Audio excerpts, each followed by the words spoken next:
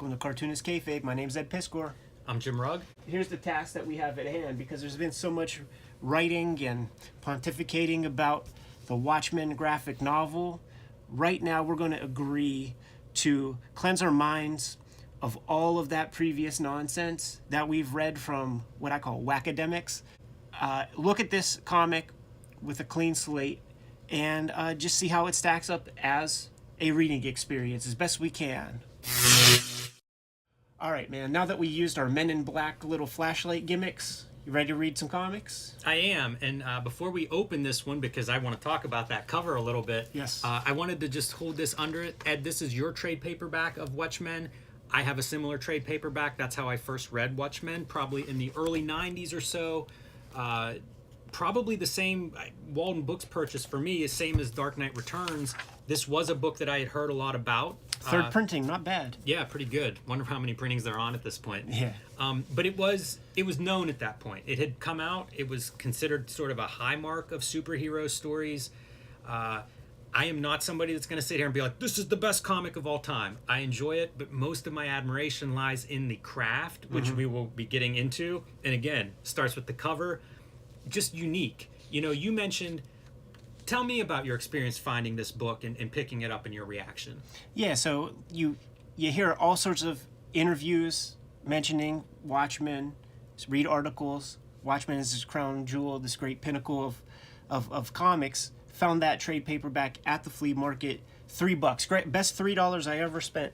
And I read it, and it was like okay. Like I dug it. There wasn't anything I disliked about it, but was my mind blown? Not really. As I got older, I started to appreciate the craft of it further and further. The storytelling mechanics, the things that were done that were unique to comics. I increased my education on with creators like Kurtzman and Eisner, and sort of understood the possibilities of what could happen in a comic. And I took a lot of the stuff that happened in here for granted and was able to reread it with fresh eyes. But I check it out like once a year probably. One of the things that struck me right away is the weirdness of it. Sure. It was really out of the ordinary for the comics that I was reading, which were mostly the Marvel DC stuff off the spinner rack and then into Image. You know, it's in that window, but that stuff was sort of like toys. You know, it was action figures. It was colorful and selling this stuff.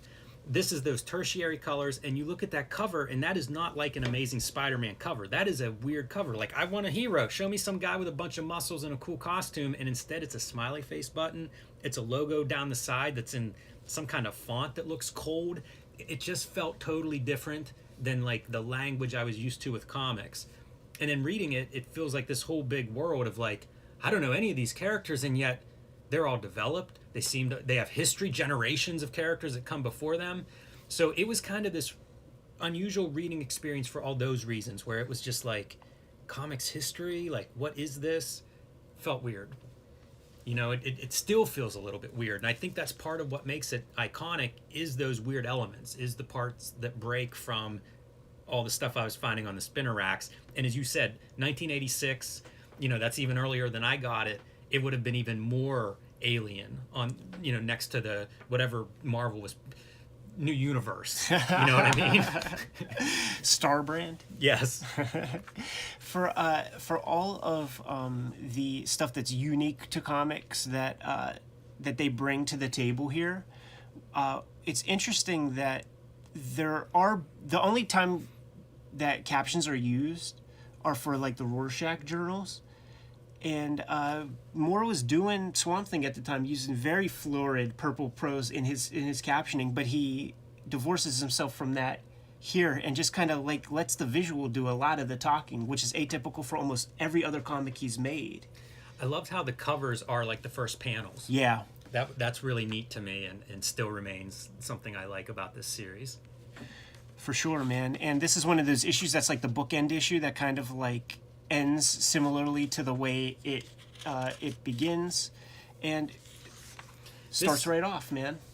You know, influence of Watchmen, of course, is the Dark Age of comics. This is kind of the beginning of that, and it's because everybody copies this. Right. And it starts with Rorschach, right? Like, he's such a, I don't even know what the word is, you know, nihilistic, misanthropic, you know, whatever you want to apply to him.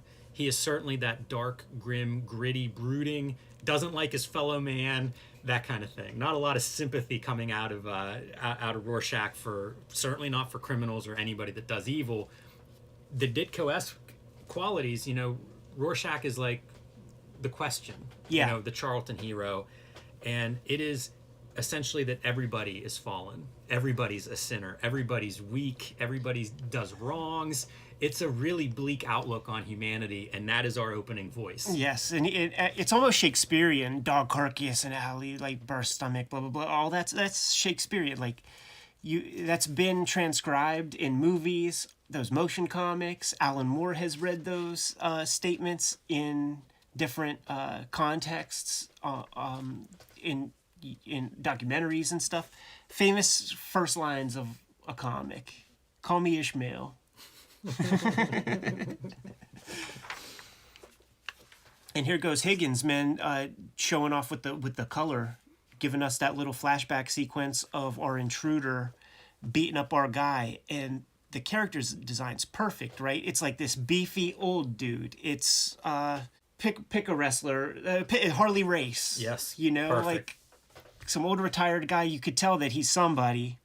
He's got those Polly Walnut's wings in his hair, man. So that's a good like Reed Richards kind of analog. His face saw some battle damage. I'm curious how that happened. Yeah, ugly mug, lots of questions in there. Wearing the pin that we saw on the cover. Gets you right away, and also gets you with sort of the formal comic elements of this. That 9-panel grid structure that runs throughout and it creates rhythm, it's claustrophobic, it gets you into that world, like when we talked about Stray Bullets, and you repeat that grid, and pretty soon all you see are the contents of those panels because you're just adjusted to that size. Watchmen does all that. Very dense book. I think probably one of the only times that in the comic where we see the sort of panel continue downward this way. I don't even think there are very many where it connects with the very adjacent panel in this book. That top panel is also part of the same perspective grid. Yeah, it is. Yeah, that's really neat. And we'll see some interesting variations of the 9-panel grid and what they do, even in this first issue. I love that. I had not noticed that was all a consistent background, so that's really cool and kind of cool to see it here. First time reading this, you see this guy, you saw him on that first page. I was suspicious the very first time I read this, man, of this dude. When you see him a couple of times, the design is also a little too interesting. That's a good call. I did not make that connection, but I do think it's interesting. I mean, we're not spoiling anything, right, to say who that is. Right, it's Rorschach. So I think it's an interesting piece because this cool vigilante, I mean, it's, Batman is that too. Yeah. Right? Just, he's violent and whatever, but he's cool and he's desirable. He's attractive. That's often the case with these characters, intentionally or not. Rorschach is very unattractive outside of his costume. This is one of those real good pieces too, because these guys are talking about Rorschach as they're leaving, and then dude goes, "What's the matter?" Nothing, just a shiver. Must be getting cold. Right as they walk by really the guy. Good. Yeah. I love this page. Here's our wordless page. Incredible sequence. Full moon zine, couple panels that I can put into my full moon zine, but it's a great sequence. It's a great visuals, and again, I'm in awe of the visuals, like the craft that we're gonna see. That two-thirds page splash, just stunning. And all of the heroes are going to get that sort of treatment, these big characters, where we bend the grid or we make it 6 panels, and we do it in some creative ways. I just realized, man, this is an allusion to issue 2. It's a woman like kind of with blood on the stomach. That's kind of calling out the pregnant lady that isn't gonna be long for this world once she cuts up his jibs in Vietnam. You mentioned Higgins on the flashback stuff, all those pink and magenta panels. I pointed out here with the broken window. I love how the buildings are blue where the glass is intact, and then we get to see the lit up windows where the glass is busted. The stuff that Gibbons does here too with lighting, like laying the flashlight down so that it's facing him, and really it creates noirish uplighting, and it's not like in the Genius. movies like Cagney, where they just do that for effect and there's nothing in the room to give you that light. He's creating it right there. That's sick, really dude. nice. And you see it in the black ink shadows that are cast. Yeah. So that's Gibbons establishing it. And then you see it in the colors that Higgins putting on, man. That's the team working together. And of course, you extend that to Alan Moore, but this is really one of those few assembly line comics where the team is just phenomenally in sync with each other. And there it is, man. He finds a sadomasochism mask, the most unfunny mask that somebody called the comedian could possibly wear. Yeah, a little irony in the comedian's gimmick. Lays it out. I love the layout panel. Like, he can't just look at the closet and be like, oh, comedian's costume. He has to lay it out on the ground and be like, Here we have Alan Moore transition. Looking at the Minutemen photo, and then boom, let's go to Hollis Mason's house. Show that same photo. Yeah, these are the two Nite Owls, first and second generation. At this point, everybody's retired, and now they just get together. They tell stories. They enjoy one another's company. Once again, great character design, because this old Hollis Mason, you could tell he was somebody. Yeah, Silver Fox, almost Gil Kane-esque or something. The way I picture Gil Kane in my mind. And then Dan Dryber, kind of dumpy, a little wide, definite middle-aged guy that might have some titties. Very good character design for him. Says a lot about him. Lower self-confidence. Doesn't seem to have the drive that Rorschach has, for example. Here's an interesting kind of like subdued piece. When sure, we see the busted lock, but that's not given to us. You know what I mean? Like, it's the same color as everything else. It's not orange or pointing us there. It's actually kind of giving some respect to the reader. You'll see that busted lock. I have a question for you regarding that. Where's the doorknob? Is that like some kind of button access door thing? That struck me as being strange. Let's considering how detailed everything of this book is. Let's keep a look at doors moving forward, because we have the electric car, and this is a piece. You know what I was thinking upon this reread? Alan Moore, before Watchmen, like, he was quoted in house ads for Love and Rockets, and he's a big mark for Jaime and Gilbert's work. And Gilbert Hernandez Palomar comes from that great sort of Latin American tradition of magical realism, where you have this real world, but you have a couple of elements that are weird or magical. This comic is a piece of magical realism with Dr. Manhattan. It's like everything's played for straight except that one thing, but that one guy affects a lot, creates a lithium to make the electric cars go, and maybe there's some weird door gimmick. But I don't know. Yeah, that is weird. Gibbons' art is so matter-of-fact and straightforward. His compositions, they're beautiful. Dan standing in the middle of the page, in the middle of the panel, silhouetted, or looking through the doors. Like, it just reads so clearly. If the guy's a little overweight, it's very obvious in the drawings. I don't think that can be, the importance of that can be overstated. I don't know how many cartoonists, especially guys working in that monthly assembly line, I don't know how many would be capable of producing a work like this. I agree. He comes from like a kind of a Kurt Swan kind of cleanness. Yeah. But every line, it's about communication. And it should be noted, he letters this thing too. So those word balloon placements and seeing this October calendar, I guess pretty much the whole story takes place in the month of October, if I'm not mistaken. We'll keep our eye on that. But yeah, like every line is communicating story here. The sugar cubes, like they're kind of like an ongoing piece, a runner. Yeah, so bizarre. I'll go back one page.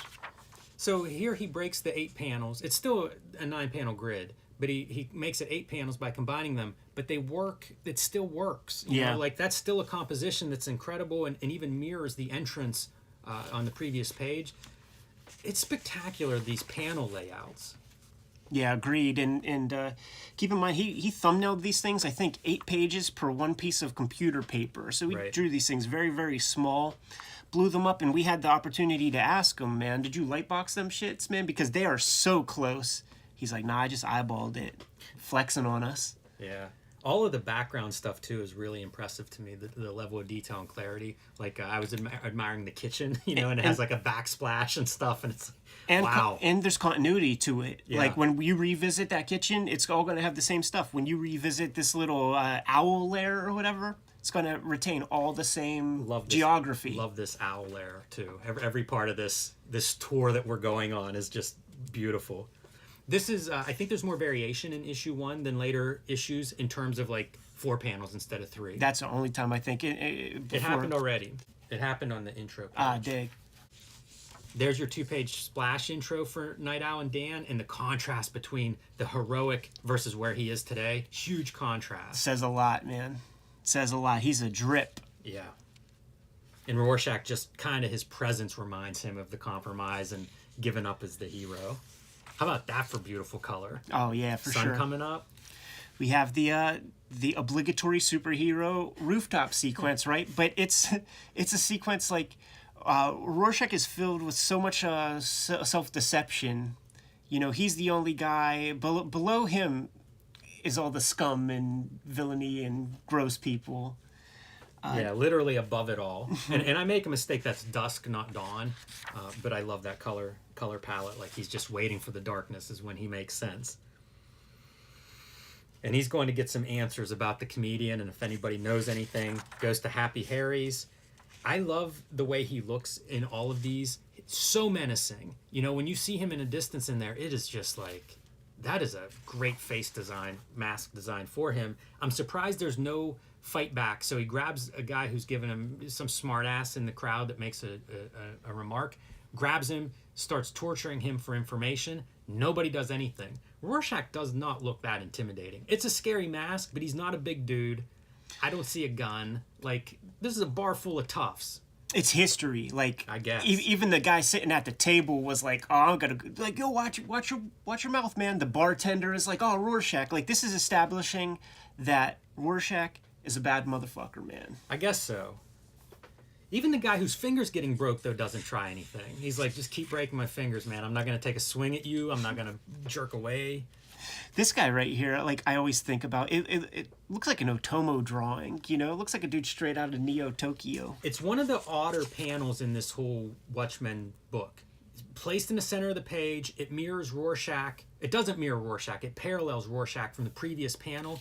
It's an odd one. Yeah. That one confuses me a little bit. Let's go to Veidt Industries, man. Introduce Adrian Veidt to the gimmick. The world's smartest man. Yes. And he monetizes himself. This is really great because Rorschach basically calls him a prostitute or a whore, and he calls Rorschach a Nazi. And I don't know if either one of them is wrong. Right. Rorschach's not a likable guy. He's cast in that role as being the Punisher or something, but he's a very unlikable character. It's the Cold War era, and we're facing nuclear annihilation, a war between the USA and USSR, and the smartest man alive is going to try to stop it through this devious plot of creating an alien life that unifies the Earth. Yeah, sure. Yeah, of course. He's also the guy behind the mask killer gimmick, the killer of the comedian. Why kill the comedian? Why have any part of Watchmen? We just have a smart guy who's trying to convince the world that aliens exist and are a threat. There's no reason for this story to exist. It doesn't make sense. Yeah, I think like when he's getting all those people, all the creatives and stuff, putting them on the island, I think the idea is like take out the people who pose the biggest threat, and like the comedian poses a big a threat to him. Dr. Manhattan poses a threat to his plan. Rorschach poses a threat to the plan. So just get those guys the hell out of there so that you can keep going with your thing. I see no evidence that they get connected to him without the death of the comedian. That who gets connected? Rorschach, Manhattan. Manhattan doesn't seem to care at all. And Rorschach only seems to care because of the comedian's death. Yeah, probably should have took Rorschach out first. Or not at all. Let comedians sit in his watching TV and drinking beers at home. Comedian's not going to care either. A bunch of artist intellectuals are missing.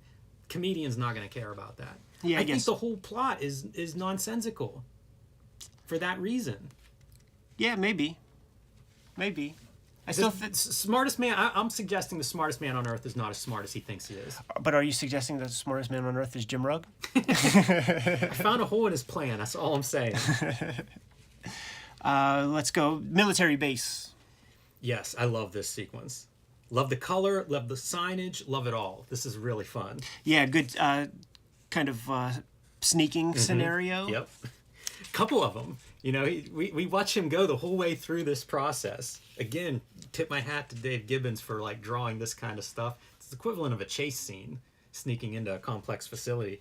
And then I love it. Once he actually gets in there, you get a blue sliver of light, and then open the door, and it just feels like you're being lit by that. Yes, that's the sound effect. And his 2/3 page splash, those 6 panels are the stacked vertical. Love it. I am madly in love with that compositional choice. When he draws Dr. Manhattan, he is just showing off that he knows where every muscle is supposed to go and how many heads tall a dude should be and how far back the ears are from the eyes. Like, every illustration of Dr. Manhattan is a very well drawn image of a nude, muscular human figure. It's true. Yeah, beautiful stuff. And Sally Jupiter, Dr. Manhattan's companion, we see her as well. Introduction of both of them. Yes. Manhattan is a really good design. Such a creepy look. Even the lines, like the shade lines that are just those parallel lines, it still stands out. Yeah. Good choices. Dave Gibbons does some things too with the proportionality of his characters looks different here than it does in any of his other comics. Like, it's small head, very long, lanky bodies. His other comics don't really, the characters really don't look that way. So he's making this conscious choice of doing that. And one of the things I'm going to make note of as we read in the future, because it's not something I thought of, it just sort of came to mind now, like, are these lanky characters indicative of like the superhero characters? That's what I was wondering, yeah. And when we start to see, you know, Joe Average on the street, if they're more squat and normal sized. Look at that, to have to draw all those parts, like he's expanded this piece with his mind or whatever. Yeah, just setting up that like watchmaker scenario that's going to come later. Establishing all these characters, we get all their points of view. He clearly doesn't give a fuck. This girl is kind of like a product of nepotism, superhero nepotism. I always love that panel of Rorschach walking by the graffiti and everything. Yeah. It feels like a very iconic one. You can see a little bit of who watches the Watchmen graffiti, like up on the top right side. Crystal knocked. But it's all comic book lettering. That's the thing I love, you know, as a fan of lettering. All the found letter. I mean, Gibbons doing all of it. You know, it's not. Sometimes I'll see sound effects in a comic and wonder, is that the letter or the artist? Here, you just know. If you see it, that's Dave Gibbons. Yeah, man. And there's so much of that throughout that just builds this world. And this world includes a President Richard Nixon who's on like his 3rd or 4th term or something. And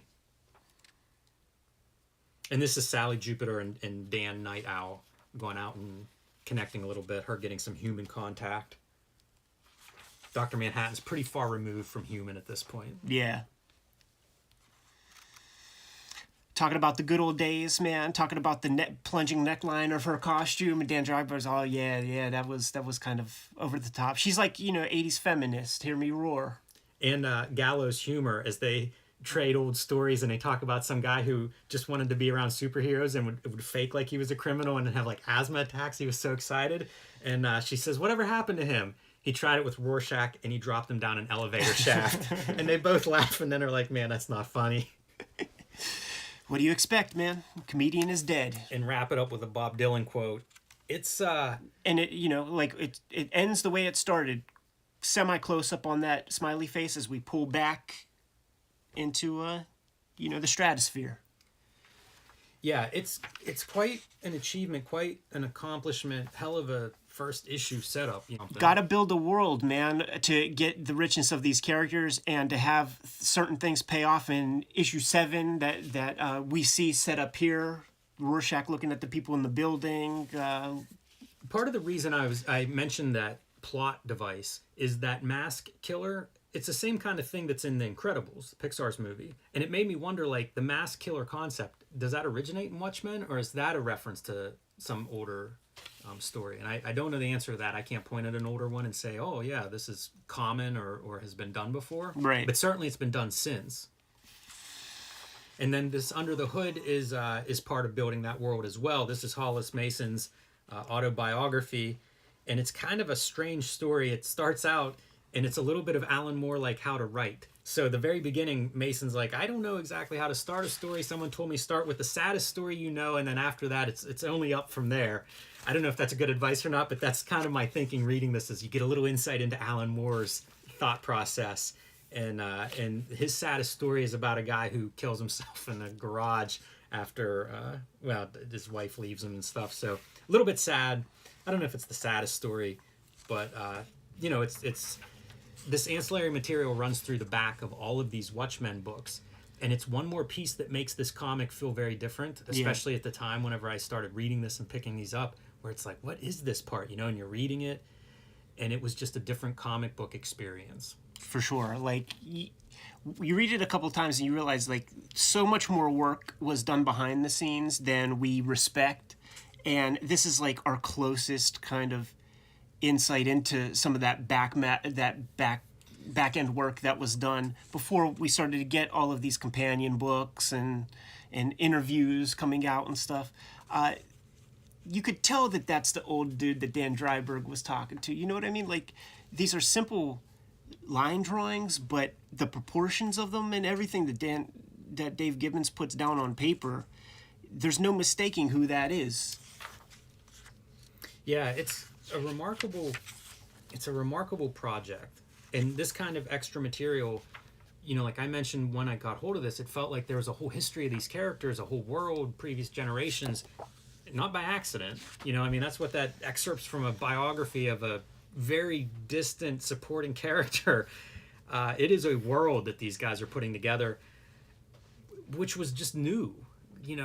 This is a time whenever comics, definitely superhero comics, are still aimed at 8-year-old readers, 9-year-old readers. Right. And what's going on with Watchmen, it was a whole different vision for it. I think that work that is really iconic and paradigm shifting suffers because everything after it is influenced by it to some degree. Right. So if you show up now, 25 years later, 35 years later, and you're reading this, everything you've read in comics, is, well, at least Marvel DC kind of comics for decades, touches Watchmen. So you've been exposed to Watchmen even if you've never read it, and I think that can hurt the original work's impact. Happens a lot. Movies, yeah, Pulp novels. Fiction, I think, really suffered from that. It felt like every indie genre movie after it in the 90s referenced it in some way or the other.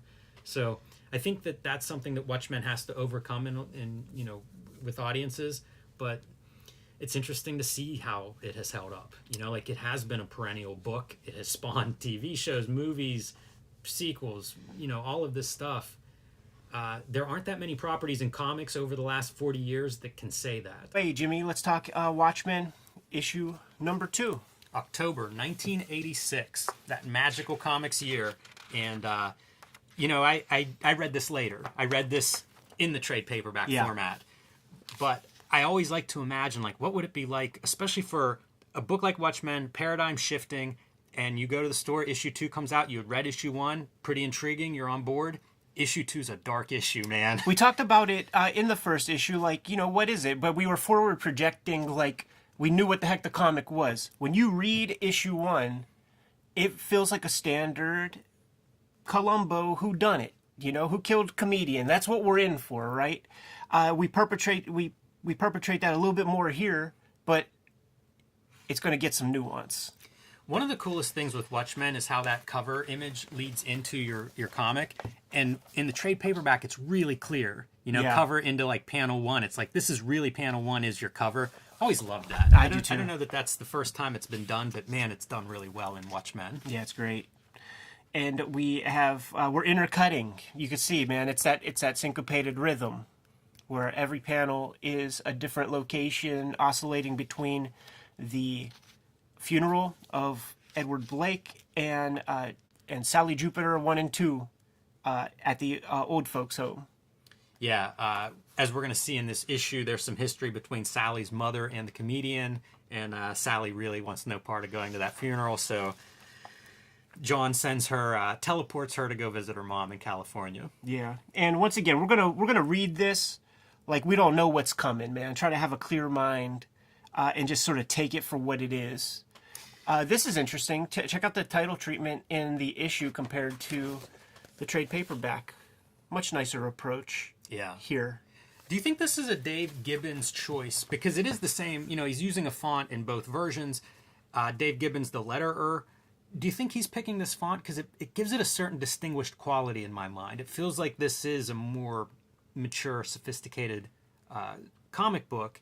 And I think, things like the little details of let's set the credits in the title in this font rather than hand lettering it. Yeah, probably. I'm sure he's not doing paste-ups and mechanicals on like the back matter where it's like the fake books and stuff. Right. You get the job guys to do that shit. But this seems pretty important. It's very alien compared to other comics. Think of what DC's publishing in 1986, like a very different visual approach. Yeah, for sure.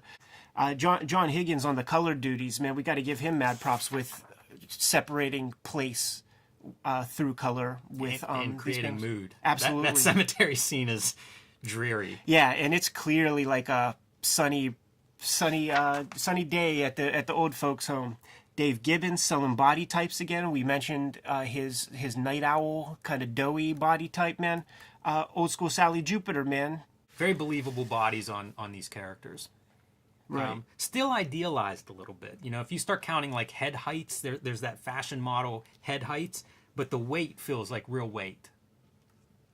And we're getting still some of that weird like futurism or like alternate timeline stuff with these funeral guys with the little deals on their head, unless that's a religion I just don't know about. Yeah, I don't know what that's a reference to because they're folding up, I think, a flag. I feel like so they're it's like soldiers. The military component of comedians' history represented there. So I don't know what those hats are. There are those like little bits, man, just like Sally Jupiter right there, man, smoking her little crack pipe. You'll see people doing that shit. What do you think that denotes? Is that a drug as opposed to a cigarette or just a cigarette? Because she's doing it, I think it's a cigarette, but you do see the hoods doing it, and then it's like, man, like crack is on the streets. But if she's doing it, she's kind of square. Her mother makes a big production of it, like opening windows and Coughing. doors and stuff. And so Sally finally puts it out, guilted into it. And we get into this discussion about the way life changes as you get older. And it reminded me of just nostalgia. It feels like there's a lot of these moments that more is, I don't know, looking at comics, but filtering the message through like a more domestic conversation. Nostalgia's a big deal. I mean, like the perfume isn't just there for no reason. There is one piece right here where, is it Silk Spectre? I think it is Silk Spectre 1 and 2, but I'm not sure of her name. Yeah. Anyhow, Silk Spectre 1, when she's sitting there and is like, he sent me an item of memorabilia. Americans don't talk that way. I have an item of memorabilia. That sounds too proper. Yeah, if we focused as much on the writing as we do the art, I'm sure you could find those stylistic ticks all over the place. I do like that we're talking Tijuana Bible, so like let's go before the damn superhero comic, man, and show off a little Tijuana Bible. I would love to read the whole 8-page. Like let that be the back matter. And my introduction to the Tijuana Bible was in that Comics by Les Daniels book. And you get to see a couple examples right here, man. Like, look at this, man. Bad guy Tijuana Bibles with Pretty Boy Floyd and John Dillinger having sex. Hey, what's the matter, girlie? And like pinching her butt and stuff. And like popping his head into a dorm room, wielding guns with a naked student. So it's, school for girls. Wow. Yeah, it's very quaint from today's standards, but funny to see that. All right, man, let's go back in time. And this is the issue when I read it as a little kid. I was like, okay, his name's the comedian, but he's a really bad guy. So it's just like when there's, a big fat gangster bad guy and he's called Mr. Tiny or something. Love the transition. We see her reflecting on this photograph of the Minutemen, the team that she was part of in the Golden Age, and a little bit of a sun glare off of the glass cuts perfectly to the camera flash. And now we're back. Yeah, the Alan Moore transition is he writes about it. Yeah. And we see it on display really well here. It's a good transition from photograph to back in that moment. And you see post-photograph, everybody's all gathered. It's a good reason to have the group all in one room together. There's this great, there's subtle stuff that's kind of interesting too about the Silk Spectre character. So like the last name is, when you hear it, you know, in those motion comics, it's Uspekchik, but it's spelled like Jew. And the character is one of, kind of like the old comic creators who kind of hid their ethnicity. Right. So it's like Jew is in her name, and she's Jewish, and she's trying to hide the fact that she's Jewish. So that's just like one of those like other like little bits of detail. But she's got to get dressed, man, to go to the bar and hang out with the guys. This is where young Eddie Brock, man, comes back, and it is a rape sequence. Masked vigilante comes in. Rape and violent abuse. I mean, that's what rape is, you know? Like, yeah, I guess it has so. nothing to do with sex. It's like destroying somebody's soul. It's still pretty graphic all around. Yeah. And then he still manages, like, even when he gets his ass beat, he still manages to, like, get under the skin of that masked vigilante dude. Comedian is a horrible person, Yeah. but a great character. Like, because of that moment, because of like, let me throw some psychology your way, hooded justice guy that thinks you're self-righteous hooded justice. Let me tell you about you. Right. So we're back to the old folks' home, and we get to see another little glimpse of this. Dave Gibbons doing R. Crumb, like down to the lettering. Like that's R. Crumb lettering. It's so strong, man. Yeah, lettering on lettering is I just love it. It's such a cool panel. Yeah, because I mean, what goes into that, Jimmy? Right? Like has to use different tools to like get that line. Yeah, very awesome.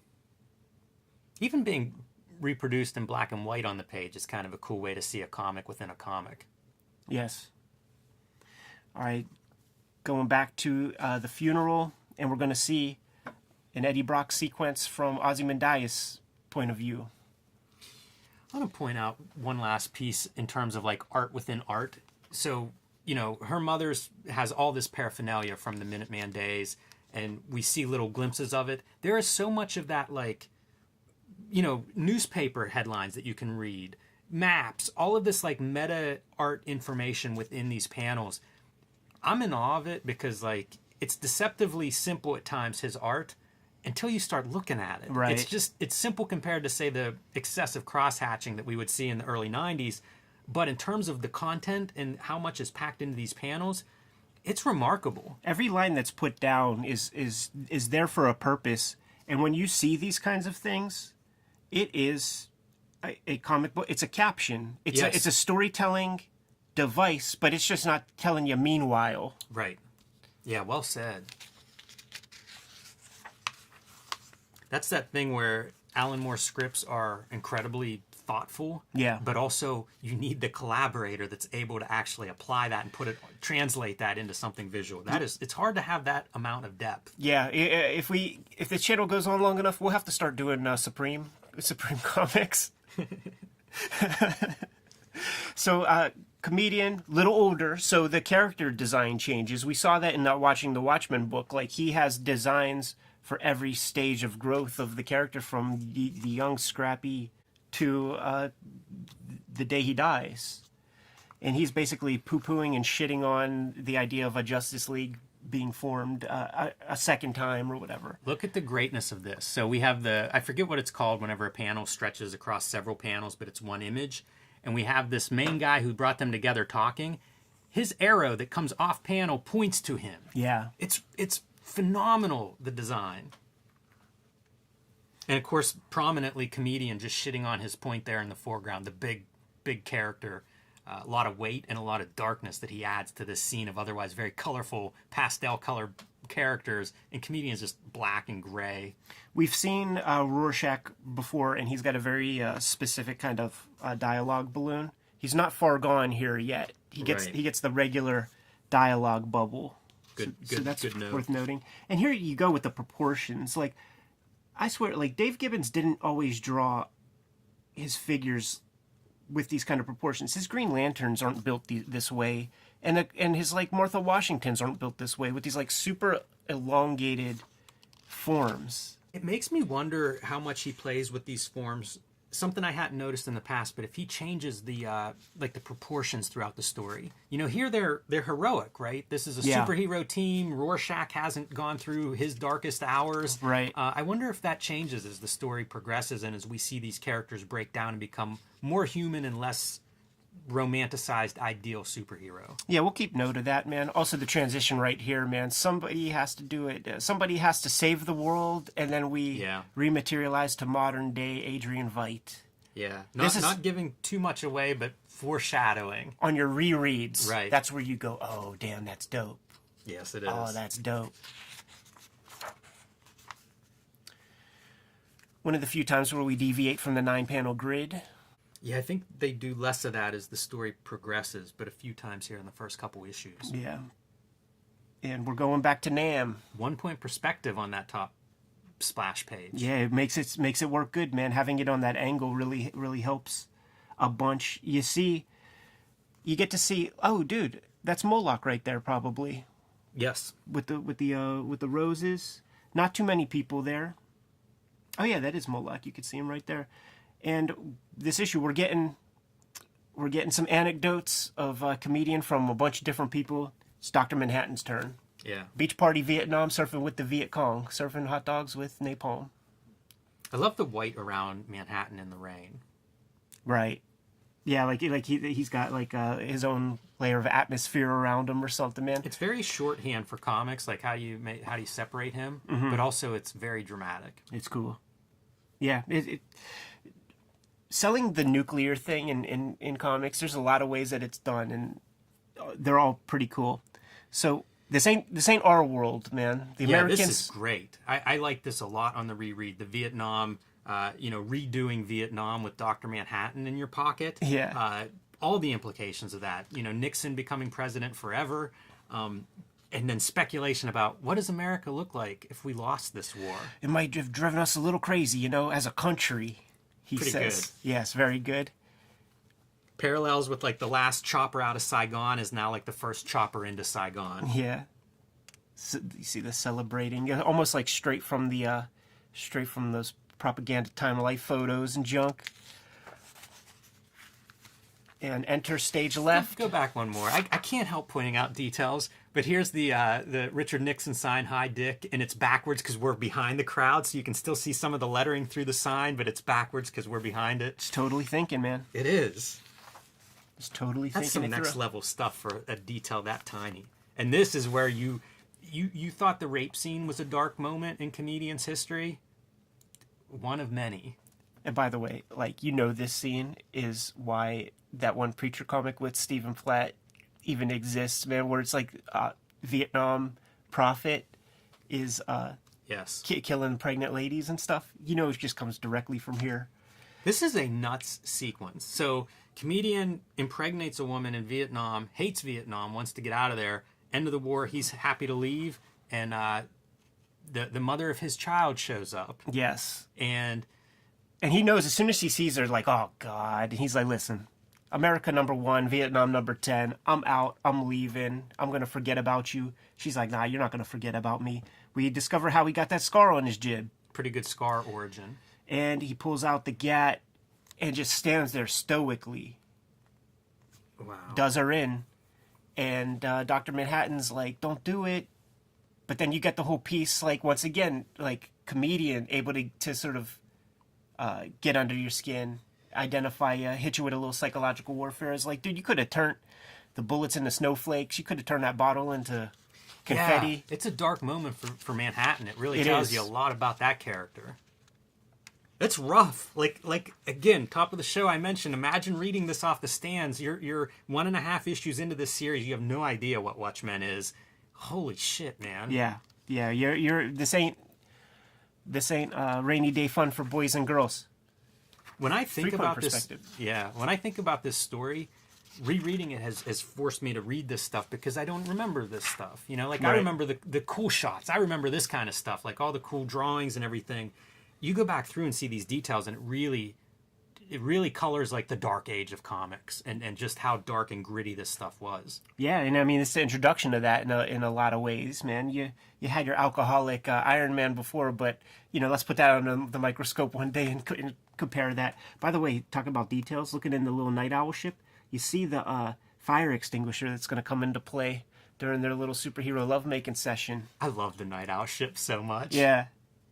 I saw when the Zack Snyder flick was made, there's a video of Dave Gibbons visiting the Nite Owl ship and just like being blown, like, I drew this.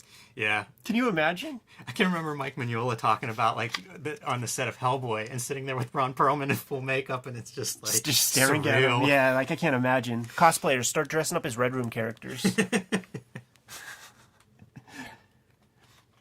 And another iteration of comedian right now with the full-on mask. Yeah, just like the GIMP mask. It's like bondage slave mask. Like there's some kink shit there. Yes. Darker and darker. And they talk about it. I can't remember if it's within this comic or in the text piece afterwards, but about him moving on. It might be here, moving on to like the leather and stuff to protect himself as, he's just exposed to more and more violence as he descends deeper and deeper into his hellish life. Yeah, and you see the example right there, like catches the can to the head, man. Like might get a little cut if you only were wearing a domino mask. And here we see his kind of like hard ass approach. A dude just like busting out some graffiti, and then he does them in with a couple pumpkin balls. All right, man. One more detail here. Yes. Note the outlines of the word balloons. Whenever Right. we saw the first Minuteman meetings, they were the nice smooth ovals. Wow. Already we're getting into like the edges of the word balloons. Look how smooth. Wow. Ovals, templates, French curves. And now it's kind of like getting just grosser and harder. I never noticed that. That's incredible. It's a different world, man. It's funny too, because that's what they talk about, and Nite Owl is pointing out that difference, and comedians like, he's at home. Yeah. And you totally get that sense. He's loving it. Back to the funeral sequence. Notice who was not at the funeral, man. I didn't see any Rorschach there. But then as Moloch leaves, after putting down those roses, we see that guy from issue 1 holding that "End is nigh" sign. Do you remember whenever you realized that was Rorschach? I'm telling you, like when I first read that thing and I first saw him, I knew that character was important. Yeah. And then when you see him in the second issue, it's like, okay, we're just gonna see this guy forever. Like, what is that? Yeah, I made no connection to it until the reveal. Like, Sure. It was just something it didn't add up to me. Yeah, me too. Which is part of what makes this so fun to reread. I mean, I had reread it before this rereading. I knew it going into this reread, but it is awesome. Like I was looking for Moloch in the funeral scene, for example. Right. The guy who played Moloch in the flick, it was Max Headroom, right? I don't know. I have no idea. I think it was, and if it wasn't, then they in a wizard thing they cast the Max Headroom guy as Moloch, and that's all I see when I see Moloch now. Like, it totally works. The set design is so perfect for everybody's crib, man. So Moloch's place, it's an old school black bachelor, so it has those rounded like Frigidaire, like those scary refrigerators that require us to like not have the door on anymore. Right. Yes. Like the ones that clasp shut. This is very dynamic. Rorschach comes out at the bottom like a superhero shot. Really strong, yeah. You note the contrast. It's so vertical and horizontal leading up to that.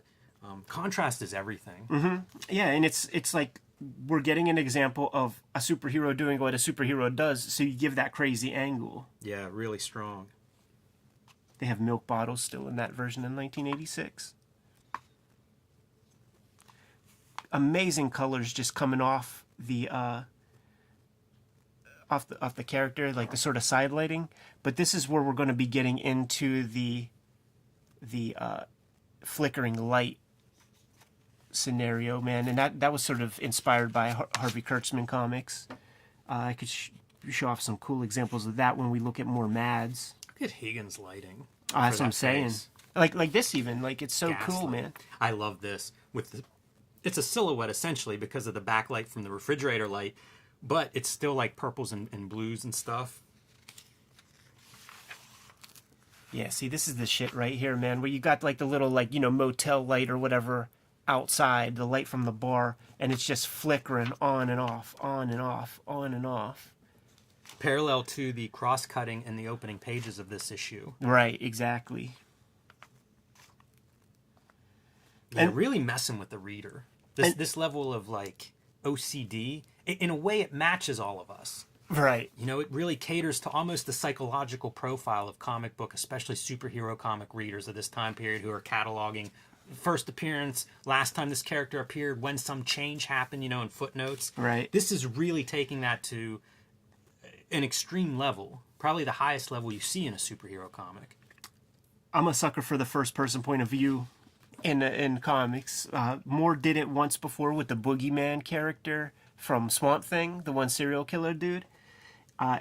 Great example of it here, and this is where we learn that it's not just a simple whodunit. There's a reason behind the comedian's disposal, and he saw some stuff. What did he see? We have no idea. We know that writers, scientists, and artists have something to do with it, and it's big, and it's scary, and we've built this character up as a vicious piece of shit with no feelings, and he's a scumbag and he's awful, and he was witness to something that's crosses his lines. You know, this is great, because I had raised the point in issue 1 of like, why kill this guy and start this whole mass killer? Did he know? Well, he knew. Okay, good. Explained it in issue 2. My question now going forward as we get into this reread is, what did he see that was this bad? Because like, he shoots the mother of his unborn child and seems okay with it. So, like, what do you see out the window of your plane that is this bad? And I'm curious to see if that pays off. Right. It probably will. You know, I'm not suggesting it won't after I've already been quieted from that first issue concern. But it does set up this stuff. There's a lot of that Moore does really well, where it's set up, right? It's anticipation. It's like, okay, now I have a question about this that I need answered. Yeah. Makes, you know, keep reading. Find those answers.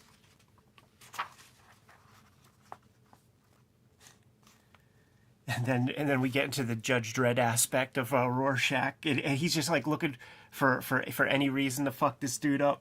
Finds an illegal prescription. One of the famous lines, man. You know, I have cancer. What kind of cancer? You know, the kind that you get better from? I don't have that kind of cancer. And then he lets him be. Jeez. But writes up the company. He's a real narc. Yeah, he's no fun at all. There you get your high-tech taxi cabs juxtaposed with early 80s 42nd Street. Absolutely, man. Enola Gay and the Little Boys. Yeah. Man, 42nd Street, what a weird mythological place at this point in the world. Yeah, read Josh Allen Friedman's book Times Square, man, and get some crazy stories.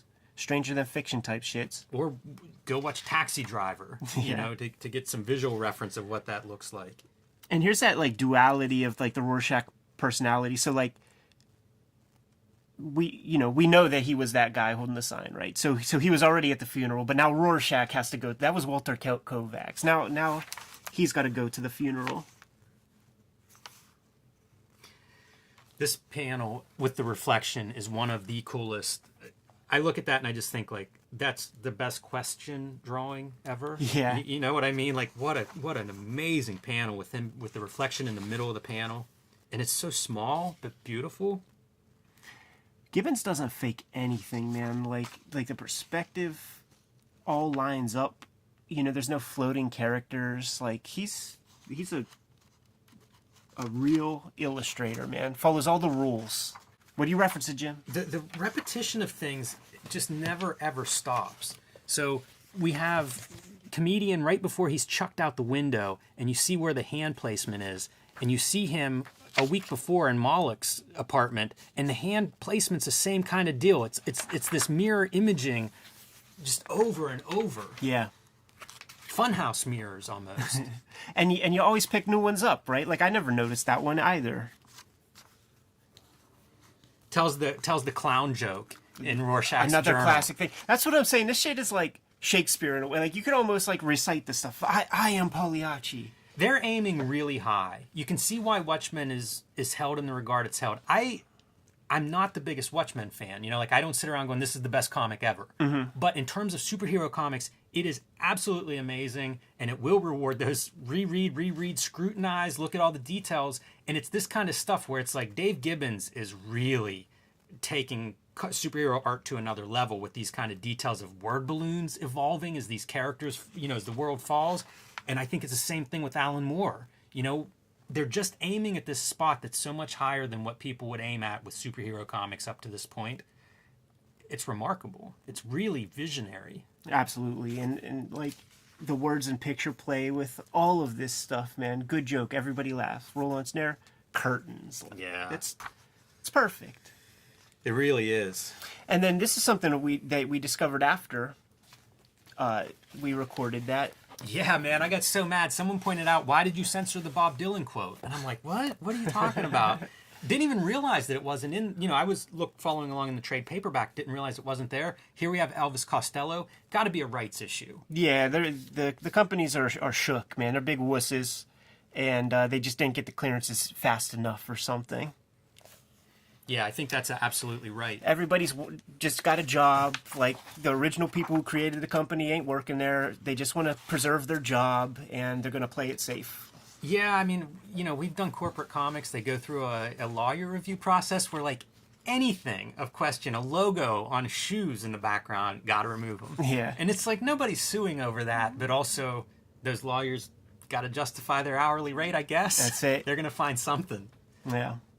And then Quite we have an issue. Yeah, we have our little piece of Under the Hood where it kind of just builds on top of some of that Minuteman stuff that we saw earlier. Yeah, I like this piece. Explains, you know, so how some of the characters, like, where they're at these days. It's the whole history of the Minutemen. Yeah. From Hollis, you know, figuring out his character, working at the gym extra before and after his policeman shift, the group coming together and then being separated as, like, you know, comedian gets kicked out after his assault.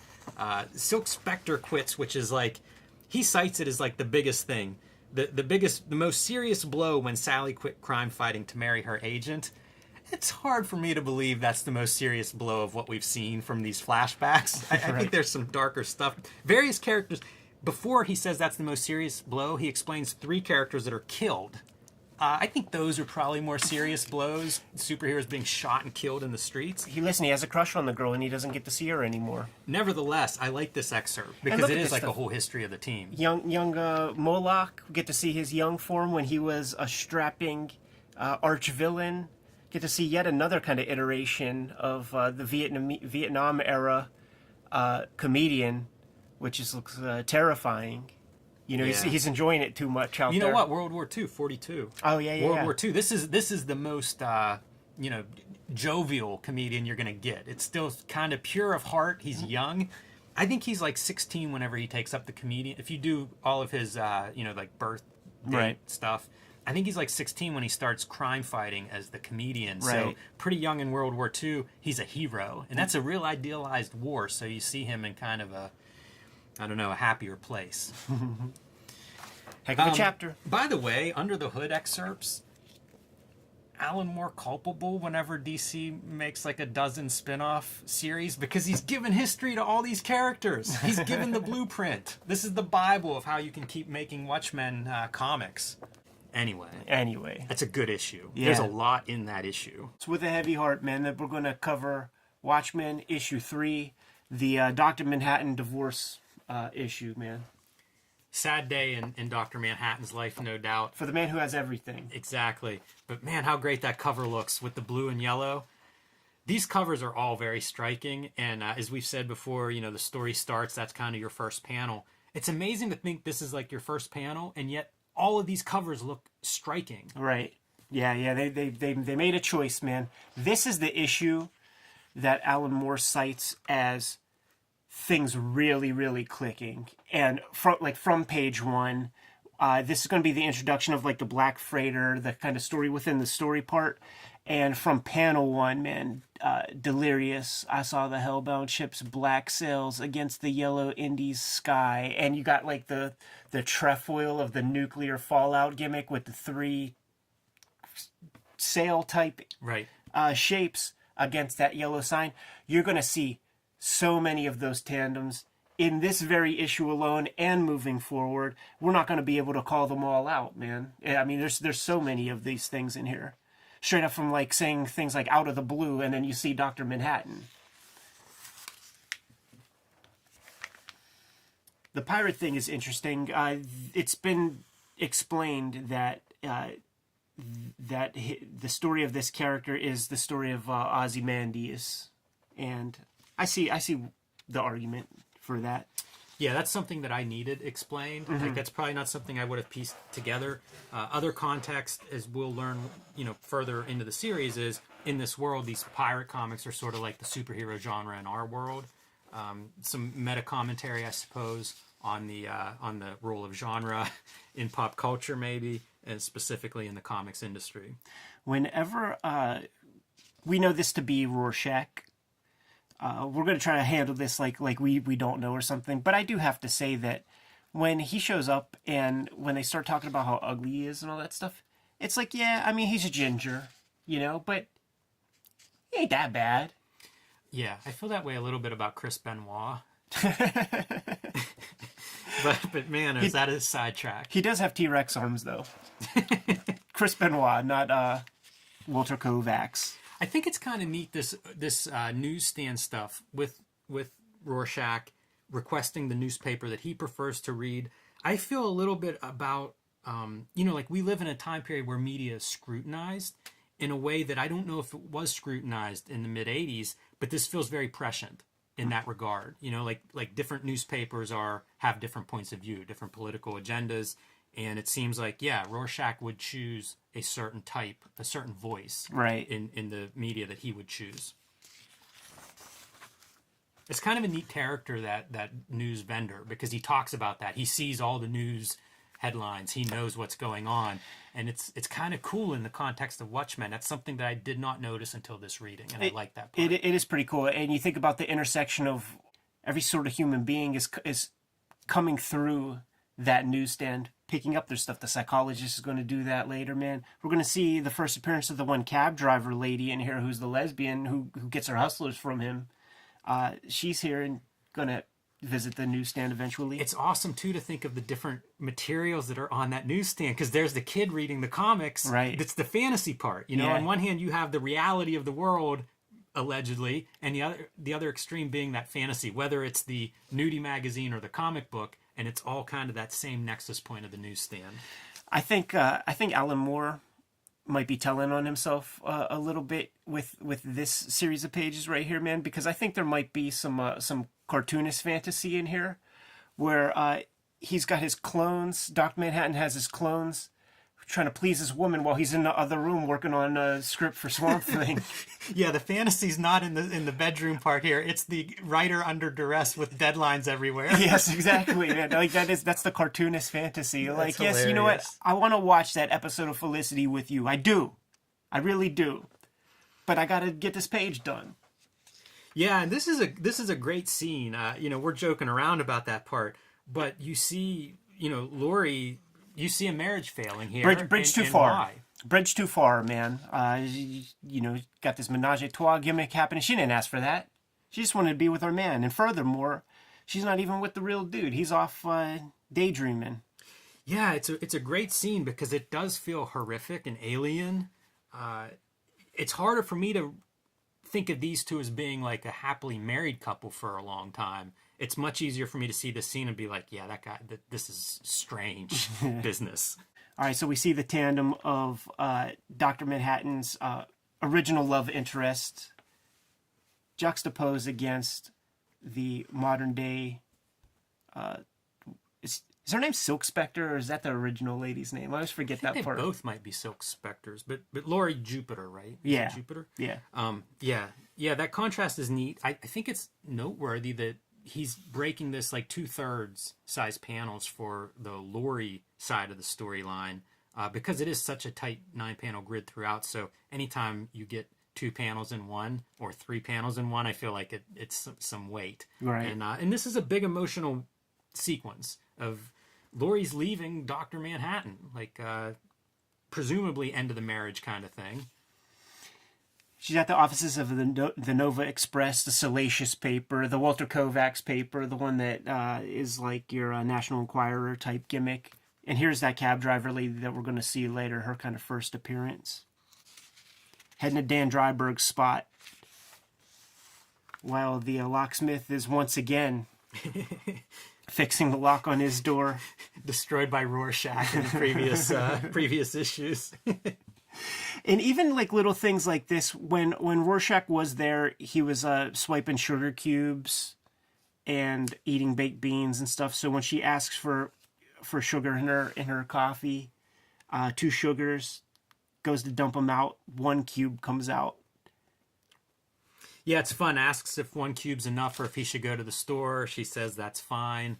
The next page, she's going to say it's too bitter. Right. And I feel like that's commenting not just on the coffee, but rather this moment in her life and the world. And pieces like this, man, just shadows in the fog, and you see the kettle create that fog across her face.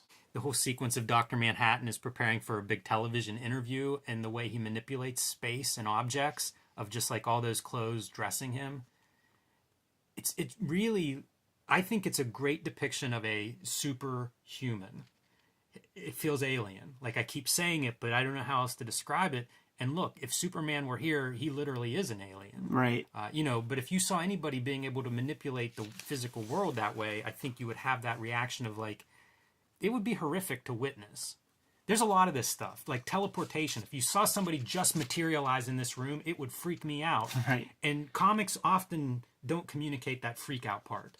So I appreciate any time there's this, they're able to do that. And I think there are a couple of moments in this particular issue where Moore and Gibbons do that. And there's your example right there of everybody like, what the F? Completely out of the blue, see? Blue background, blue Doc Manhattan. Yeah, I can't imagine something that would be more, how do you react if somebody just appears in your presence? This is good storytelling too, and the cross-cutting, like every other panel is the opposite scene. That's pretty ambitious stuff. Yeah. Sometimes you'll see it in small doses, but I mean, he carries that on for a long sequence. Mention of Afghanistan here. This guy's basically debriefing or briefing Doc Manhattan on the things that he can and cannot talk about. So Afghanistan plays a part in this comic as we proceed, when we see future news sequences. That kind of stuff too really bothers me. Like any of these conflicts that, Yeah. we're reading a almost 40-year-old comic and it's like Afghanistan is in the headlines now as much as it was then. Right. And now we're, like it's us. Like it's closer now than it was then. For sure, man. Let's play with comic production a little bit, man. Your blue isn't blue enough. How about this? 100% cyan. Also freaking everybody out, right? Like, look at how he looks. But he's like, yes, I love it. Yeah. Bunch of knot tops are going to come in the alley, man. They see a couple marks. One Dan Dryberg and his old lady. So good. Ready to get picked on. So cool, too. So they're being accosted by these gangs, by these gangsters on the street. And meanwhile, Dr. Manhattan looks like he's safe in front of this television audience. But it's the same exact thing is happening. Even the staging is similar. For sure, man. I like this, like, knowing glance that the superheroes give one another. It's a really fun moment for a superhero comic. For sure. It's a great contrast of, like, whenever, you'll see Frank Miller or somebody along that ilk do it with the tough guy, with the inner monologue running about how there 6 ways I could disarm this person, and 4 of them they'd never walk again, and 2 would kill them. It's the same scene. It's just completely delivered differently. Sure. We know what's coming. And what's coming is they're going to kick these knot-top dudes' asses. While Doc Manhattan is discovering that all of his closest homies that he's had dealings with since he was human, they're all coming down with cancer. Yeah, he is kind of, we see him as superhuman, but not superhero anymore. Whereas, like, Dan and Lori, they're moving back to the superhero. Right. Maybe they never totally left it, or they did for a brief time, but now in the course of Watchmen, they're coming back to it. And you see that in how these outcomes, these 2 confrontations, the outcomes are totally opposite.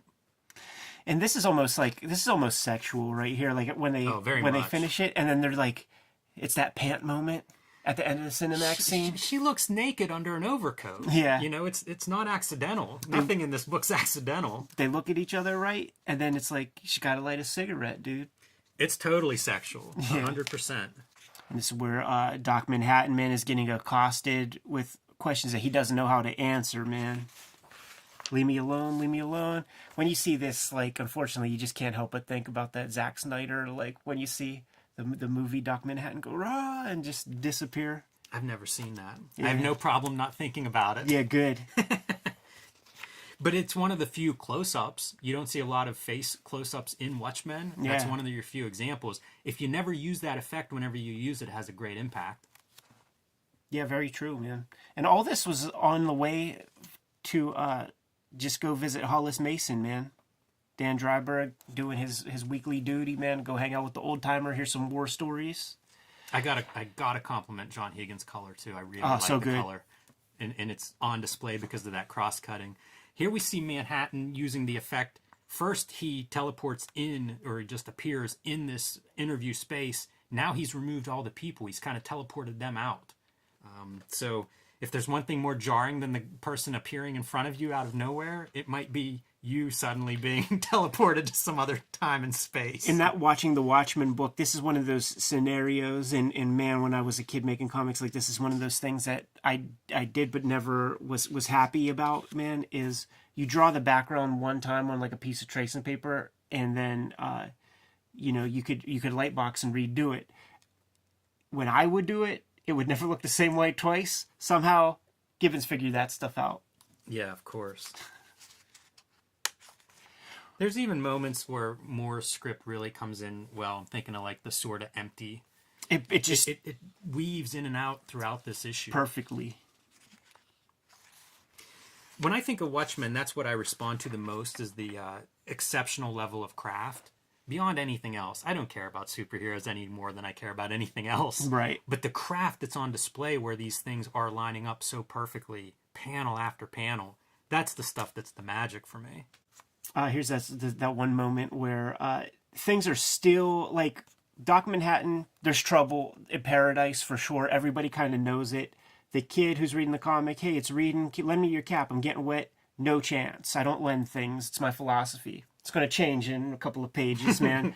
And we see that pirate ship right here where those sails kind of do. You see it visually, how they're almost like that nuclear fallout trefoil thing.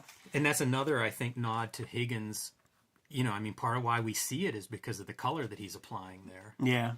And the fallout from this revelation that he's cancerous, Right. and leaking radiation. Now he's got that warning painted on his door. Yeah, another good example of the dude kind of freaking out with the guy dematerializing. Yeah, that's a rough one, because there are ramifications to that. Right. Back to the origin, where it all originally took place, man. This will come into play in another issue or two. It was Walter Kovacs who was talking about tomorrow is definitely going to be the end of the world, and this is a guy who's been saying it probably every issue, and this is the first time where he might have an argument. Yeah, it's really fun. He says, I see the world didn't end yesterday, and Kovacs says, are you sure? Because Manhattan leaving, maybe that is the end. Right. Yeah, that was the ace in the sleeve of the United States to kind of keep the Russians at bay in this Watchmen world. And now he's gone. And segs perfectly into what we're reading in the comic. I beg to weep again, dear God, who would protect them? That could be Rorschach's journal. Right. Lori Jupiter, her meal ticket is on Mars. She don't get to stay there anymore, man. She's getting tossed. And even look at that dude, like putting her brassiere in a little fortified lead fallout gimmick. This is so great, this sequence. This is like your government liaison who's trying to sort this out. Laurie's frustrated by him, by everybody going through their stuff, and is like, what's going on? You're in big trouble for, handling this, and he snaps. And he's like, I am in big trouble. You're in big trouble. We're all in big trouble. It's a great, I love it, man. It's such a great sequence. Remember that lock that got reapplied to Dan Dryberg's door, man? Well, guess what? He's getting bedroom service, man, with this newspaper from our pal Rorschach. Yeah, Rorschach's connecting these dots. This is fuel for his fire that something's happening with the masked superheroes. Now there's 2 of them gone. Yeah, man. And also buy the better lock, Dan. Rorschach's advice. I like the earlier scene, man, with the guy putting the lock on and trying to get an explanation from Dryberg. Like, what the heck happened? You get robbed? And Dryberg's like, no, just a friend came by. And he's like, oh, I have friends like that too. All right, here's the part, man. The world is ending, yada yada. And that news vendor who has that staunch philosophy of not lending things out. You know what, kid? Just keep that comic. And here's my hat too. Why don't you? Yeah, he's so freaked out. And again, this is built based on this idea that he sees all the news and he's seen it all and he knows what's going on. And this is so unsettling for him. Like, it really is the 1-2 punch of Manhattan leaves and the next day the Russians invade Afghanistan. It is war on the horizon in his world. Yes, sir. You always hear about these kind of like war games things where they come up with these percentages and strategies and trying to anticipate in terms of percentages, like the moves that the other, warring faction is going to make. That's got to be just them trying to make themselves feel better, or like they're doing something right. It does sound like bullshit. Whenever you lay it out like that, Ed, it feels like it's just dudes that are trying to get the biggest chunk of that budget pie into their whatever it is they're working on. Because, this is like the athletes that are coming back from injury, and it's like about 85%. What are you talking about? Yeah. Does that mean your 40 time, your bench press? Like, how do you measure that? Exactly, man. Yeah, you're right. 60% certain they'll try taking Western Europe also. What are we playing? Risk? We're playing a board game now? That said, I do love the scene. Yeah. Like the literal drawings of like the war room are awesome looking, man. Those guys mostly in silhouette because of the big lit up screen in the background. Total Dr. Strangelove imagery. We know who the president is because we see that presidential seal on the chair. Even that back 3/4 view that we talk about, that's such a bitch. Now, Nixon, he's got a very particular jib. But man, that really looks like him. It's a great Nixon. And from behind, like you say, Ed, it's impressive. You just see that bulldog jowl. Yes. It's incredible to think about this in conjunction with the other books of the time period. So Dark Knight Returns, we have nuclear weapons launched in that story. Elektra lives again, and realize those are both Frank Miller. But same deal, we have pages of those nuclear strikes, and it's like, this is what we have here, of just the paths of these nuclear strikes and warheads. It's kind of wild when you think of 1986 as being this like seminal year in comics and mainstream American comics, and their top works are all obsessed with this. Yeah. I mean, these like you and I had those classes and stuff like in first grade where we gotta duck under the desk and all that stuff. They went through their whole school system. That's real fair to bring up. Dealing with that albatross hanging over their head. Late 40s, early 50s. Yeah, like their whole lives up to that point, man. And they probably saw ebbs and flows. And especially like Alan Moore. If you're in England, I mean, you're much closer to where you're in between those bombs flying overhead and much closer. For sure, man. Yeah, we have no idea. And it's weird that we don't, because it's not like those nuclear weapons have gone away. They're still out there. More people have them than ever. More people want them than ever. It's like, why aren't we obsessed with this like they were in 1986? There was like this collective sigh of relief when the wall came down, man, when the Soviet Union wasn't shit anymore. Like something happened where it wasn't that big a deal any longer. The Cold War, I guess, going away, but did it go away? Right. Or did we just think that? The questions that we ponder it's deep. On Cartoonist Kayfabe while Dr. Manhattan is sitting by his lonely on the smiley face of Mars. This issue does a lot. For questions that I have posted in the first couple of issues, I feel like this really does kind of lay out clearly what the stakes are, why Ozymandias has the plan that he has in place.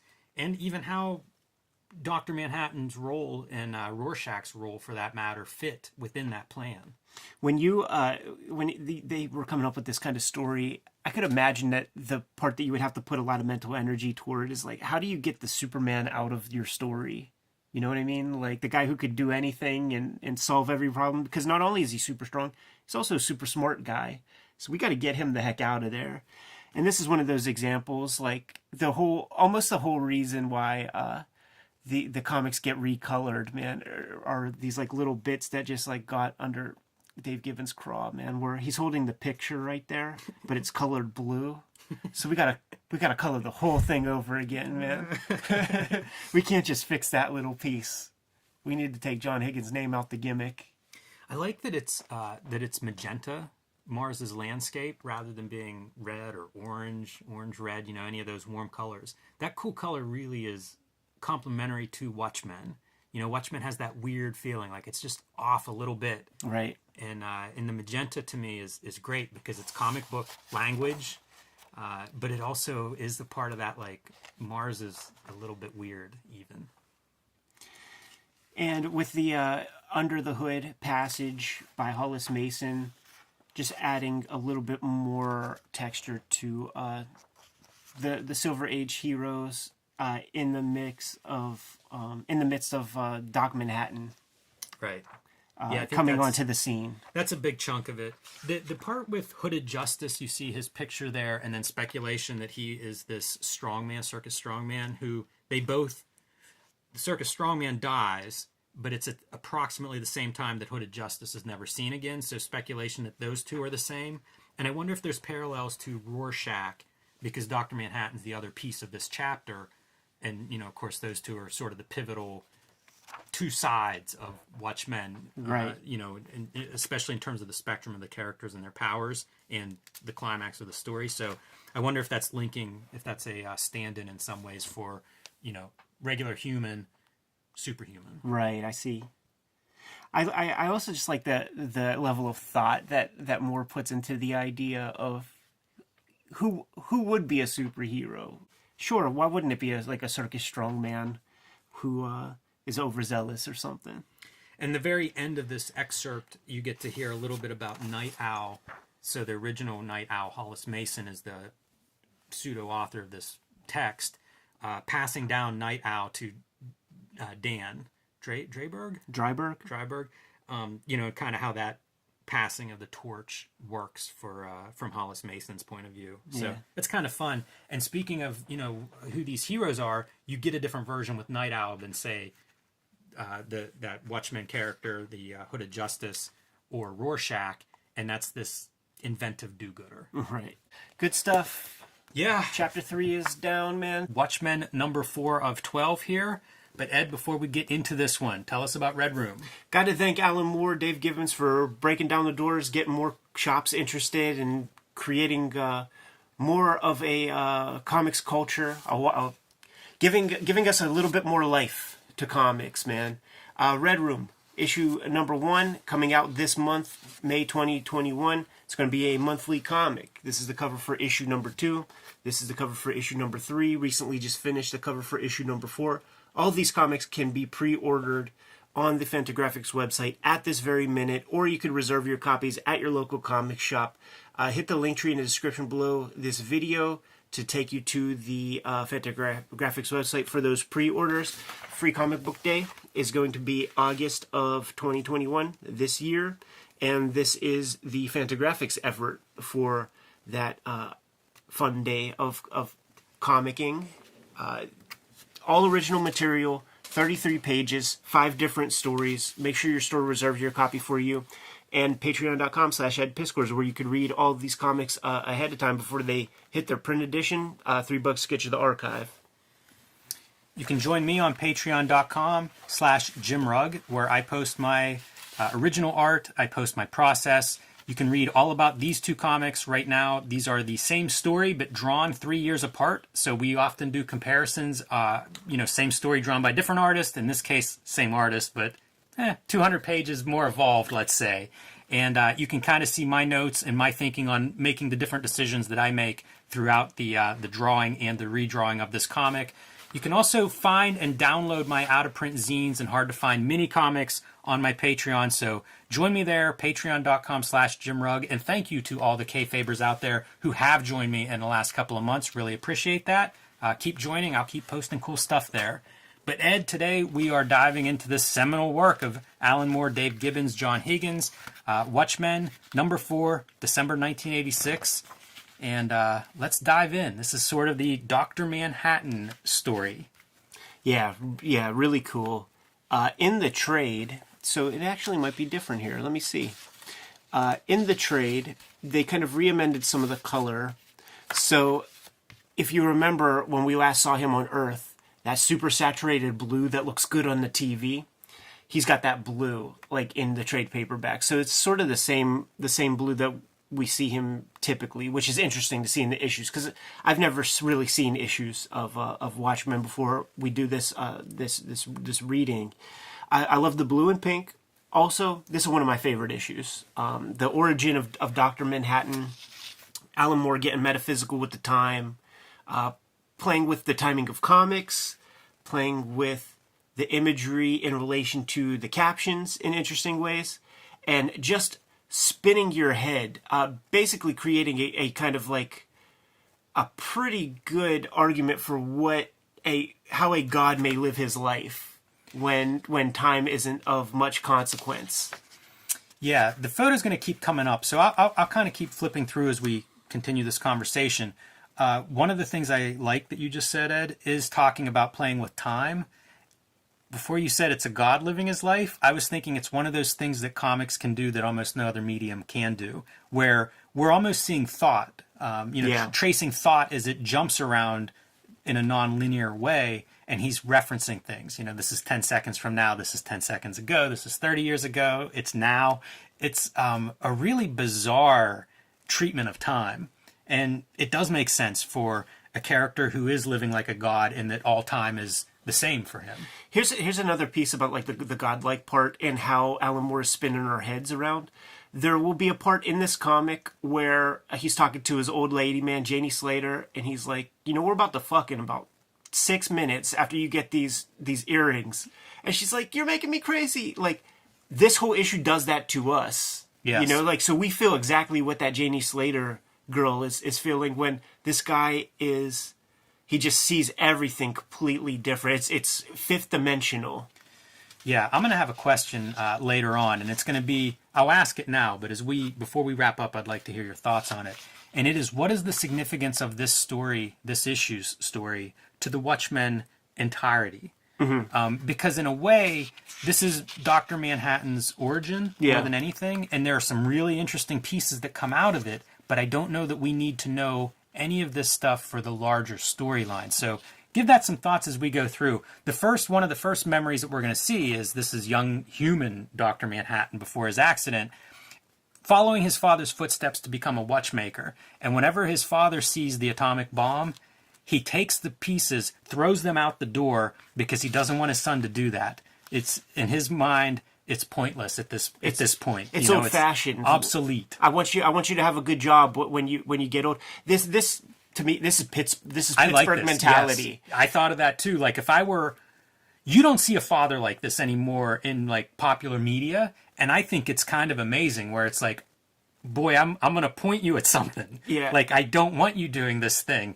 In some ways, maybe drawing comics, but it's an interesting piece that I just never see a father of that sort. He's not abusive at all. He's looking out for his son's future, and he's saying, like, the world's changed. You need to look elsewhere for your future. And is like, basically, he's like, son, you need a job at Lockheed Martin because there's going to be bombs flying and you're going to be able to have sustain at that point. And we cut to young Dr. Manhattan growing up and moving in that direction. This is young John, fresh out of college, very decorated, very smart. And here he is, basically working on in these laboratories. This is there's so many cool visuals, and there are things that you throw away, right? Looking through a foot of like protective lead-based glass, and you see him all distorted looking into this testing chamber. Yeah, that'll come home to roost in a couple of pages. It sure will. The backdrop of where these photographs are pinned on the wall where he meets Janie Slater, his first I'm calling her common law wife. He lives with her for 20 years or something. Even after the accident, they are together. But you're going to see this photograph will at one point be pinned up here. Their early meeting together. I'm going to say that the Dr. Manhattan, we'll call it a costume, is the toughest costume to draw of every single character in Watchmen and maybe ever. Is this the costume? Is it naked Dr. Manhattan, costume? That is the costume, because it's essentially the Vitruvian Man, and you have to have a perfect knowledge and command of illustrating male human anatomy in an idealized fashion. Almost zero people in comics can do it. The beauty of the costume is you could add a couple of things, man. If you don't know how those lats fit in underneath the arm or something like that, when in doubt, black it out. Dave Gibbons does not do that. He's building these figures, and he's showing you all the, almost like watch cogs and stuff, like this muscle fits here, this muscle fits there to create this whole. One note for people watching at home, watch the costume evolve. Yeah. I asked if it's the naked Dr. Manhattan when you say costume, because we're going to see after his accident, he does start with a complete costume. Even the head is supposed to be covered. And we see as he goes on, it gets smaller and smaller until he's just totally naked. It's almost like he's living this, I don't know, truth or minimalism or something. We see our accident. He goes back to fetch a watch that he was repairing for Janie and is locked in because of automatic testing procedures, cannot get out, and it's such a nightmare as like everybody watches. Janie cannot watch and has to like look away, but I'm amazed by the faces of the people watching him in there, because what else are you going to do? Plus they're scientists. Of course they're going to watch it. This is a horrible thing, but maybe valuable research. Sure, yeah. This is a series of panels. Like, I thought about like, I was a kid when I read this in trade paperback, way after the fact. But I remember thinking about this idea of like this, like, nervous system and brainstem and eyes just like wandering the hallways. Like that was like a certain nightmare feel for sure. It's great. And it's almost the same size. Like I was thinking of that reading through here, because we're seeing him like coming, reforming. And I was thinking like, it's almost, you're repeating the size throughout these pages. Not exactly, but really close. This reminds me so much of that exhibit, the anatomy exhibit that toured around like bodies, right, several years ago, where you're seeing like the plastic insertion in these different systems, and of course, all referencing back to your clockmaker. Yep, slowly putting himself back together. Exactly, intricate detail. Yeah, and then there he is, the deity himself, man, fully illuminated. Not quite a costume yet, though. Got to draw the atom symbol on his forehead before the costume is complete. A symbol that I respect. Yes. Hydrogen atom. Some of these sequences of both reactions, but also like objects, like hair floating. Really great drawing. Drawing hair floating is hard. Like if you ever draw someone underwater, it's so damn hard to get hair that looks right in that, I don't know, gravity warped area. Yeah, I love it, man. Because like the one early trick that we all get to play around with at school is you put your hand on that little little ball that would be in Spencer's Gifts or whatever, and the girls with long hair, their hair stands up. Like, so we know that. He gets his ring from her for Christmas, and he admires it for gold and talks about how gold is made and the purity of gold and things. It comes from the stars. And here we go with the early version of an attempt at a costume, as they're starting to make him this public figure. And, let's get some pictures. You can see the helmet that they want him to wear. Yeah, it's a whole suit. Yeah, with the Smiling Joe fission, like what we think of as atoms, but no scientist respect. So, of course, Doc Manhattan isn't going to respect that either. Not a bad Golden Age costume. Very basic, one color, give it a belt. Have a little doofy looking helmet. The blue belt with his blue skin and the purple costume, I really like that. I think that all works really well, but man, that's a villain if I ever saw one. Yeah. I know a certain thing about colors and costumes. That's a bad guy. The eyes as domino mask is a really nice motif, by the way. Yeah, for sure. Kind of a happy accident. Well, obviously he designs that, but it's a really smart design. Gives the face a lot of character. especially for a guy who's mostly naked. I want to stick with that he's a bad guy idea, because there's going to be some ambiguity in his behaviors that carry through the entirety of Watchmen. And I think it's him not being a human, and I think that it is valid to think of him as a bad guy. There are things he could stop that he doesn't stop. There's JFK at the bottom panel right there, man. That's one. There's one, comedian in Vietnam. I can't remember if we see a split second of that in this issue. We've seen it before, right, yeah. where he kills a pregnant woman and Dr. Manhattan just watches. Yeah. He's going to start to, Sally Jupiter will enter the picture here, and there's references to her being 16 whenever they're making out. Sure. So there's a lot of stuff that, this panel is a villain. Well, here's some fun stuff, because there's young Moloch right there. Which is fun. And this page, dude, you can't not... Two supervillains shaking hands in this panel. Right. You can't help but think of, like, Elon Musk and all of his kind of, like, social graces and stuff when you think of Doc Manhattan. So this is Doc Manhattan, Hollis Mason's retirement. Now that you exist, Doc, like, you don't really need superheroes anymore. What are you going to do? I'm going to go, I'm a handyman. I'm going to go work on cars, blah, blah, blah. Which I think's analogous to the Watchmaker. Sure. Because he's like, all the at least you know what it is. You see how it fits together. And the very next thing that you hear out of Dr. Manhattan? Electric cars, man. There's not going to have the motors, not going to have all those moving pieces, going to be much easier. So basically, Doc Manhattan is rendering our guy, Hollis Mason, obsolete 2 times on one page. Yeah, you see Mason go from optimistic about his future as a mechanic to like, yeah. We can now harness the lithium, which is, that's how everything's done. This shit powering your phone right now. Yeah, some really good interactions with Manhattan and the other characters, the human characters around him, and their responses to him, some of it's just completely destructive. This is your scene, Ed, of first we're having a fight, and then I'm explaining to you that we're going to be having sex in 3 minutes. Oh, there's the doorbell with your gift. It's like, please hold me. Here's that's an amazing page of writing. It is. Here's another really great thing, very subtle. And dude, upon these rereadings, every time you read Watchmen, you see 1 or 2 extra things that you never noticed before. Here's one. What do we got? Our little hydrogen atom earrings. Yep, on brand. On his late chick too, man. What the hell's her name? I always forget. Laurie U. Spec chick. Silk Spectre. It reminds me, there episode of Sopranos where like Tony Soprano gets all of his mistresses the same like little wrist bracelet and stuff. That's Doc Manhattan, dude, giving his girls, he's branding his chicks, man. Like that Nexium cult. Yeah, like he branded his forehead. Yeah, exactly, man. He's like, you're mine. Wow. That's even darker than I came in here, Ed. Yeah. You see him again with these... There's a pregnant chick. Superheroes, future villains, there's so much ambiguity with every one of these characters. Like, who would you look at and say, that's a straight good guy, bad guy?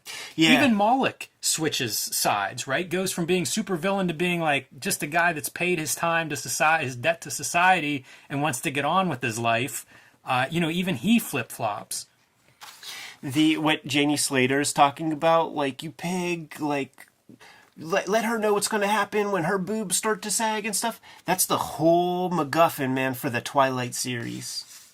Those vampires never age and stuff. Yeah. Yeah, see, this is the part where he's talking about Blake's different. He understands perfectly, and he doesn't care. Talking about, like, sort of good and bad. Yeah. And that's what makes me think of Dr. Manhattan's just, he's amoral. There is no sense of, like, do this because it's right or it's wrong. Mm-hmm. It's sort of like, no, this is just what happens. This is one of the greatest panels in a comic, in my mind.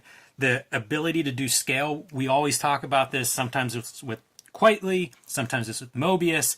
But for scale, like the little figures in the foreground running, the napalm going off, the helicopters in the foreground, it's amazing. I hear it, man. I hear Flight of the Valkyries. Listen.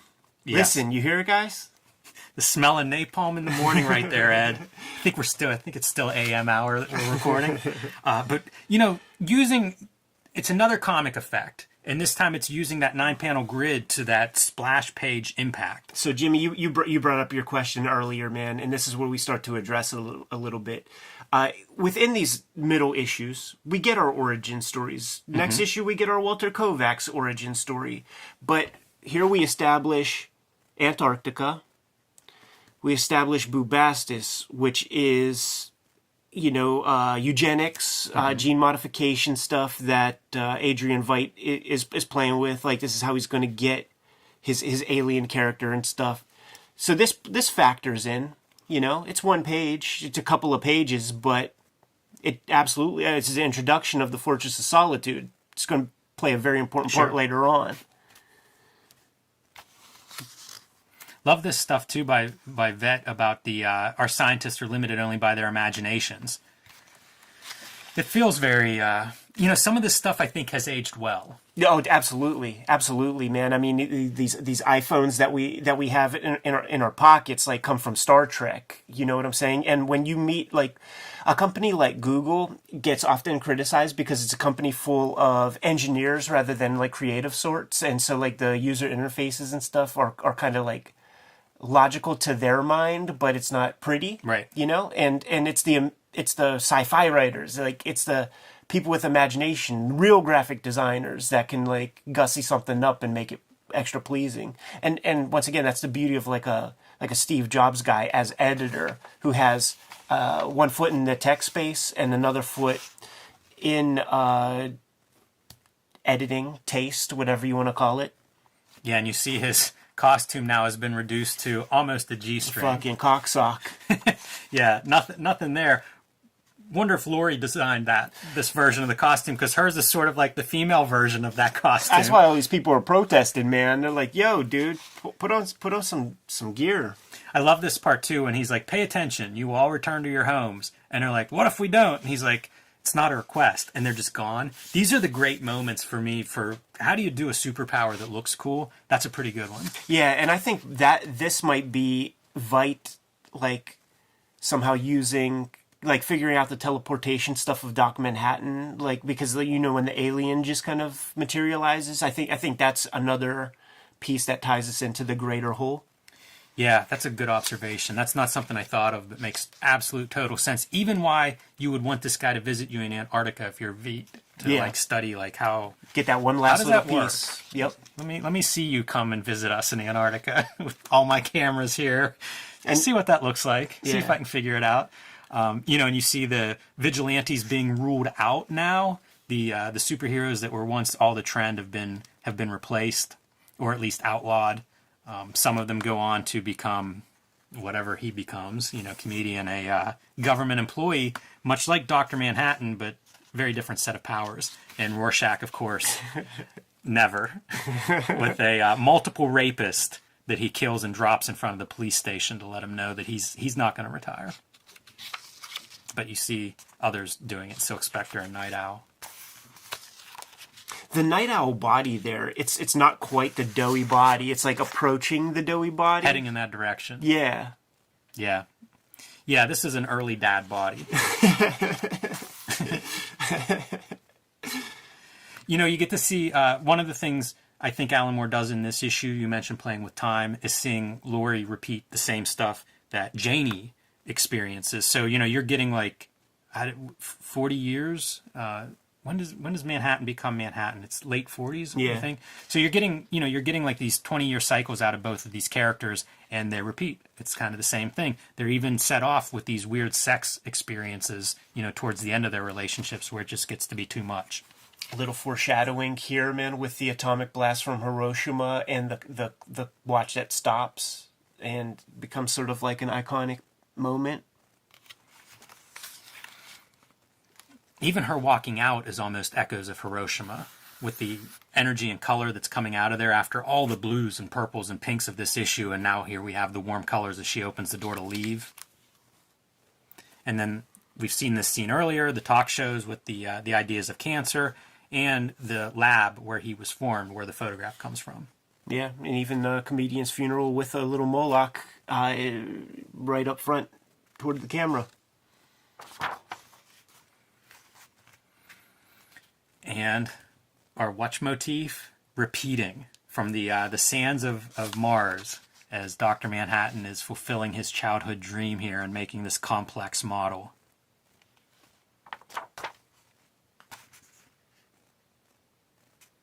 And pretty much giving up on humanity. Giving up on a lot of things. He's tired of looking at stars that are, at light from stars that are long dead, planets that potentially might be long dead. He certainly has a different point of view. Yeah, There's your Vitruvian Man kind of motif. it's such an unusual point of view for a comic, for a superhero comic to be written and really trying to get inside the, experience of a character with this kind of super point of view. The best of prose fiction tries to do what this comic does. Certainly science fiction, where it's trying to give you the point of view of something that you have no experience of. Neil deGrasse Tyson always talks about like the different dimensions, space, time, depth, like all that stuff. Like if you're an ant, you can only experience a certain thing on a flat surface. Like you don't know about time. Yes. And so like Alan Moore's trying to write about something from a point of view that nobody knows. So it's bullshit baffles brains in a little bit, but he handles it in a really cool way. And the back matter here is just talking about the impact Dr. Manhattan has on the world, on the Cold War, on superpowers. Basically, it makes America a singular superpower. And then the great cliffhanger, which isn't here, but we have just read, is what happens when that superpower leaves America, because some of their foreign policy is extremely aggressive. And whenever you remove the guy who's keeping everyone else in check, what is going to come of that? There's other little things that you read back here, man. So we've been seeing these airships and we've been seeing the electric cars and all that stuff, and all of that is kind of like laid out in this little 3-page excerpt piece. Love that stuff for the extra little touch of world building. Yeah, it's, as you say, every time you read one of these or reread them, a lot more is revealed. And this is no different. That's a bold cover. Yeah, really bold. I think that like some of that might be that marker air compressor setup. Yeah, you see what looks like white splatter. Yeah. And pretty subtle and controlled, because it's hitting highlights of stuff. You see it all on this light side of a little bit of a ridge of sand. Gotta bust out that frisket. Yeah. But that's a bold choice to put on a spinner rack. Stunning I think stuff. in 1986. Stunning stuff, man. Wild comic. I still can't imagine. I cannot imagine reading this and being 4 issues in, and that's it. It's going to be another year before I get to read the whole thing. Right. Head spinning. But pretty cool. Happy to continue this, Ed. Anything that we drop here, anything that we didn't cover in this issue? Probably a million things, and that's That's what true. And that's what the Kayfabers are for. Yeah, my last note is just about the well-observed nature of Dr. Manhattan and his moral ambiguity. And we see it in half a dozen examples in this issue, from dating underage, letting comedian be comedian and kill people. It's in no way condoning any of his behaviors, but I think it's very well observed. And why not? If you're really this godlike power, you are going to have different concerns. Right. So I think that's pretty interesting, and it feels weird, feels a little bit alien, some of the stuff that happens in this issue, and I think that's totally appropriate. Yep. It's an alien, and we're looking at the sands of Mars. Fearful symmetry, dude. Yep, and it starts right on the cover, right? Yes, it does. Establishing that right away. 5th issue of Watchmen here, and we're just going to dive right in. As we have done with previous issues, the cover is actually panel number 1, and we'll see a step going right into this reflection in the puddle as we begin. One of my favorite sequences, Ed, from the Watching the Watchmen books is Rorschach is going to visit Moloch to pay a house call. Right. And if anybody has seen our video or is familiar with Watching the Watchmen, you get to see Dave Gibbons carefully orchestrating this, drawing schematics of how this scene plays out, which is part of, probably fits Watchmen as a whole, that kind of intricate, careful plotting and detail work. But this is one of those sequences in this issue that we see that spelled out. You know, we actually see him drawing the building and drawing where each panel takes place within that scene. Yeah, it's nuts. Can you just go back one real fast?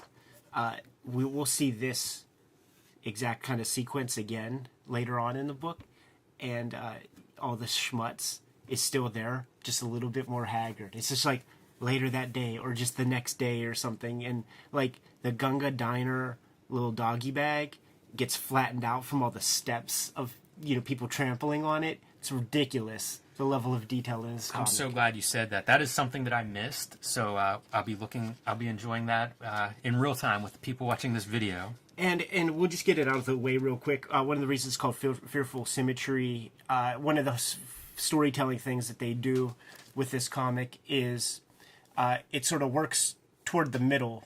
So the panel compositions for, you know, page 1 will be the same panel composition as the last page, all the way to the middle. Yeah. One of the things that blew my mind whenever I learned about that, you know, as a young reader, not something I perceived on my own, but rather picked up, you know, in reading about Watchmen. Yeah. And then was like, what? How can you do that? Which happens several times in this series. And I do have a theory that, like, nobody would have picked up on it. Like, people leak things, you know? Like, you put stuff in other people's mouths and have them say it, and then it gets written about. You know what I'm saying? So, like, there's a lot that can be done, and nobody would know if you know, somebody didn't spill the beans. Yeah, no doubt about it. And you see that symmetry in Rorschach's little sign-off symbol at the bottom of his note. Yeah, it makes perfect sense. Fearful Symmetry, the Rorschach, you know, like butterfly effect, face gimmick. Poor Moloch, he can't catch a break, that guy. Yeah, you see, he comes into his kitchen, he hears somebody's in here, goes snooping around, pulls out his gun, and the contents of his refrigerator is dumped out on the ground, so probably all his food ruined. And a little piece of fabric in there, man, a little red herring. You see the color change, you know, every other panel, because there's a beacon, there's a light outside the window that's fuzzing out, coming back. Will Byers from Stranger Things, man, is coming on and off. It's really neat seeing some of the light sources, because now that we open up the refrigerator door, you get that as providing your primary light, and a very sicky kind of, you know, sickly glow coming out of there. You can almost hear the hum. Yeah, it's that fluorescent-y kind of, doesn't feel right. But, of course, Rorschach behind him, and what a great panel that is. Yes. Really creepy. You know, like we talk about Rorschach, a horrible character. You know, from the standpoint of you would not ever want to be in a room with Rorschach. Right. The coolest character, though, like when I was a kid reading this and loving dark and gritty, grim and gritty comics. Yeah, he's the Punisher. Stunning, yes. And stuffs him in the refrigerator. Sucks the yolks out of an egg while he's waiting. And he's basically just trying to get information from Moloch. You know, we're continuing to see Rorschach's theory of the killer of superheroes. And so each time something happens, Rorschach's sort of looking for answers. And this is the light that would be buzzing when we see the color change inside of Moloch's apartment. Realistic was always the term, you know, to describe the superheroes in whenever I would hear about Watchmen and from this era, and that was like the big change and stuff. And I always think these kinds of panels really speak to that, where it's like a very I don't know, mundane scene, right? You're just walking out on the street. That kind of attention to detail and putting your superhero in that context, I think, is part of that feeling of you know, making them realistic. And especially for guys like the majority of these characters that don't have real superpowers, you're just walking to and from wherever you're going, you know? It's very mundane. Got to reestablish our cops. And we are in the wake of the Dr. Manhattan Exodus, so the Cold War, you know, we're at a new DEFCON level, and it's making people batty. Yeah, in this case, it's a father who kills his children, kills himself, and you get the gallows humor kind of approach of these seasoned cops. Man, they've seen a lot. This is disturbing, but they've seen a lot. Yeah, and you just got to do this to kind of, you know, don't let it ruin your day. Yeah, it's always... Imagine going home for dinner after that. I always think of that. You know, I think The Wire did a good job of that, where you would see horrific acts, and it was like, well, I'm back tomorrow, so, you know, you kind of can't overreact. That's what you're getting here. And it's atrocious, you know, like you read this and you're appalled by it, but that's what these guys deal with every day. The newsstand, you know, another common setting for Watchmen, and we see the kid reading his comics next to the newsstand vendor, who sort of helps let us know the status of DEF CON and you know, the end of the world that is pending. Yeah, we see the Pyramid Industries logo and stuff. That's for foreshadowing. Talk about sickly colors. How about these rotten corpse colors from this Golden Age pirate comic, Tales of the Black Freighter? It is gorgeous. It reminds me like L.B. Cole. Yes. Is who I think of now. But Absolutely. I mean, in the mid-'80s, I have no idea where that's coming from. But those are great colors. And there's still that offbeat colors. You know, like you see oranges and greens and stuff, which those secondary colors are what populate a lot of Watchmen. And yet they still stand out as being different than the real world. This is a comic book. Yeah, far more yellow. And of course, it's the pirate comic, the popular genre of the Watchmen world. Eating a bird that he catches. I eating ate it too raw. much bird flesh. Ugh. It's so gross. I picture that of like the blood on your chin. Yeah. Caking on there, drying out, and then cut from the comic book character eating the bird to the comic book character eating a bird. The Alan Moore That transition, is man. Very much so. Janie Slater, she's getting kicked out. Yeah, Laurie. I always say Janie. I do too. Yeah, I always get Dr. Manhattan's women all confused. Yeah. She's been booted out of the military place where she had been living since Manhattan's gone, and so of course now she's back to Dan. This is the journal for Rorschach is Rorschach as Buffalo Bill from Silence of the Lambs. Like, I slept with my face on. Like, you could read it like, put the lotion in the basket. Yeah, or you could watch the trailer for Watchmen and hear the voice. I took my face off. These guys are doing graffiti around the city. We're going to start to see this popping up in different places as like the hoodlums come around and do their Hiroshima kind of reference. I memorized their descriptions. I'll see them later. And he doesn't like it. It makes the doorway look haunted. Yeah. And see, you're seeing it in other places now as he's watching his like drop spot. You know, told Moloch if he thinks of anything or comes up with any more info, put it in this wastebasket. And playing with the little Rorschach patterns by dumping, I don't know, mustard or something on the menus. And when we saw watching The Watchmen, we literally seen examples of Dave Gibbons doing this on paper and like making Rorschach blots for him to draw. You know, so it's almost like from Dave Gibbons' point of view. So speaking of like fearful symmetry, look at the amount of like pairs that run through here, right? We have Laurie and Dan, you know, basically in every single panel we have both of those two together except that first one. But you also see like the condiment bottles just repeated, you know, constantly these pairs. Whenever there's graffiti going on the wall, whenever Dan and Laurie are leaving the restaurant, it's just these pairs, you know, even Rorschach playing with his menu. Yeah, looking at the mask. I feel like anything that you can see in terms of pattern is just deliberate work by Moore or Gibbons or both. Something disturbing, too, to see like Afghanistan and then cut to the violence and hopelessness of the pirate comic next to it. I mean, we've said it in previous installments, but the idea that Afghanistan is still a point of conflict now, you know, almost 40 years later, horrible. Yeah. So, world's smartest man getting ready for, you know, whatever meeting, an action figure meeting that's coming up. Look at these great backgrounds, dude. Just like super simple escalators, you know, simple lines, but he sells it so well. You know, it looks good. It looks very good, and it's so simple until you pull back and have to draw 4 of them and multiple layers of the building that's exposed and people in the foreground. But yeah, it's kind of like that thing in How to Draw Comics. You always see like cylinders, spheres, and cubes, and everything's built on that. It's like, yeah, I guess. His assistant's talking about the Egyptian motifs and being obsessed with death and stuff. We saw that Pyramid Industries thing earlier. So these are, and it was a purple Pyramid Industries also. So that's the Ozymandias color. Royalty. I think that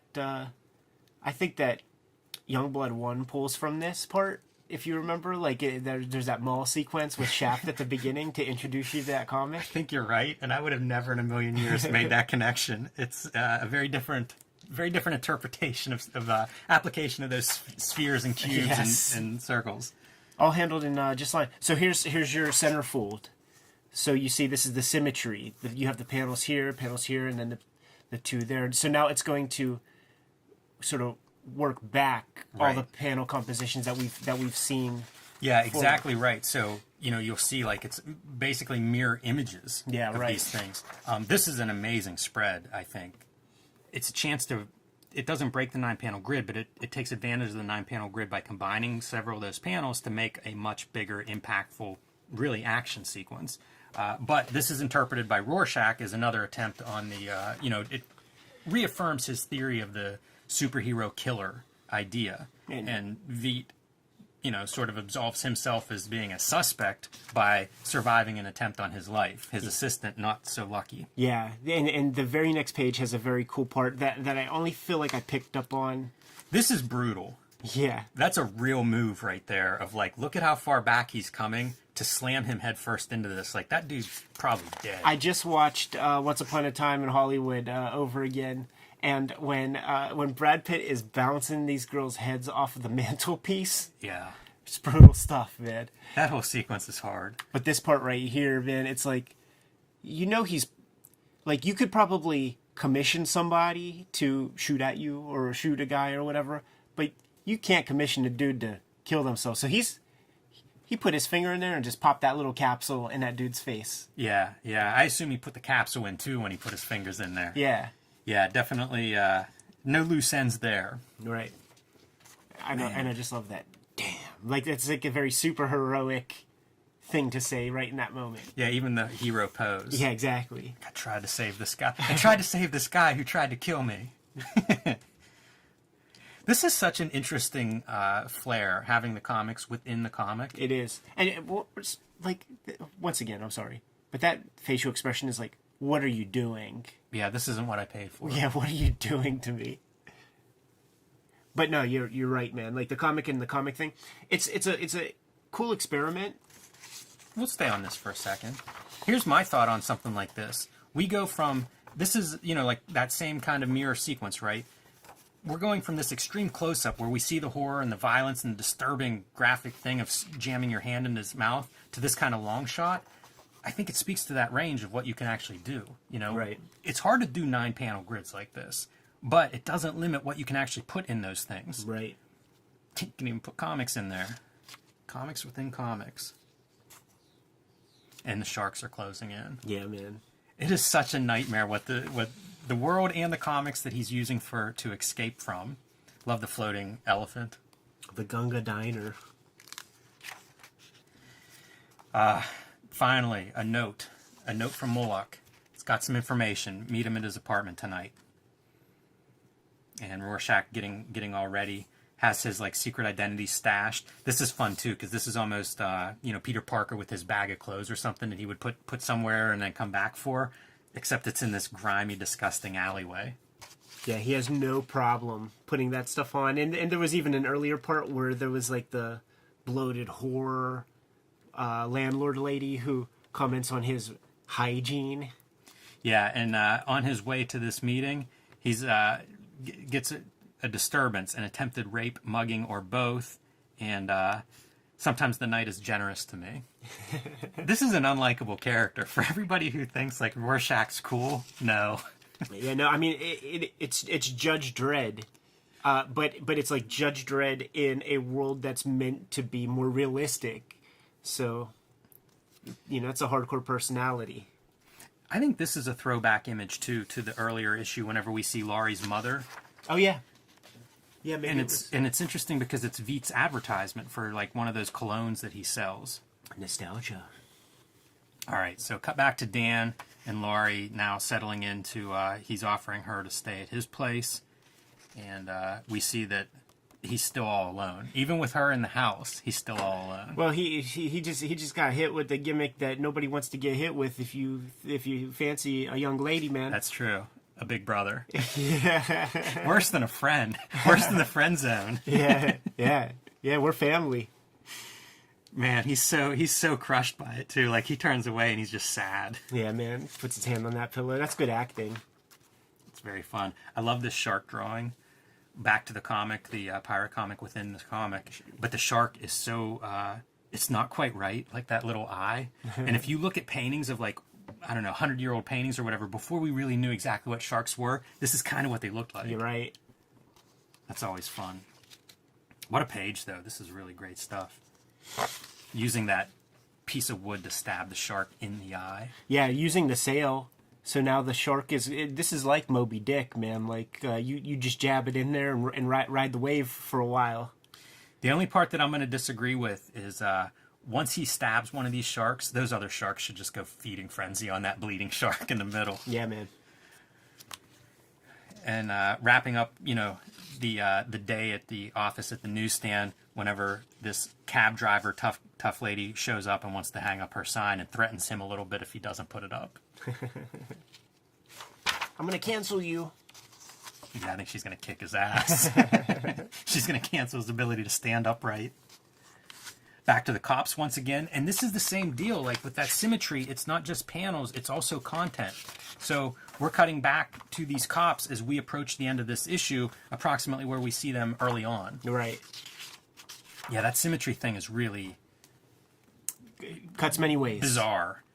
Who even thinks that way? And I'm sure it's on Alan Moore's like graph paper chart and stuff like that. You know, you don't call it fearful symmetry without that idea, but geez. And that opening sequence, once again, we're replaying that. And Rorschach shows up, ready to get some new answers, asking Moloch questions, and whenever he walks around in front of him, bullet in the brain. Middle, center page. Good use of composition there. And Rorschach realizes that he's been set up. Yeah, he does. Those police are on the case, and what are you going to do? This reminds me a little bit of Batman Year One, when Batman's pinned down by all the cops. Super resourceful. Goes in, grabs some like roach spray or something. Yeah, this feels like Anarchist cookbook or something. Like, what can I find in the cabinet to use as a deadly weapon? And I love whenever you get these panels of, like, in the foreground, Moloch is just his corpse. With some rigor in him. Once again with that pairing, whether it's dead Moloch and Rorschach or the two cops coming in. And, right away starts this fire with that can of aerosol, whatever product he pulled out. Just as he's running up the stairs, just burning stuff. Exactly. Scorched earth in his path. Yeah. I don't know what he throws on this guy's face. Some kind of powder that incapacitates him, or at least distracts him enough that he can't stop him. Shoots him with his grappling hook gun. That's a wrestling move, by the way. Yeah. I've seen Yokozuna do that a couple times. That's true. The salt. The salt. Salt in the eyes. Straight from the nutsack, right? Like, you gotta really sell your hand in your crotch. That's right? true. They do. You need the person in the back row to see that. That's goddamn right, man. To see you reaching in your pants and pulling something out. Yeah, like a goddamn silent movie actor. Rorschach making his break for it out the window. This is really fun, too, because think of how spectacular this would be in a typical Image comic. Right. Or a movie, any of that stuff busting through a window. But in this comic, it gets the same weight as everything else. And guess what? It doesn't go well. Yeah. This guy is not really super powered. What a great... I do like this sequence a lot because he basically just crashes. I'm surprised that the cops we don't see the cops just beat the shit out of him, man. Totally. They've been looking for him for a long time. Totally. He's hurt several of them. Yeah, just that night alone. Yeah, I feel like he'd be in a lot worse shape. But man, does he look great whenever we finally get the reveal, whenever his face comes off. It's that guy. We've seen him before. And it's like a perverted, bizarro world Jimmy Olsen. It is. Whites all around his irises. Yeah, you know what that means. Crazy eyes. If you see the white around 3 sections of iris, give that person a wide berth. Bad news. One shoe, holy socks.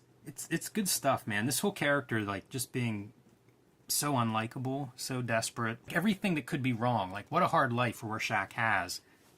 Interesting character, interesting take on this. It's a long cry from the vigilantes of, like, Batman, millionaire playboy, to Rorschach. And, screaming about taking his face off whenever they demask him. Right, yeah. I mean, it's... Shades of luchador. That's his identity being ripped off of him. Got to go to new territory now. Yes, he does. A hard territory, by the way. Yeah. Hardcore wrestling, where he's going next. Death matches. And our backup material here is giving some context to the rise of the pirate comic genre. Total aftermag fucking kayfabe talk about pirate comics in relation, and specifically the story we just read about its as they say in Britain, controversy, Frederick Wortham type shit with the shark and the raft and all that. And they address a little bit of the Frederick Wortham kind of stuff and how this history goes to pirates instead of superheroes, because the superheroes were, government agents at the time. So it's not like the government wanted to crack down or to go in that direction. So that violence is allowed to flourish. Joe Orlando. So they're weaving this in EC Comics, weaving this fake history in with real history. Pretty clever. Yeah. Probably at this point, DC owned Mad Magazine and EC Comics, I guess. Yeah, it must be. That would make a lot of sense. You're seeing that logo enough that, wow. I love this like inking approach to make it look like Golden Age comics. Like, I feel like I see the Gibbons in there, but it's like there's a different hand on there to really make it like a place where you would see it would be like the Boys Ranch Simon Kirby books that are like real rough. Yes. Like that's what that kind of aesthetic is. Yeah, we're gonna have to dig out some of that stuff at some point for context. Boy Commandos, any of that stuff, the Simon Kirby, like 50s kind of stuff, 40s kind of stuff. I'm a fan. So, issue 5, Fearful Symmetry. Rorschach is now in police custody. Veidt no longer a suspect since he survived his own assassination attempt. You're starting to see those dominoes kind of falling into place. The complexity of this plot and how it connects all of these characters, they're starting to get tighter. Yes. Laurie and Dan now moving in together. Pretty on board at this point. Still, in its novel-like fashion, I think maybe it's even the next issue where it's the kind of Rorschach origin story, right? Like, so it goes macro and micro. It gives you a story, but then it can veer, just like novels do. Just like go read Moby Dick, and in the middle of the book, learn everything you could ever think you ever wanted to know about whaling. It has nothing to do with the story specifically, but it has everything to do with it in a way. It's giving you color for the entire background. Yeah, and I think with Watchmen in particular, it's working with that serialization that was such a part of like superhero comics history and also novel writing history, thinking of Dickens and some of these writers that were serialized first. But I think that's part of what you see as we go from like current day to let's see an origin, or let's see this backstory that adds to this character or changes the way we see that character. So good stuff.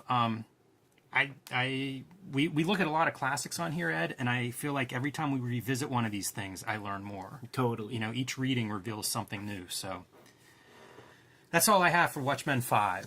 So Jimmy, we are at chapter 6 of Watchmen. Part 2 of the Rorschach trilogy.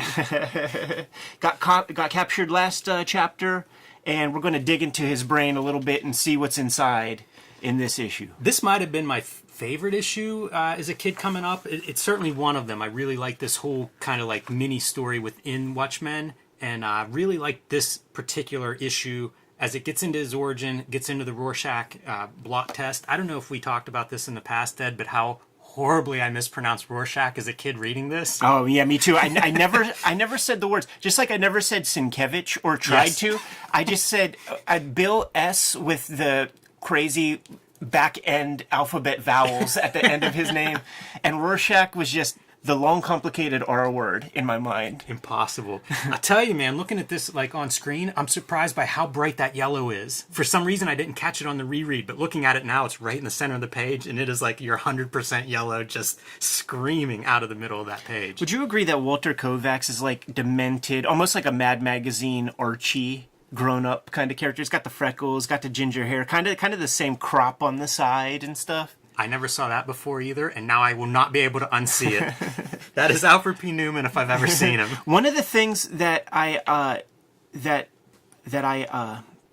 sort of got from this issue, And I can't believe it took me 6 issues to kind of like figure out this kind of part of it. I guess because we do spend a lot of time with the psychologist guy who's trying to reverse engineer or trying to dig into Rorschach's mind a little bit, is how smart it was for Moore and Gibbons to remind us that this is a world populated with people. You have the newsstand, right? You have the kid reading the comic. We have and every character that we mentioned kind of like passes through the newsstand at one point or another. There's the lesbian cab driver, gets in a domestic situation with her partner. The psychiatrist guy, he passes through the newsstand. And it's showing us and giving us a couple of characters who exist in this world because we need to lose them in that last issue, you know? So that's something that came to mind while going through this thing. Here's something that come to mind on this particular issue. The Abyss gazes also. This was a quote that I really liked. You know, like he always has these titles that pull out of quotes, and this is about, you know, beware or be careful the abyss that gazes back, that kind of thing. Yes. You see it again and again in these panels where it's like one of those two characters' point of views, and then it'll switch over, you know? So we have the psychiatrist's point of view, then we have Rorschach's point of view, and going back and forth of that, like, gazing, you know, whichever one you decide you believe is the abyss, but it's just constantly looking back and forth, and even like the Rorschach patterns reinforcing that kind of motif. It's perfect for the arc of this issue as well, this title, because we see our jovial, happy-go-lucky psychiatrist guy, and when he starts talking about killing cats on that last page, he spent a little too much time with Rorschach. He talks about like not being mistaken for calling him Rorschach, not Kovacs. Eventually he's going to start calling him Rorschach. His relationship with his wife is pretty nice at the beginning. There's a whole arc there. Yeah, it's really really strong as to like who's converting who to their ideology. And he's playing the guy out for a little bit, man. I see pretty little flowers. I see a sunset. And when we see what he's really imagining, it's clearly not that stuff. Which is origins, is what we're kind of getting in this issue of Rorschach, and in those flashbacks or the thoughts that he sees and then does not share initially, but getting to see kind of that backstory of who he is and what he grew up as. A horrible life, terrible at home with his mother, terrible on the streets with his peers, but none of that is what makes him Rorschach. Right. Maybe a contributing piece, but very serial killer-like. Whenever you read about serial killers, and it'll be like, oh, abused as a child, these things that like, okay, but lots of other children are abused, and most of them don't become serial killers. It's like, that's not the thing that actually makes him Rorschach, but it is a shitty life that he leads. Yeah, it sure helps, man. And certainly, like, with the serial killer profile stuff, like, the sexual component, like, with the parent is off the Henry Lee Lucas. But talk about his mom would take tricks in the same bed that he was sleeping in and stuff. This is awesome right here whenever he has this little interaction. I always think of it as like, Kirby origin story or something. Mm-hmm. Like in the LES, when they smash that, what is it, like a ice cream cone or something on his face? Like some sort of donut or something? And he's got the Rorschach symbol on the face with the splatter, dude. Pretty freaking sick. Yeah. Just festering, dude. Like, he's just standing there at the cell just festering. I remember Howard Stern talking about whenever he was like first getting into the game and he was in Detroit, he would do his 3-4 hours on the radio, and he was living far away from home, like had no friends or anything in the town. He would go home at the end of the day after eating dinner and just basically sit there until the next day when it was time to go back to work. And it's just like our boy Rorschach is just existing. Yeah, not sure what else you're gonna do in prison there. This is where we get to see a little bit of it's a checkpoint, man, to let us see how the relationship is doing between the psychiatrist and his wife, and it's really very sweet at the beginning here, man. But we keep going back to the psychiatrist, and every single dip in that pool is taking a little bit more out of our guy. The psychologist or psychiatrist scenes too remind me a little bit of like Dr. Manhattan early on, whenever he's, his partnerships, his relationships are falling apart, and we see that pattern repeat, and it kind of, there are echoes of that here for me. We have we tie the origin of Rorschach with, well, his superhero mask, we'll say, with Kitty Genovese, a real person that it's been it's been proven that the Kitty Genovese, like, it didn't happen the way that it's remembered as an urban legend, where this lady's being abused, tortured, raped in front of like a whole apartment complex of people who are just watching and doing nothing and just totally apathetic. But the kayfabe is woven into the story here, and she was going to pick up some dress that had this Rorschach stuff. Yeah, pretty dark story within a story there, and those couple of panels of the onlookers while she's suffering. Very cool. Dark stuff. There's a lot of cynicism in, I think, Watchmen, in Dark Knight Returns, you know, in that 80s kind of superhero comics, the dark and gritty stuff. And this issue feels like one of the most cynical of this run. For sure. Rorschach is a shrimp, by the way. They list his like body weight and his height. It's like 5'6", like 140 pounds or something. Napoleon complex. Yeah. You know, that's what you see when he's a little kid being bullied. This is the prison stuff with him. Again, some of my favorite issues that whenever I first read this. But this is just a rough page, man. That guy's coming up behind him, wanting to get his pound of flesh. It gets a whole lot more than he expected. That's goddamn right, man. One of the things I've marveled at a lot this issue is the kind of the spare backgrounds that Gibbons is employing. You know, he's uses some reference, but these are comic book backgrounds, and it's been that way throughout. But I do think it's so cool. In an age now where you could just like hyper reference everything, he gives you just enough, man, to sell you on the shorthand. And he's such a precise artist that he could go hardcore, you know, Barry Windsor Smith or something like that, and make everything perfectly legit, you know, make this Rikers Island or something. But he gives you just enough to sell you on everything you need, man. It's perfect cartooning. Yeah, this in that respect. Much preferred. I much prefer this kind of cartooning to that heavily referenced kind of style. And there are these moments, like, to me, this panel, very simple, no background at all there, but it tells you everything you need to know. You see the guy who's 6 inches bigger than him crowding that frame behind him visually, totally pays off. The centerpieces, you know, I point them out, I think, every video, but page after page, they're composed where it's like you have your individual panels and it all reads, but you look at it as a page unit, and they almost always are beautiful as a page unit. You know, this being no exception, where it's like the piece that we're going to build this scene around, right in the middle of the page there, that boiling hot grease fat. Could there be a worse sounding thing than having that dumped on you? Right. And Moore is so good at it, you know, because then we follow up with what happened to the guy. You know, what's the medical result of having that stuff poured on you? It sounds awful. And he's the MacGuffin on the next issue when it's time to when the riot gets popped off. It's like, if this dude dies, everybody's coming at you, Rorschach, and that dude dies, and you know we'll get there. When we see the drip of the coffee, like that's sort of symbolic almost, or it's a companion piece to like the nostalgia. Absolutely. Cologne. And it's also, you know, coffee has a smell to it. But then when you pull back, I never noticed this before. It's a Vite coffee machine. Wow.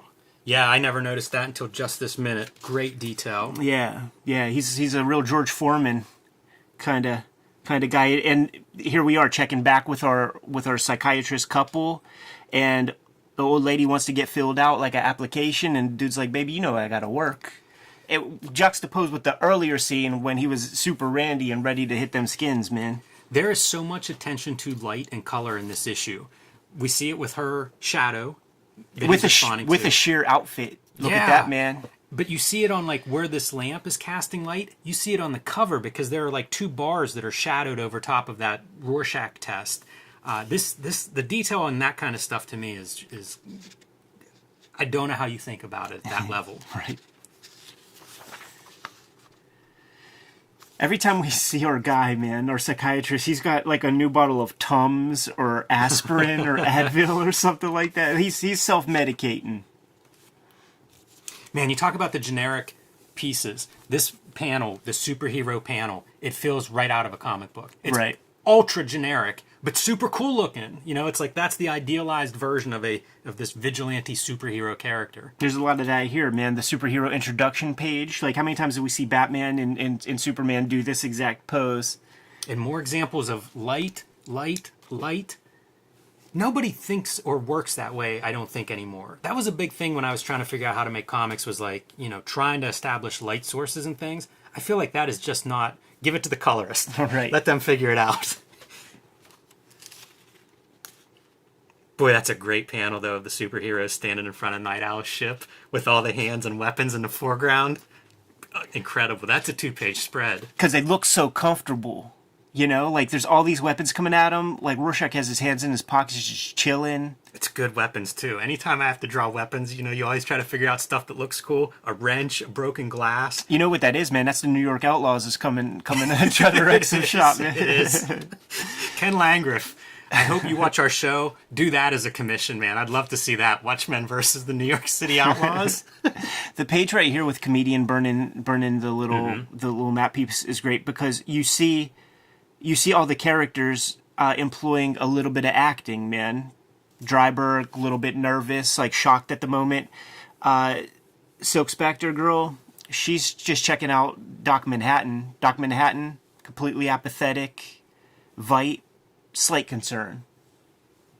Look at these repeating motifs. The bars on the back of the chair, and then the bars in the window that we're looking through whenever the shrink asks him if he has friends. There's so much distance between them in that panel. Yeah, man. And that is like that panel within panel, so it's like 3 small panels.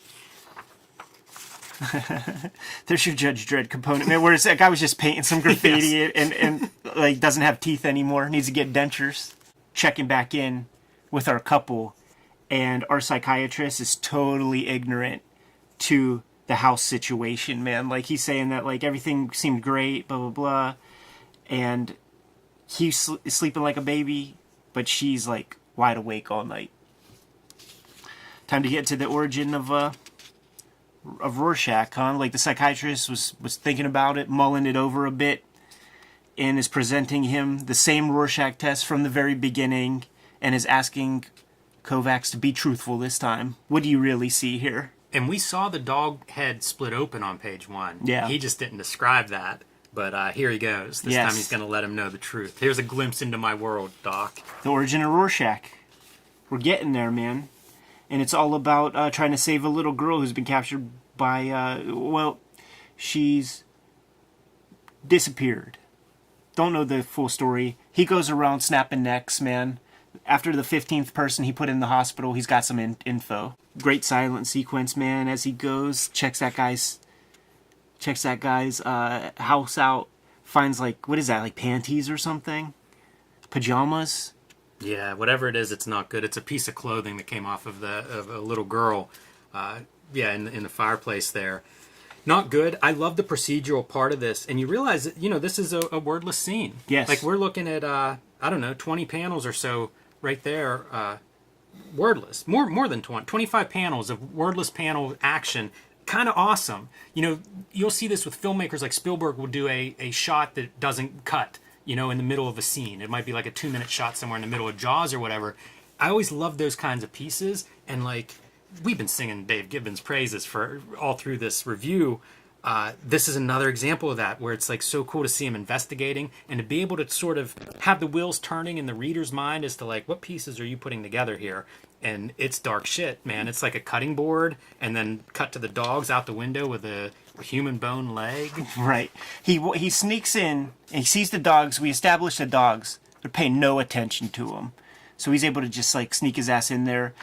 Do a better sequence of detection than you've seen in any Batman comic ever created. Yeah, 9-panel grid. Like, there's no frills here. It's just really good, strong drawing. Panel, panel, panel. Yeah. You see Rorschach, like, considering things, mulling stuff over, looking at the dogs. And that bone looks like it could belong to a 5-year-old girl. That sets him up. He's done. Picks up that cleaver, man. And we know what happens next. And you see the moment of realization. He's, like, leaning forward, like, gets it.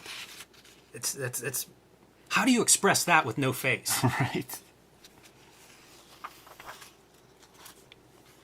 Here's the creeper, man, who did the dirt, coming back home. Ton of restraint on Alan Moore's part for just pulling back and letting the art tell this story. Yes. I'd like to read those script pages. Yeah, I'd be curious about that too.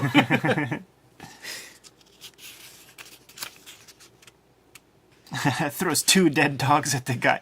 Like, I have no idea how this plays in the flick or whatever, but I mean, he's, at one window, boom, gets a dog. You imagine, like, doubles back, boom, another dog comes in. This is horror movie stuff. Like, if you go back one page, it's Rorschach with the meat cleaver as your centerpiece. Like, Right. it's 80s slasher horror movies, and Rorschach is our Jason or our Freddy here, throwing the dogs through the window. And it's that old rap, man. You don't got nothing on me. There's no body, no crime, no murder. But Rorschach, he's not a police man. No, he's much more the Judge Dredd. Yes, And pulling out this saw that presumably was used to cut up that girl and feed to the dogs. right. Giving him like one of those Saw Sophie's Choices, man. You could get out, man, but you're gonna be limbless. Masterpiece panel. Getting hit with the side light of the fire as he's walking out. The walking, you get the weight of the figure coming out, dramatic lighting, the fire behind him backlit. Incredible Higgins Cool guys color. not looking at explosions. Yeah, incredible Higgins color on here. It's got to be about 20 colors used on that panel. What a rich panel. And that, my friends, is the birth of Rorschach. He gets up to Split, and we see how it affects our psychiatrist guy. Yeah, I love it. It's the whatever he's drinking to soothe his stomach is on the table, and in this panel, it's in his hand. Yes. Such a small detail. Yeah, man. And this tells you everything you need to know about the relationship with he and his wife, man. Great panel. Dressing in silence, backs to one another. There's the table shot, not unlike the table shot with Rorschach and the psychiatrist across from one another, man, with the significant others, sitting there. And they made the mistake of asking him about his day. He was just brutally honest, man. Guy walking out looks like Dryberg, doesn't he? It does, yeah. And it ends with, we see the state of our guy's mind. At this point, talking about when he was young, killing cats, whatever. Found a dead cat. This is kind of a cool callback. You see the psychiatrist looking through the arm of his wife, and then early on, we see young Rorschach looking through between his mother and her John. Same kind of composition. I just don't think they're accidents. Whenever you see that kind of thing repeated, to me, that's clearly something that Dave Gibbons is channeling, even possibly on a subconscious level, just the way this comic has been. But Yeah. It feels like you're repeating things when you get a chance. And yeah, I think this is the best quote of the story in terms of how much it fits this particular chapter like a glove. Battle not monsters lest you become a monster. If you gaze into the abyss gazes also into you. That's like literally what we've seen in this issue. Yes. And top it off with some of the best back matter of all the issues, man. Shouts to the design people who put these things together, because it looks like there have to be a couple of hands into this, man. Like this a lot. And Charlton Home, reference to the Charlton comics where, the question where these characters originated, at least conceptually. Yeah. Got everything you need, man. Here's a child artwork of little W.J. Kovacs. I like that picture a lot, and I've thought about it a lot over the years and didn't realize it until rereading this issue and seeing it and being like, yeah, man, I remember this art distinctly. There's something about it. It makes me wonder who drew that. Me too. It feels like several alternative cartoonists. Yeah, man. If I see Kaz in here with the Yeah. face. I see Paul Karasik. Yes. I see Peter Bagg. It has that quality of channeling like a young, naive drawing style. Mike Diana. Yeah, it all adds up. There it is, man. We're halfway home, dude. Issue 6 of Watchmen. Yeah, this was always the one I thought was the fearful symmetry issue, falling in the middle. So rereading it is straightening that stuff out, but does not change this issue in terms of me liking it. This was one that I really kind of sunk my teeth into it when I was reading this. Yes. It was a little bit easier for me to relate to a story like this, probably based on what I was reading and the whole adolescent fantasy fulfillment of superheroes, than it was, say, the Dr. Manhattan time displacement issue that we looked at that I love now, but as a kid reading it, not as easy to connect. I love that it's tucked in the middle when we're given enough space to really, really love Rorschach and make him our favorite character. And then when you get into this part, you see what's behind that character. Might make you rethink a couple of things. Yeah, and you could put together a team of these vigilante characters from the 80s, right? With Frank Castle and any number of similar type characters, and Rorschach probably the most unsettling of the group. We're handling Watchmen Chapter 7, but first, Jimmy, what do you have? Patreon.com/JimRugg, where you can download out-of-print zines and mini comics like this Street Angel sketchbook is my most recent upload there. I have about a dozen of these things that are available, some comics, some art collections like this. I also post a lot of original art, scripts, process stuff, basically what we cover on this show, but aimed at the comics that I make and read, and you can get all of that at patreon.com/JimRugg. Tom. I have Jack Kirby, The Epic Life of the King of Comics, the story of Jack Kirby's life told in comic book form. Very appropriate. I also did a comic called Fantastic Four Grand Design, which is the whole story of the Fantastic Four in one handy volume. And you can check out my Patreon, where you can see the comics I'm working on right now. Go to patreon.com, search Tom Scholey. And I have a YouTube channel called Total Recall Show. Red Room Comics in the Wild as we speak. 2 issues on the stands right now as of this recording, but a third one is going to hit the stands very, very shortly as of this recording. Free Comic Book Day 2021, there's going to be, for the sum total of $0.00, you're going to be able to get your hands on what is right now like the best comic I ever made. So I encourage everybody to get that at their local comic shop. Get the comic put onto your pull list at your local comic shop, or hit up the Fantagraphics website to order and pre-order Red Room Comics. You could also read these comics before they hit paper at my Patreon, patreon.com/edpiskor. $3 get you the archive there, and you can read over 100 pages worth of comics as we speak. Fellas, Watchmen, Chapter 7, Rorschach is in jail, and our story opens with Silk Spectre trolling around in Dan Dryberg's basement. Yes, What a fun basement. Yeah, super fun. Well, it's like, hey, a quiet little scene where somebody's exploring the Batcave. Exactly. Yes, but this is a superhero that hasn't been very super lately, so you have your comic book iconography to let us know that it's a little rundown. It's a really nice depiction of a basement space like this, a basement headquarters, because of what Dave Gibbons can do in terms of making it a somewhat realistic space, right? Yeah. It feels like old concrete stairs. It makes a lot of sense. It's not over the top. There's not a giant penny. There's Right, not a big dinosaur. Like we've seen spaces like this. Because this is Watchmen. This is the realistic Right. superheroes. By the way, how much is this a penis if you don't have that little chin point? That is a code. Go to Urban Dictionary, type in code. You see that image right there. Now, She has her crack pipe. Ed, you said that, like, this is, after all these years, it's a little rundown. But I don't think, like, during his glory years, Nite Owl's place was probably that well kept anyway. It's kind of like, Moore does kind of depict, and Gibbons do kind of depict, the superhero world as kind of this boys' club that stinks like a gym locker. The guys aren't keep, especially, like, his partner is Rorschach. Yeah. So, it's a guy's space. And yeah, the way he lays that dick down too, man.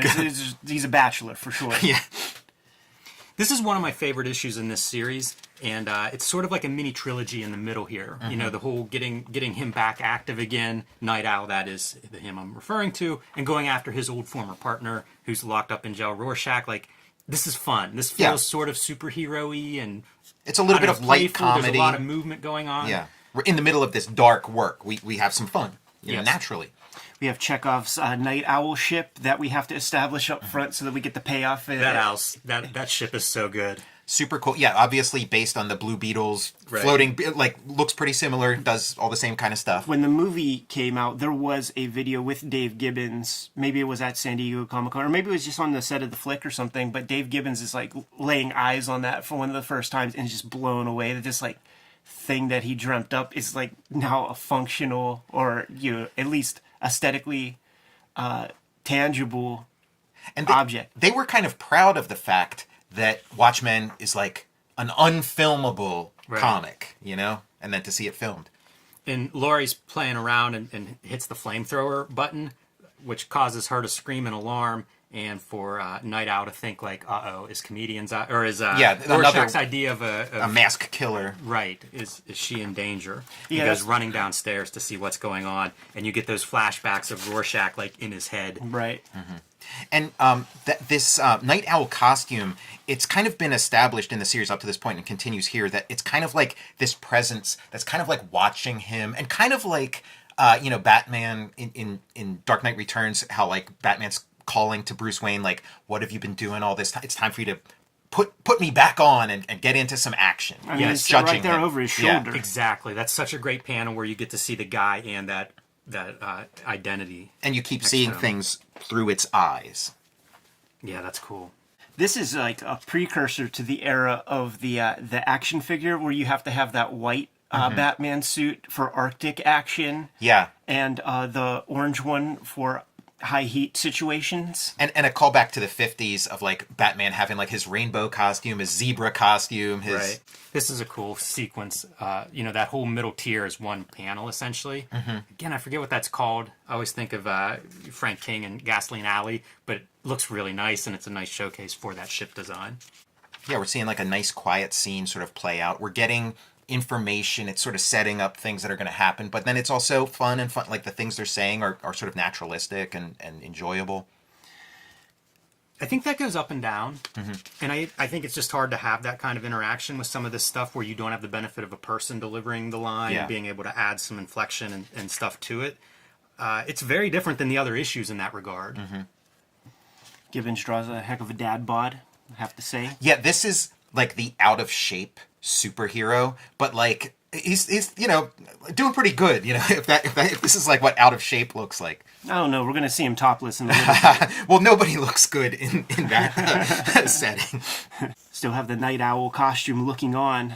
This is a fun sequence too because he's putting the goggles on and showing her what they can do, and that's pretty great considering the props and where they're at. It's giving them something to do while they're just sort of talking. Comics 101 in that regard. So have that impending nuclear war Yeah. coming down on their heads, man. And what we've been building in the past dozen pages is all this stuff that's going to show up in that dream sequence.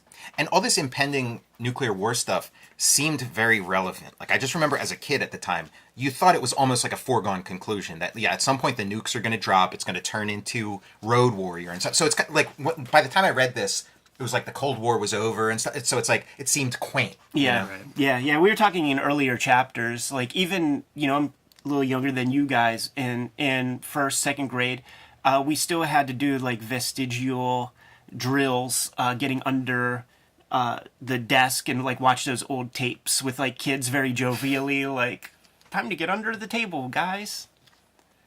The nuclear bomb's about to go off. And so, like, blue light is kind of like a motif so they got like the blue light from the TV sort of illuminating their I little think that's scene. where Klaus got it for Ghost World. I believe it. I love all of the way media is handled, and it's similar to like Frank Miller does that a lot in Dark Knight, but it's a totally different treatment of it. But I do like seeing media and how, I don't want to say heavy-handed, but how important it is in this 80s world. Yeah. Well, this seems like a little bit odd, Ozymandias giving a display on TV, but like this would have been like Circus of the Stars or something if back then. It's Alan Moore taking the opportunity to parody himself, man, by showing you his like transition moments and things where we cut to that TV screen and there's all this innuendo that can be implied to the sex scenario by these middle-agers that ends in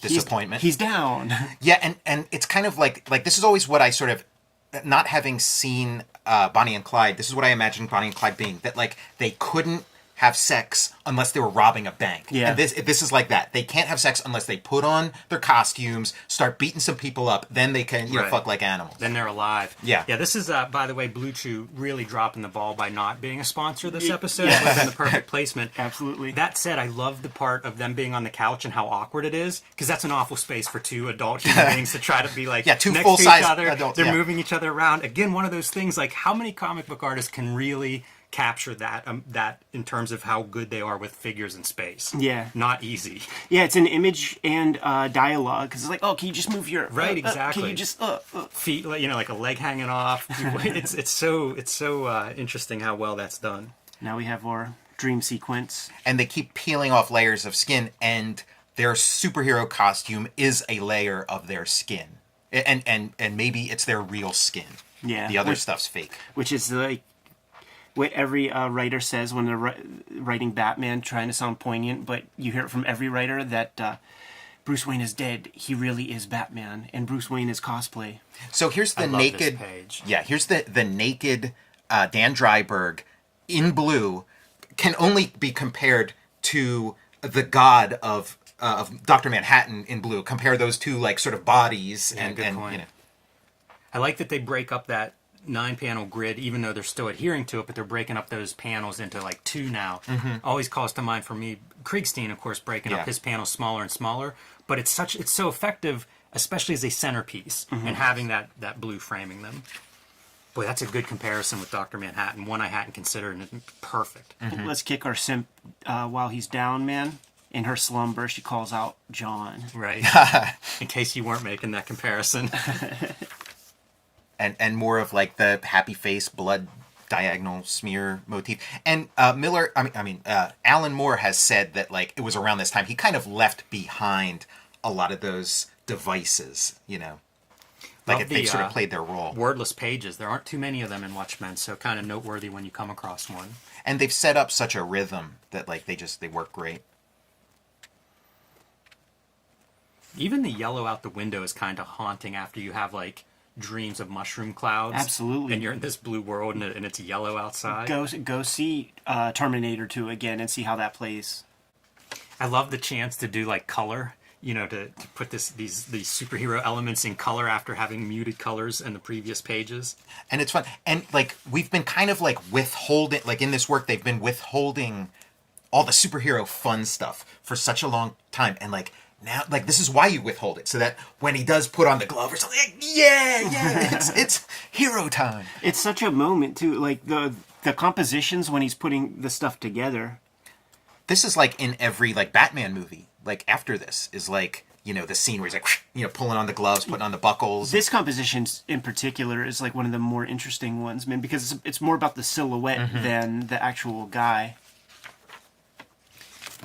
The silhouette thing plays up a lot. So a couple pages earlier, we see almost the same composition, but this time it's them, you know, having a relationship. But it's the same kind of composition where it's the silhouettes or what's there. And it's part of the story content of like these sort of post-nuclear blast images that get, you know, cast on a wall. That's such a payoff, man. When he's in his full costume glory, it's great. Yeah. Let's go. That's like the closest to like sort of like the hero moment The that you would rah-rah get superhero. in like a Alan It Moore looks Superman cool. or something. One of my, you know, it's probably my favorite character design in this story. For all the precision, once again, of Dave Gibbons' artwork, I really do love that all this stuff is still just drawn comics with imagination. Like, this isn't New York City. Like, these are comic book buildings. Breathtaking. Yeah. Yes. This is such a great moment because flight is so important to superheroes, and I feel like that is a moment of spectacular flight. Yeah, and we talked about this in like Dark Knight Returns, where like you'd have those scenes from Superman's point of view looking down at buildings, and it's like, wait, how come we've never seen that in a superhero comic before? A couple other examples from those Miller comics. Born Again has a sequence where like Nuke is falling downward, and that's pretty cool. Also in Year One, there's a helicopter sequence, burning building, something like that comes to mind, and it's a similar kind of composition. You just don't see that stuff as like, you know, in regular superhero comics. The way these two panels play off Yes. against each other is really great. This is an amazing setup. I love and it. then this is an amazing payoff. It is. And I wonder a lot about how this works, why it works. I think the color is part of it. You know, you have your muted colors underneath that owl ship. So you, especially the orange-yellow side, I think really helps it pop. I think the shape being rounded against mostly straight edges underneath it helps to create the separation. You And have it really to- feels like it's above. Yeah, for sure. But you also have to make sure you position that thing perfectly, because it could easily look like it's just sitting on top of buildings or is a part of something. Like, not easy to do. Yeah, No. the shadows sort of stop and make like a little like white halo around it. And this is an aspect of what, for as much of an influence Watchmen had, the thing that it really didn't influence was color. Like this kind of color it does not get replicated. You know, poor John Higgins, man, because like this is such strong stuff. Killing Joke as well. Yeah. And then there's like it's all recolored. It's all recolored, and I mean, I think the John Higgins color is like blows my mind. It's awesome, and the recolored just leaves me cold. Yeah. I agree 100%.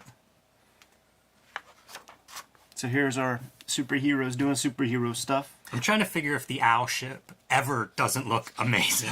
Well, it's also panel like after panel, it always looks great. it's got kind of like a dreamlike quality. It's not tethered to gravity at all. It's not like it's almost magical. You know, Yeah, it's a real joy. And this is like a very standard superhero situation, saving people from a burning building. It's in like every superhero movie, every like Spider-Man movie. It's about as far as Siegel and Schuster could imagine. Yeah. You know, back in the day, like that's the. Even in like an Adam Sandler movie, there's like a scene where like the building's on fire and he's got to like run in and like rescue people. Pee-wee's Big Adventure. The fire, color, and lighting stuff really strong. Mm-hmm. And the first real smile we see on his face, man, after a job well done. He's alive. Like he was kind of dead all these years. This is what he needs to do, and you know, and then this scene, the way the scene plays out is so great, and it pays off like that thing that was set up, and then this moment is really beautiful and really fun. And then when you see The it, cum shot. yes, and then when you see it in the movies, it's makes laughable. you totally like I guffawed. Yeah, it's just beyond being on the nose, man. Just so ridiculous, man. But also worth mentioning that we just break up the panels in the same way that we did with that earlier dream sequence. And that same centerpiece you were talking about, of the centerpiece of the two in an embrace in nuclear holocaust, and then here's the cum shot's also going in the correct direction too, that we've established. If it were going the other way. That would be cut.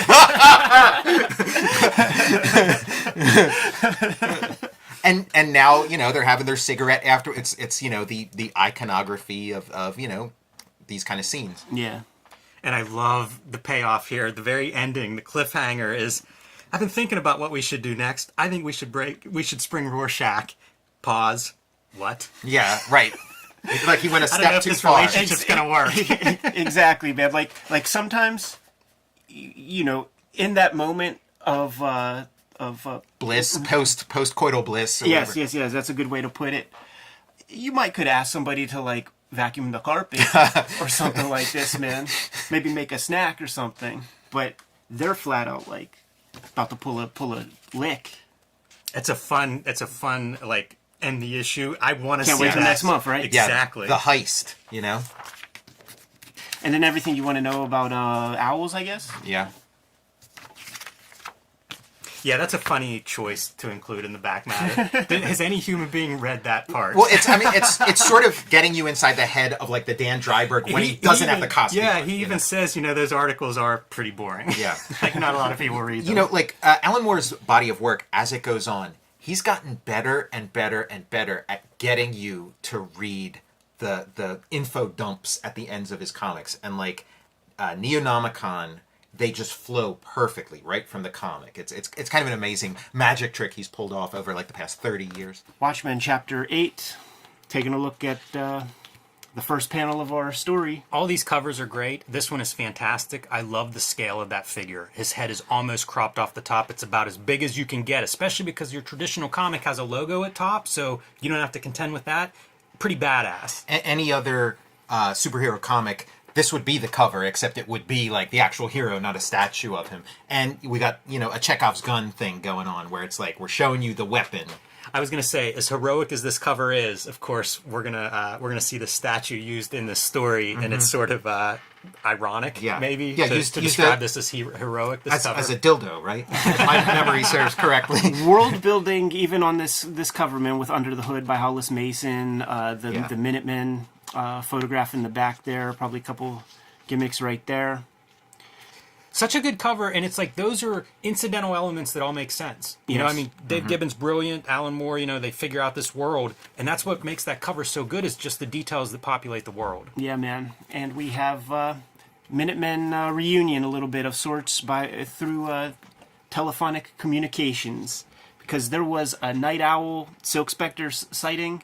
The day before, they helped save people from a burning building, and like Nite Owl and Silk Spectre, the originals, are there, kind of debriefing on the situation. Yeah, pretty fun nod to that previous generation of superheroes. Yeah, and these are sort of their kids in one instance, literally, and in the other instance, sort of figuratively, and they sort of have like a father-son relationship of sorts. Look at the T1 of Iowa still sitting there, man.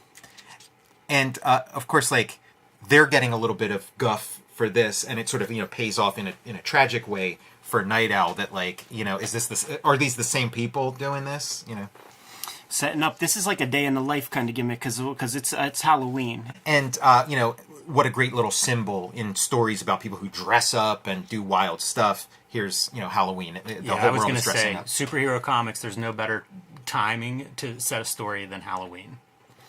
One of the things that happened in that previous chapter is Rorschach threw that hot grease on a fellow prisoner, and that guy, he's not doing so well, man. So by the time that guy passes away, there's going to be upheaval that is kind of prognosticated in the prison, because so many people were put in that prison by Rorschach. Riots are impending.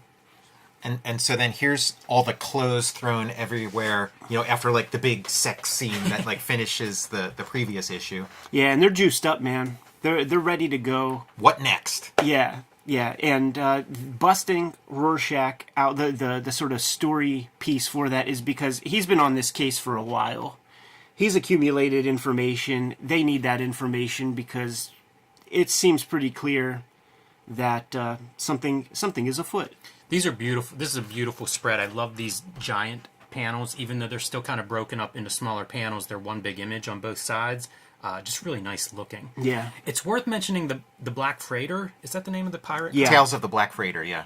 Because it's going to run concurrently too, and it kind of is reaching a really big moment in that story too, which is the guy getting to the point of succumbing to the elements and fantasizing about what has happened to the pirates that stranded him on that island and went back to where he's from and slaughtered his family. And it feels like it's really running some parallel tracks to the story that we're seeing with Rorschach and with the superheroes and Hollis and everybody.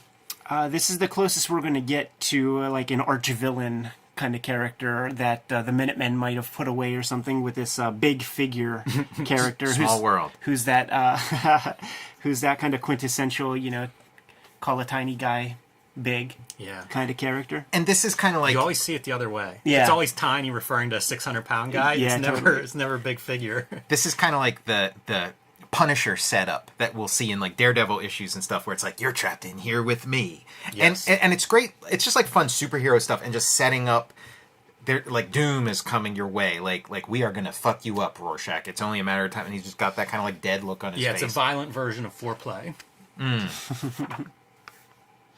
The violence in superhero comics is sex. Yes. Remember that. So this is our detective from, the first panel of Watchmen. He's hip. He knows everything, man. And he thinks that he's just going to come to Nite Owl's spot and give him a kind of a warning. Almost like being gracious. You did pretty... Nite Owl did pretty good, saving people from a fire. Can't do anything... can't say anything wrong about that. You push it any further... there could be trouble. He's looking around. He sees the sugar cubes that were found in Rorschach's jacket pocket, which, if you were paying attention in those issues, he's grabbing those cubes. He's eating a couple. He's putting them in his jacket. Got the damn locksmith putting yet another, secure lock on the guy's door. Yeah, and commenting about, oh, your door's always getting broken open in front of this detective. And yeah, like, Watchmen is a whodunit. And then he's kind of doing like a Columbo kind of thing, like waiting to see if this guy jumps. Right. There's the locked door that's going to take us down to his bat cave, but the lumber room hasn't had the key there for years. He's sweating. He knows the deal. Like, look at this guy looking at that door that the cop just like left through. they have a deadline suddenly. Yes. I heard this upping is the how stakes. Deadline magazine started. Inspired by this panel. You know, like the thing he's saying about like, okay, they saved people from a fire, don't get any other ideas. It's kind of like, that's like uncontroversial. You save people from a burning building, no controversy there. Now they want to get political. You know, they want to cross a line, they want to bust a guy out of jail, and then that's where, you know, okay, comics. Some people go beyond politics and call it a felony. And so, you know, it's like, you know, it's there's kind of a parallel story with comics in general. Like, we tolerated you as long as you know, occupied a certain sphere, but once you jump into this other thing, you're done. I absolutely love this. This is probably my favorite issue of Watchmen, but it feels like spread after spread that I really love. They're putting together the front page of this this alternative newspaper, this conspiracy newspaper. I love all of that, like the paste ups and you know, bringing in the type lines and everything. Amazing. But this is the beginning now of them getting together to go get Rorschach, and it's a silent sequence. It takes up a third of the page, and it runs like cross-cutting with the stuff that's going on above, and all fantastic. Moore does that in a lot of his works, man, where he makes those suggestions about these kind of like rhythmic page layouts, and it is like poetry or something, you know, like it's a very specific kind of grace notes. Here we have the people on the island, the creatives on the island, who are basically you know, dude, this is freaking Argo, man. This is Jack Kirby and people like creating something, and they have no idea what the real purpose is behind it.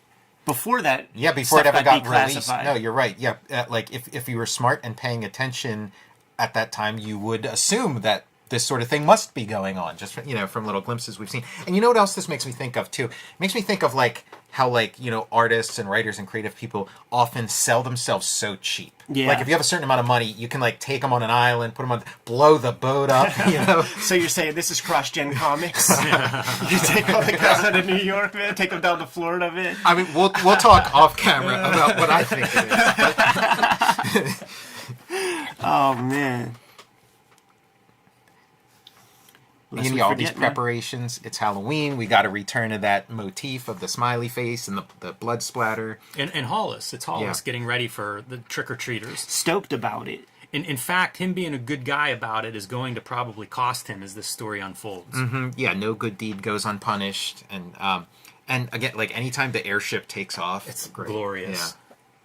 3-point perspective, does it up fly. This is an interesting thing because you have to choose the perfect moments to sell this part of the story. Look at this for comics and comics. So this is your Black Freighter comic book, but it's being read. So it's, you know, within this world, within this panel, and then like those are the captions from it, but you're seeing the little tiny glimpse of like the pages of comics of what's going on in there. which has been like throughout this whole series. It's like it's a printed words and pictures medium. So then there's words and pictures within the world that we're like reading maybe without even being aware of it, and taking in all this information that aids us in understanding what comes later. Very dense. And then back to Rorschach in the prison. And this, I mean, Rorschach is sort of like a Ditko-inspired character, and this feels like another one of those Ditko things where you come up with like a sort of credible way of getting your character out of this impossible situation. Alan Moore was talking about on that In Search of Steve Ditko documentary. Was talking about Steve Ditko being asked about the Rorschach character and its influence, and Steve Ditko said something like, "quote, oh yeah, Rorschach. He's like Mr. A, except he's insane." He should have no-sold it and been like, who? Right, yeah. So we have our, our Alan Moore version of Archie right here, man. About to get, he's getting Cheap Heat on the hood, who plays right into his hand, literally. Ties his pinkies together. I have never considered how much he looks like grown-up Archie Andrews. Nothing an accident in this comic. That's hilarious. The blood splurt is fantastic. It's so over the top and ridiculous. Yeah, it's Tom Savini in Dawn of the Dead. Yeah, it's amazing. Red candle wax blood. You stand between me and my revenge. Kill This him. stuff's so fun too, like this POV of like flying into the situation and the reaction of these like little tiny characters like blown up like here. Here's this guy, here's that guy. Again, like a great use of comics that like I don't see employed even like today. A lot of thought, man. A lot of thought going into this stuff. Just stunning. That ship is beautiful. That Gibbons, man, he knows how to use that French curve. And I realize, like, he's got the screechers, man. We get to see how those things work. And they resonate in a way to break glass. Even Nite Owl looks badass as he's coming in, to do his job. It's the most sort of superheroic he looks, but still keeping the dad bod. Yeah. Those wide proportions. Yeah, like it was sort of with the previous issue that like Moore started letting us have some fun, which had been withheld, which maybe is pretty smart too. I'm thinking maybe part of the inspiration of this sequence is like the Ride of the Valkyries scene in Apocalypse Now. Right. You could picture playing as they're doing all this. Such a hard story to, like, there's a lot going on here, and in my mind would be very hard to compose, but it's so clear. Yeah. In the visuals here, man. Got a live wire that they're trying to like sort of solder through the jail bars. Coming in to the cell, you could see all the frayed edges and stuff with exposed copper. Rorschach sees that, kicks the toilet, busts it, so that these frayed pieces get exposed to the water, thus electrocuting our guy. And a great electrocution panel. Really good. The guy's back arching backwards, snapping the light. And look at Big Figure. And he's just done. He's done. Like, and he knows it. He knows it, man. And Rorschach's muscles funny over. because he's keeping score. He's like, Yes. 2-0. Your move. Now, like, again, it's as credible as you can get within superheroics and stuff, but do you think you could break a toilet with your heel? Oh, surely, yeah. Although, I don't know what kind of shoes they're going to give you in prison.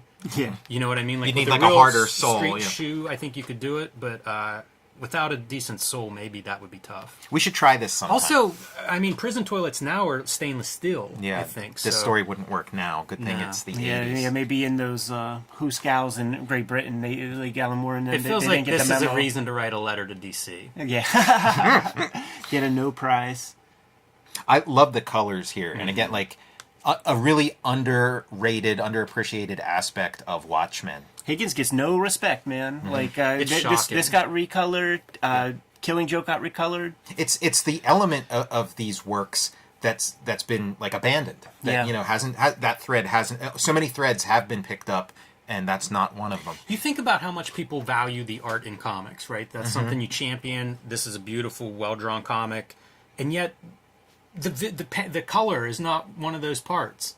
Yeah, and this is like this insane color is selling this insane, intense, psychotic moment. Speaking of psychotic moment, I mean, this is Rorschach as Michael Myers. Yes. Here. Totally measured movement, and this is the biggest you ever see Big Figure running away from I mean, him. this is right out of a Michael Myers, a slasher kind of point Yeah. of view. You know, low angle, really make that menace. And this is this is the 80s. This is the era of the slasher movie and Rambo. Also, like the First Blood, the first Rambo movie.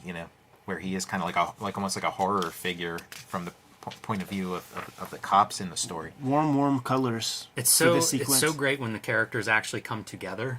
You know, like when they meet in The old hallway. team getting back Yeah, together. It's really fun. Everybody's themselves, but it gives them personalities to bounce off of each other. And this is pretty subtle. Like if you're not really, if you're like one of those comics readers that just reads the words and kind of glances, you're just not getting it. Yeah, you know the what I'm body saying? language and stuff. Well, Or- the the blood, gimmicks yeah. coming from below the damn men's room after seeing Big Figure run in there. You're reading that as blood. I was reading that as like water coming out from like the flooded toilet that he was drowned in. And this stuff with like the three of them, they do play off as this like comedy trio, and it is like one of those situations of like your girlfriend hanging out with you and your best friend, and she's like, "Who the fuck is this guy? This Yes. is your friend, this fucking asshole."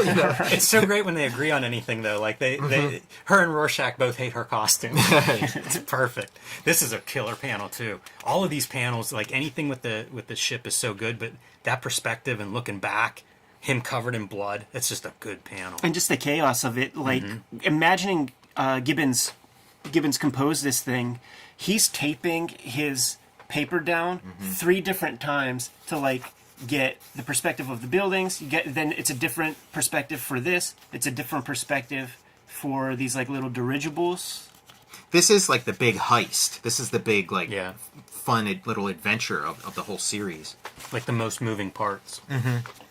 Can't forget about Doc Manhattan though. I had forgotten about it. And just when you forgot all about him, that's when he shows up. Yeah. Yeah, he's such a presence. It's such a different energy whenever he's like sitting there. And he's like Darkseid or something. You walk in your apartment and there he is just sitting, hanging out on the couch. And yeah, completely nude ass on your couch with like a little magazine sitting in his lap. With an Austin Powers like magazine in his lap. Yeah. Yeah, at this point they were probably like, okay, could you tone down the dick in this issue? I love like in that monograph, that Watching the Watchmen thing, like that was there was some woodshedding involved in how the dick was going to look, man. Yeah. There's like 5 or 6 different dick sketches. It just occurred to me his symbol is a head-on view of a dick. With like a little melanoma on it or something. Yeah, and wait. I was gonna say these are the testicles. These a are little micros. herp piece. All right, man. Enter the cops. Like, this is a very tight issue with the things that were set up early and the things that kind of pay off at the end here. Yeah, on the reread, not just of this issue, but this whole series as we've been going through, like, I remember, sequences and scenes and things, and realizing, like, what had to take place in this issue, I was kind of surprised by how much happens in this issue. Like, this series, they talk about, like, all the breakthroughs in terms of, like, characterization and tone and things like that, but it's like, for an action-adventure medium, when else have you seen more clearly choreographed action sequences? You would think that it would just be a matter of course that you have all these great action sequences in superhero comics, but no, they're few and far between, and here's maybe one of the best instances of one. This is one of my favorite pieces of Higgins color in the entire comic. The spotlights here, and the way you get that darker purple back there. And purple, you got to proceed with caution when you wield purple, and so look at that. That's what they say, man. I was just watching a Robert Williams documentary, and he's like, "I'm trying to master purple." It's Good luck, Robin. Yeah, better men, that have failed in the attempt. Here, getting back into the our pirate comic, there's some really fun stuff in this thing. I love that the shark, like he straps on to the raft to make part of the raft. Yeah, man. It's nice to have like this many moving parts because you can kind of like, when in doubt, just like jump to the next thing. The nostalgia ad in the background, so we do get like everybody is in this issue. Yeah, earlier there were some Pyramid Industries electric vehicles and things. Here's a caption, just selling us on the riot, several dead. There's when there's like a mystery whose solution has been hiding in plain sight the whole time. Like that's this book. Yeah. Also love Higgins' coloring on the Black Freighter. Like these are some bold choices, greens and yellows and oranges for the water. You see those colors in that Art of Jack Kirby, Kevin Eastman book when you're looking at like Boys Ranch 2-page spreads and stuff, crossbow or a bullseye. Yeah. 2-page spreads marrying these crazy colors. Yeah, It's very golden age. Christine, that one color, Yes. that one issue with the boat, Piracy. the piracy issue, similar palette. Yeah. When Kirby colors his own stuff, it is like as adventurous as this kind of color. So now the gang, like they heard about the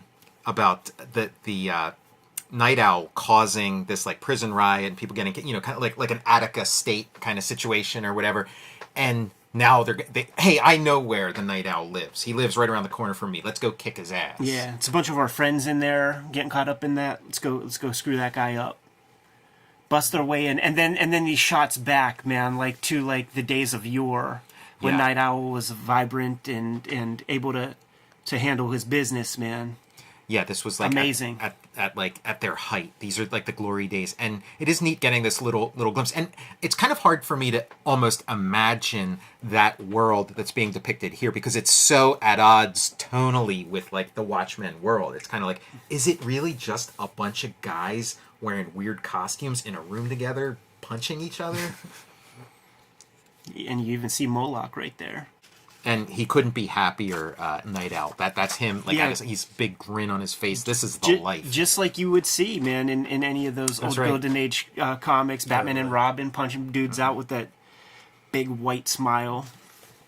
And then flash forward to this look of horror as you're bludgeoned with your own self, your own image. Strong panels. Those first couple of panels, really strong. Yeah, man. And it forms like a mask on his face, like a domino mask on his face. The shadow. It does, or like Rorschach's symbol. You know, you see the clear outline of the trophy. See the guy wielding it, and then let's have some metaphor in there. You see The pumpkin getting smashed, like his skull the is getting head smashed. totally. Yeah, it is like, you know, foisted on your own petard or what, like being beaten with your own graven image, this idealized version of yourself, and beaten to death with it. Like, it's such a potent metaphor. It says gratitude. Gratitude, there's yeah. something to that. Yes. So Here's your Do gratitude. you feel this comic, as we were going through it this time, it reminds me so much of Dan Clowes. sure. And I can't imagine that this would be a comic that Dan Clowes would be into, but like the meticulous detail, even the figure stylization. And I know like he likes some of the older Silver Age kind of he DC grew up comics, with all and it the feels same like they're kind of stuff. influenced. But then whenever you Moore's see like this kind of stuff, like that doesn't feel out of line for his sensibility. It's really weird. And it's just occurred to me, again, like partway through this rereading, but we look at Clowes a lot on this channel, Yeah. and it just reminds me of some of those details, you know, The because it's so precision, tight. The precision of the art. Doesn't look like. I mean, doesn't that look like if you put a title on this, you could call it Ghost World? No, I see. I mean, everybody's swimming in the same waters. It's like you're the same era. You grew up with the same shit. You're around the same age. You've got similar artistic ambitions, and they just come out, slightly different. Another example where we don't have that final quote, The quote, either yeah. approved or whatever, man. So here's our quote. I don't know who Eleanor or whatever, if that's song, Yeah, I if that's lyrics or something, but added to the big book. So this is the New Frontiersman, the book that was being pasted up on that, Yeah, that's a cool 6-panel extra. sequence. Yeah, and it is a far right hate paper. It's like just kind of like racist conspiracy theories if you start reading into it. coked out commie cowards. Missing writer, man. This is our dude that was on that island, going to come up with some kayfabe story that ain't going to matter. And it's also worthy of note that this is Rorschach's favorite magazine. Right? Yeah. How could we forget? How could we forget? Anyhow, there it is, man. Chapter 8 of Watchmen. 9th issue, 9th chapter of Watchmen. It's got Yes. a Halloween color scheme on the logo. Maybe sit on this one for a little bit. I was thinking about it as issue 9. This is the end of Act 2 in your traditional 3-act structure in terms of where that typically falls. And we've just got done with Rorschach being busted out of prison in our previous issue, getting the band back together, so to speak. And want to throw a monkey wrench in those getaway plans. Dr. Manhattan shows up and takes away Laurie. Yeah, man. As the nostalgia bottle. Yeah, continues its little twist through space. In that Watchmen monograph book, you could see all the sketch work that Dave Gibbons did to just show the different versions of that, like what the liquid would look like as it's kind of like shifting and rustling about. Whenever I reread this week after I got done reading it, then I went through it and I was just tracking like the bottle, projecting through space and being tossed around. There are animated GIFs out there of all the panels. It's neat because it kind of rolls through the 9-panel grid. As you see it each time, it's progressing it's one moved one panel. more. Okay. Yeah, exactly. Yeah. So one more of their subtle attention to detail type things. And one more thing that I didn't notice the first 100 times I read this, which is the way it goes with this comic. You always figure something new out. Yeah, wherever your eyes are, there's something happening sort of peripherally that has the same level of detail and attention. So, as I said, Laurie and Dr. Manhattan are going to spend a lot of time on Mars having a discussion about Dr. Manhattan's involvement here as the Earth is facing possible nuclear war. And you got this little like vertical blinds effect to give you a first person view of what teleporting with John would be like. An interesting visual Alan Moore transition sequence, man. Let's get out of Earth and into Mars. Yeah, and Higgins' color shining. Yeah, Show us the Martian landscape. We're going to get a good tour of Mars throughout this issue, and you'll get to see all those different colors. But I think it's neat to start here with these purples and unusual colors. Definitely, you're not on Earth anymore, but not the maybe obvious orange-red that we would expect on Mars right away. Yeah, the Mars, like the pinks and purples kind of set you up in like another land. And there's a point in the story where the nostalgia bottle like sort of spells out no, and I'm thinking when it's sideways, it spells out Oz, O-Z, and it's kind of like we're kind of in this like you're not in Kansas anymore kind of situation. Or Ozymandias, right? Right, Ozymandias, there you go, hey. We cracked it. Kind of an unfortunate image here. or fortunate. Well, we have sometimes talked about this of like, comics imagery is part of a context, but when you take it out of the context, what you're left with can be like very interesting to Yeah, it feels like something you would see this panel on Twitter independently with some snarky comment underneath it. But struggling to breathe, right? Dr. Manhattan, barely human at this point, doesn't even think about, she needs oxygen.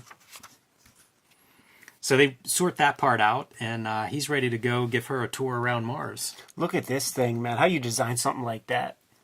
Yeah, I thought about that a lot, like a crystal palace kind of thing, based on watch gears and things. That's an unusual item to have to draw. Good luck. His blue looks really nice against all these pinks and purples. It too. does. It comes from a career of like 2000 AD sci-fi artwork and drawn Dan Dare and stuff that makes you be able to think in those kinds of terms and stuff. I wonder if that's something Alan Moore factored in when he's writing this. Because it could have been anything. It could have been a circle probe that they just, ride around in some kind of sphere. But knowing Dave Gibbons' ability and what he's coming from, like maybe you do play up the science fiction and make some interesting structure there. Yeah, it's a little like more lyrical, a little more fantastical. This is an interesting issue in that it feels like they're talking about much bigger things, but you're doing it through the superhero comic book language, which is a struggle. Sometimes, I think it probably depends on the mood of the reader. Sometimes I feel like this hits well, and sometimes it almost highlights the silliness of what we're seeing. And some of the stuff you're describing is a little bit of a vestige of that great Dr. Manhattan issue where it's playing with time stuff, man. So he's saying stuff like, you're going to tell me that Dan Dreiber, you've been fucking Dan Dreiber. Yes. Yeah, and then I'm whenever going to be she surprised. tells him, she's like, "You knew this." Yeah, there's some really fun verbal gymnastics with that kind of future stuff, and then we're going to see what he's describing, and it's still surprising. And he tells you like about the end of like the disaster that's going to come, like I guess next issue or in 2 issues. He tells you about it, and it sounds like the end of the world, like what he's describing. But then you later learn that there's more to tell. Flashback here to Laurie as a child and her parents fighting, and starting to get hints. We're getting seeds. What we're going to learn is that Laurie's dad might not be who lived with them. Yeah, and not who she thought it was. And then so this is the nostalgia glass here. This is she's looking at like a little snow globe. And can you think of a more nostalgic image if you're talking about than a snow globe? And of course, once you plaster your eyeballs on top of it, you got the happy face. It becomes something else altogether. I don't even know about happy face. I think about when they show somebody burning up in a bomb or something, and it's a similar effect where like your skeleton's visible but black. Yeah, I'm just thinking this is an obvious reference to like the smiley face of Watchmen. You see Dad being pissed off here, causing it to break, and then cross-cut to the Mars, the structure on Mars. And she thinks she knows the dark secret. She thinks that she knows that, that the guy who I said was my dad isn't my dad. My dad's really Hooded Justice, my mom's old boyfriend, Who is gay, right? Hooded Justice, is that what's implied? Gay, or like some like weird kink, like... Well, no, if you read the back matter, he is clearly gay, and he's in like an ongoing committed relationship with Captain Metropolis. That's like in the back matter and stuff. I don't know how much of that is in like the body of the comic, but I know it's in specifically this issue's back matter. Here's Dr. Manhattan. After Laurie admits to the thing, he says, she's going to admit to. She's like, but you already knew that. And he's like, you've replaced me. I have no connection to humanity. Now you're asking me to save humanity. Like, you see how futile it is. And nevertheless, let's go. Let's take a tour. Let's take a spin around Mars. And you know what, man? Like, there's that part where he's talking about, like, look at the sandstorms, look at the dust storm. And she's like, yeah, whatever. I feel like that's something that we could all relate to whenever, like, you might get a really cool opportunity and something really, really rad, or maybe, you know, a famous person comes and visits the studio, but that'll never impress your wife or girlfriend. You're like, yeah, but, like... You know what? When I say, like, the stuff they're covering in this, depending on your mood, is maybe how you read it, that's exactly what I'm describing. Because, like, on one hand, she's seeing something that no human being has ever seen and doesn't appreciate at all because she's somewhere else, you know, like, mentally and emotionally. She's fixated on this other thing and just no-sells this amazing, you know, sight. It'd be the greatest thing any human eyes have ever taken in. But instead, she's not in that mind space. Yeah, she's mad that you didn't take out the trash. Cut back. So here's a flashback of Laurie training. And I am shocked because I'm watching this and I'm like, oh, she's a young woman here. You know, she's training to be a superhero and stuff. Oh, she's and 13. you turn the page and she's 13. Well, I mean, like, It's probably the biggest Dave Gibbons weird drawing piece of this whole series. Yeah, I mean, it looks like a woman. But who does she evoke in this sort of like how she's dressed and what she's doing?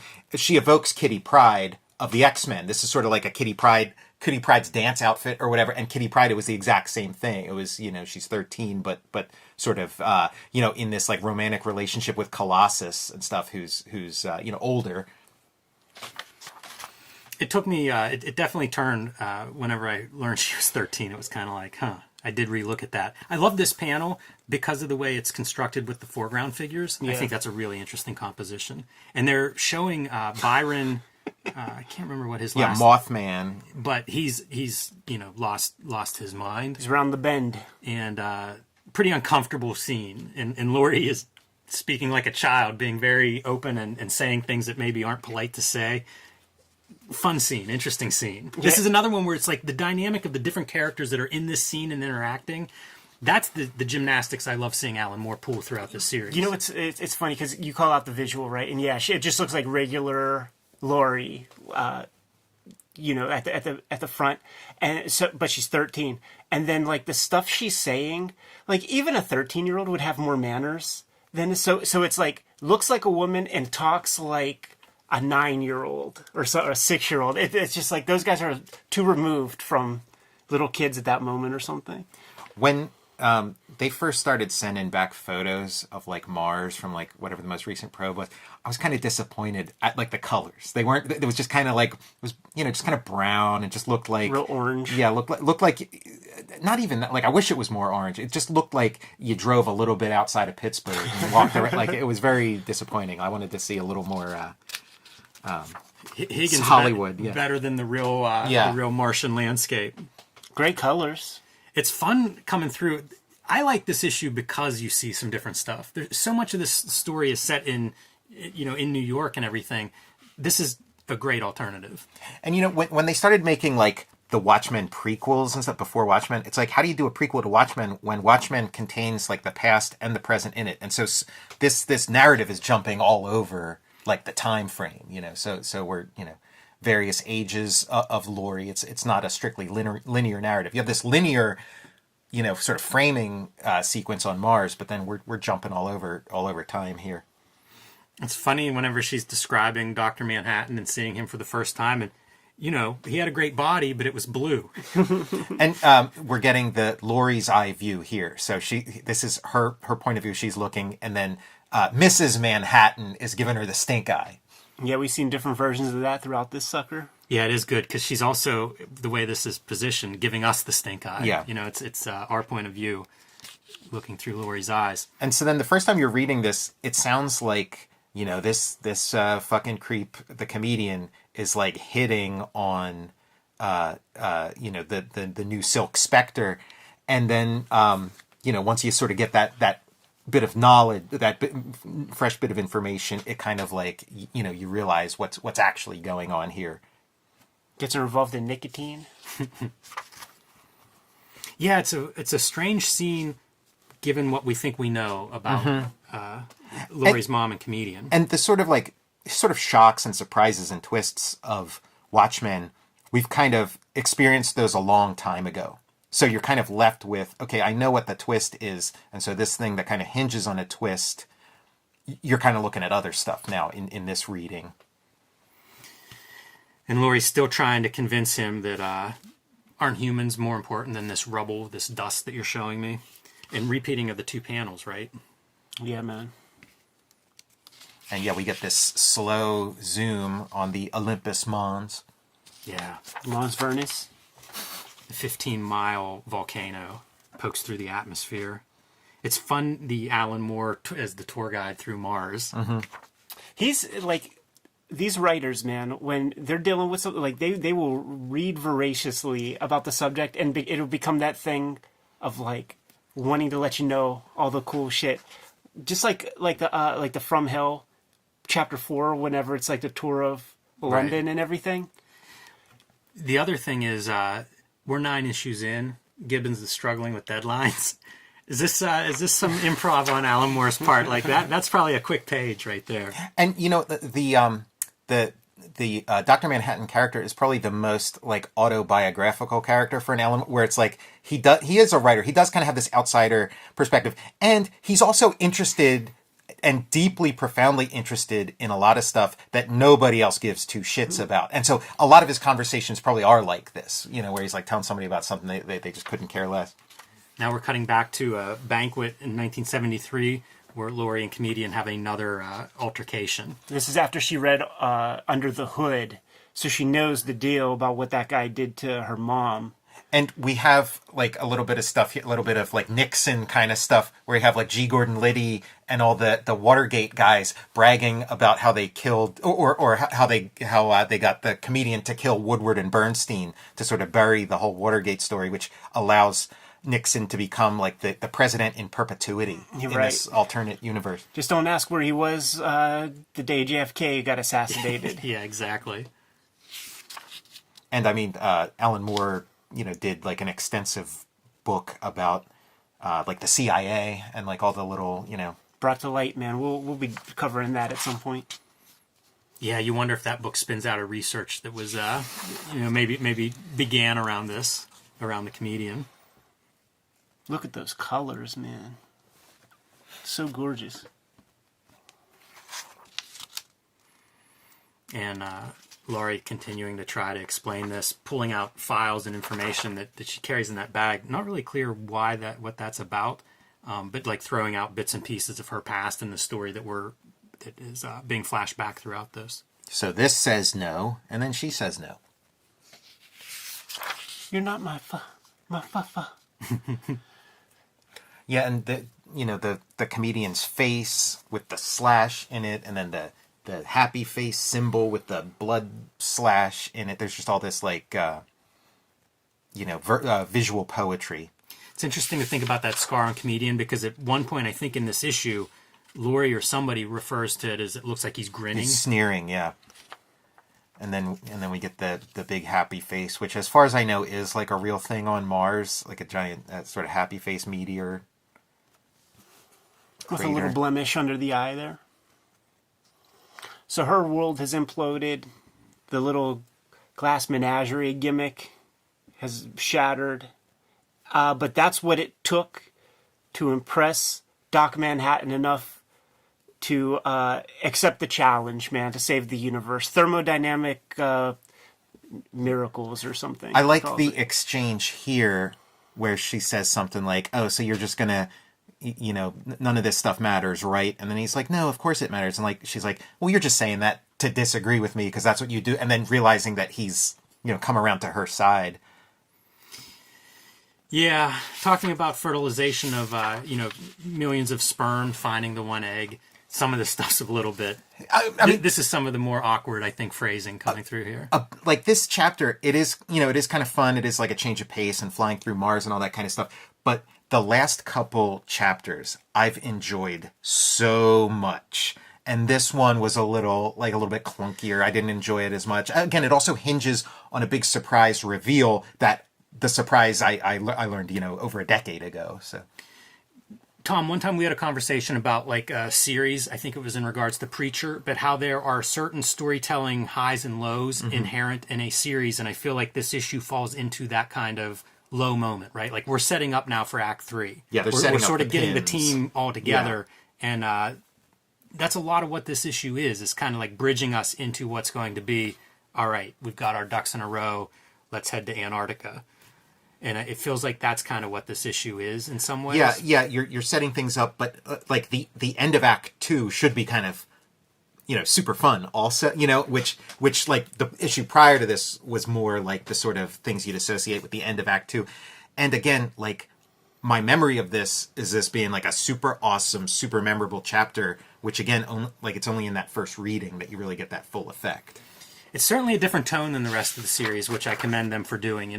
Setting it on Mars and kind of showing that backdrop does make for an interesting place to do some exposition and to allow, Alan Moore to channel his inner Dr. Manhattan, if you will. And this is like a classical setup too, where it's like somebody interceding with God on behalf of humanity. Like she's so like the only thing that would make it more classical is if there were also like sort of like a devil figure with her, trying to like convince him why he should just ignore humanity and let it destroy itself. Yeah, well, he's going to go hang out with Rorschach for a bit, so we'll get some of that perspective.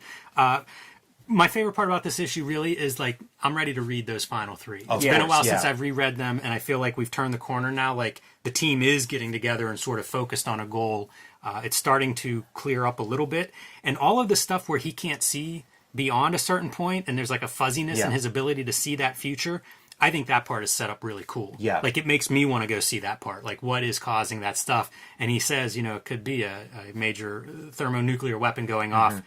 It's possible that could cause this. Yeah, and it does get explained. It's not some like red herring or something. And something that occurred to me in this reading, with all this sort of like him being unstuck from time, viewing things in like a nonlinear perspective, and viewing like all moments at the same time. Like at the end of the series, he talks about I might go off and create some new life, and it only occurs to me in this that like maybe he like went off and created the Charlton universe or something, or maybe he went back in time and created this universe that they're actually living in now, or but it was only this reading that thought occurred to me. I don't know if maybe they've explored that in any of these like million sequels and prequels that they've done to Watchmen since then. But. Yeah, I can't speak to that, but it's a fun idea.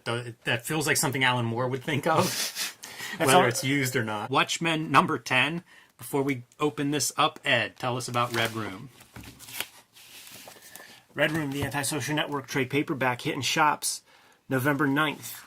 Jimmy, I said it before, say it again. Amazon bought half this print run, so that means that all the other comic shops in the world have to fight for the rest of that half that's out there.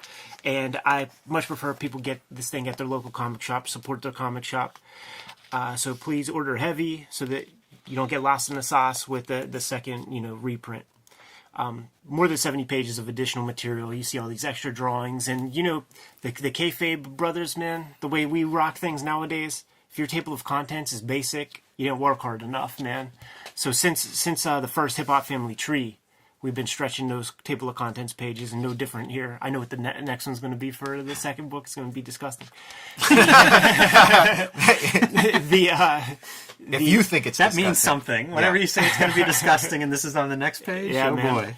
I'm also serializing the next round of Red Room comics at my Patreon, patreon.com/EdPiskor, and you could pre-order those new comics. Going to start coming out in December at the Fantagraphics website. All those links in my link tree in the description below this video. Tom, where can people find your latest, greatest? Here's Marvel's answer to Watchmen, Fantastic Four Grand Design. It's the whole story of the Fantastic Four done in one complete volume. It's just a great big love letter to Jack Kirby, Stan Lee, Joe Sinnott, all those guys. Rich Buckler, and it's available. name a really crazy name, and it's available from Marvel Comics. I'm a Rich Buckler fan. I'm proud to say it. I'm pro Rich Buckler. We'll be looking at Deathlock someday. Yeah, Deathlock's a classic. And here's Jack Kirby, The Epic Life, said with no irony. Jack Kirby, The Epic Life of the King of Comics. It's the story of Jack Kirby's life told in comic book form. And yeah, just turn to a random page and see, some, legendary comic book character invented. So it's It's a real trip. And check out my YouTube channel, Total Recall Show, and go to patreon.com, search Tom Scholey, and see all the different comics I'm working on at the moment. You can join me on patreon.com/JimRugg, where you can download out-of-print zines and mini-comics like BW Zine, freshly posted this week. This collects and reflects my love of 80s black and white self-published comics, reprinting logos, panels, collages, text pages, ads, all of that good stuff that represents one of the early waves of self-publishing and small press, and really continues to inspire me to this day. You can also see my original art, scripts, process, layout for the comics I make, like Street Angel, Plain Jane's, Octobriana. And you can get all of that at patreon.com/JimRugg. Good Craig Storman representation in that BW zine. Wouldn't be much of a BW zine without some Craig Storman. But we are here to talk about number 10 of Watchmen, and really enjoyed this one. You know, it's weird reading and rereading Watchmen in this format, because I'm used to reading it in the book, and probably that's what a lot of our viewers have done. And the issues, I find, they sort of ebb and flow. I like some better than others. I barely remembered this issue and really enjoyed reading this one. Yeah, man. The cover looks so 50s to me. You know, I know it's, you know, and his love of the 50s and EC comics and all that kind of stuff. It really, you know. And this is the height of the Cold War, which goes back to those 50s. So, you know, not weird to reference the 50s for something like that, for a cover that's really showing off that Cold War era. You know, I feel like that's when Hollywood and films and photography really got into it. So it makes sense that we would see that aesthetic here. And because this is our 10th episode, and I'll say it just because we'll get 5,000 comments mentioning it if we don't. Yes, we see the smiley face. Right, yeah. Thanks, Ed. And Try to save us some... oh, I know it. Like the big...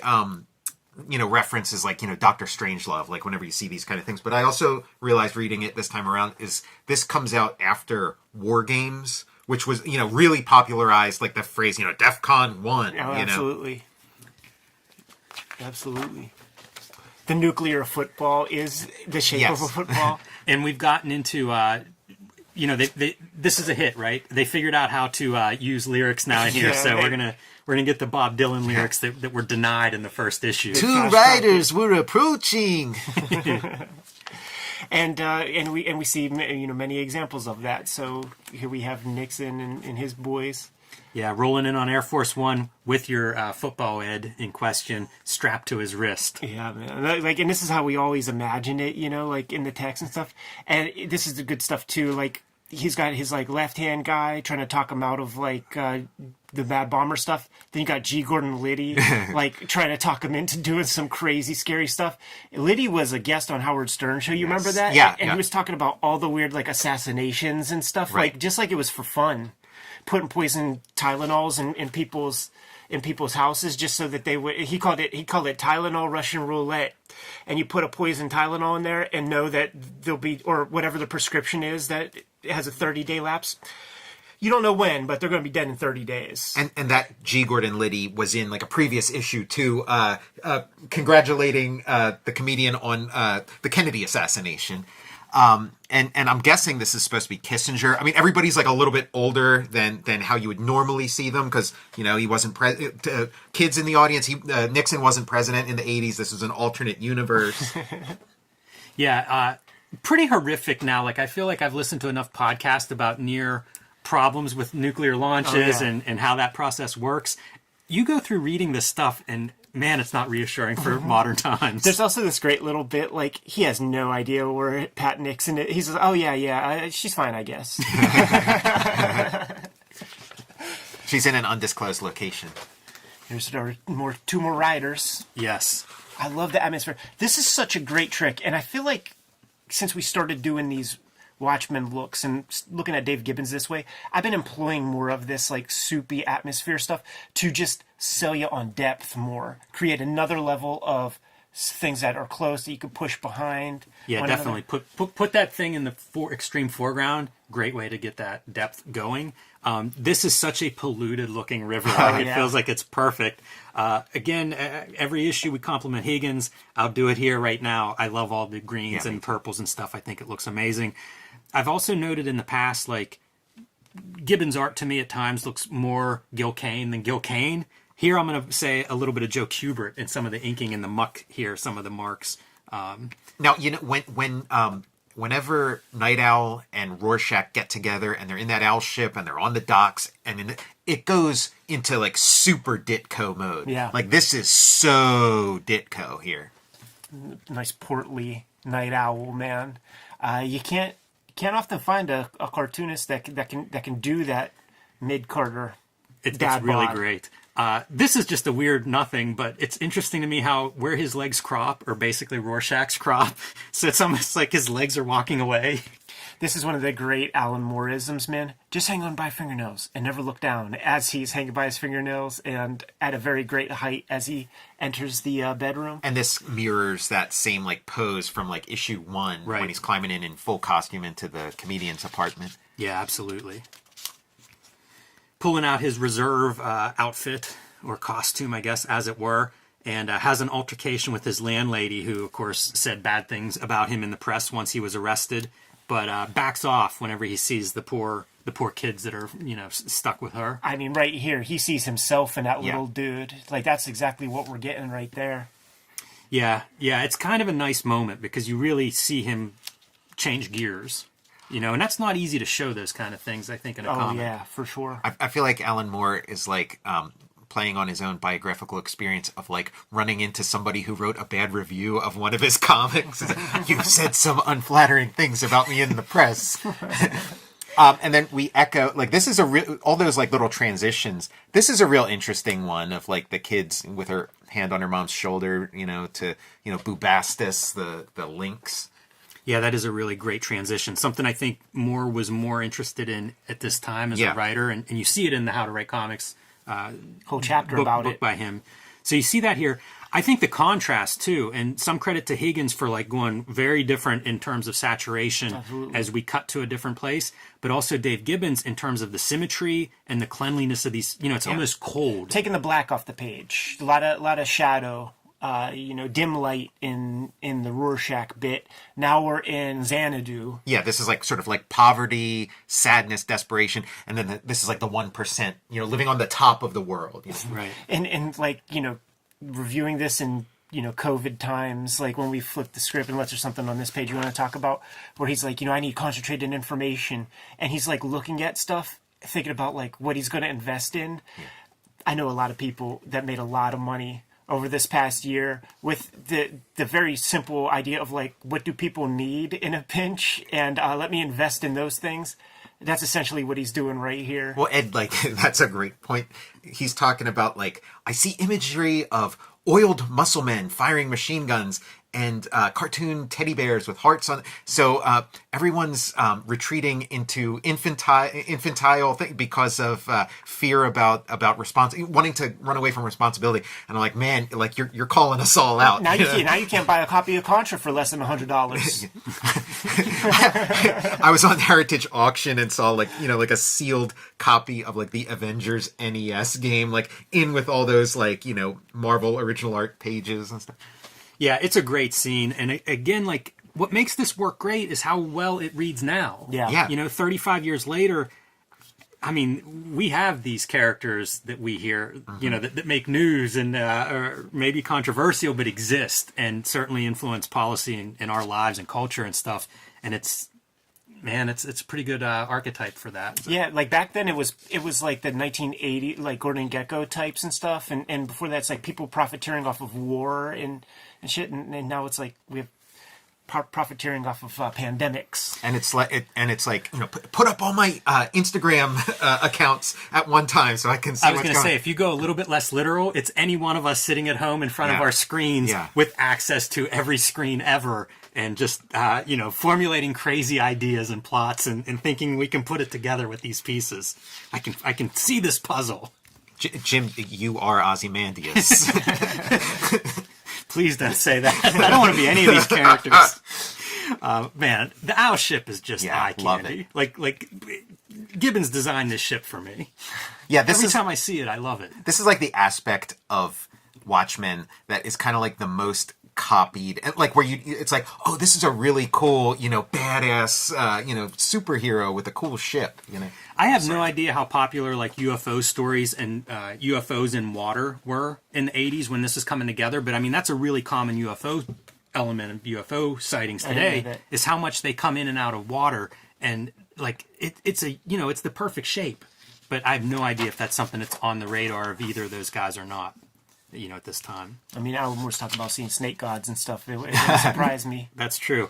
I love this moment. This is like a moment of friendship, right? This is probably one of the few moments of Rorschach. We saw it a couple pages ago where he connects to that kid and backs off. There's a moment here where he recognizes a friendship with Nite Owl, and it's kind of great. It's the human moment of Rorschach, which in a way I hate, because I think Rorschach's a scumbag and we shouldn't glorify him, but it's a great human moment of him. It's what makes a comic like this, what elevates it from your typical superhero comic, is the complexity of these characters, and it's a moment like this that makes Rorschach complex. And it's what you do before you vaporize the guy.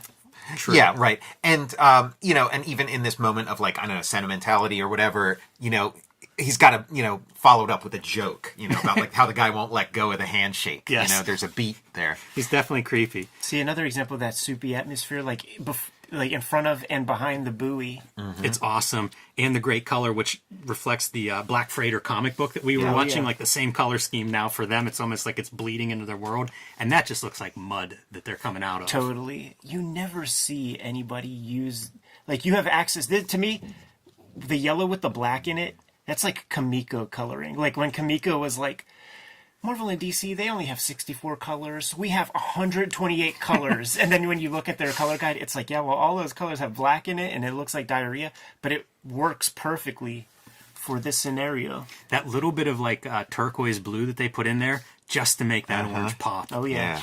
Really subtle. And we get some of the Black Freighter and a disturbing chapter of the Black Freighter story. It's culminating here. He's around the bend.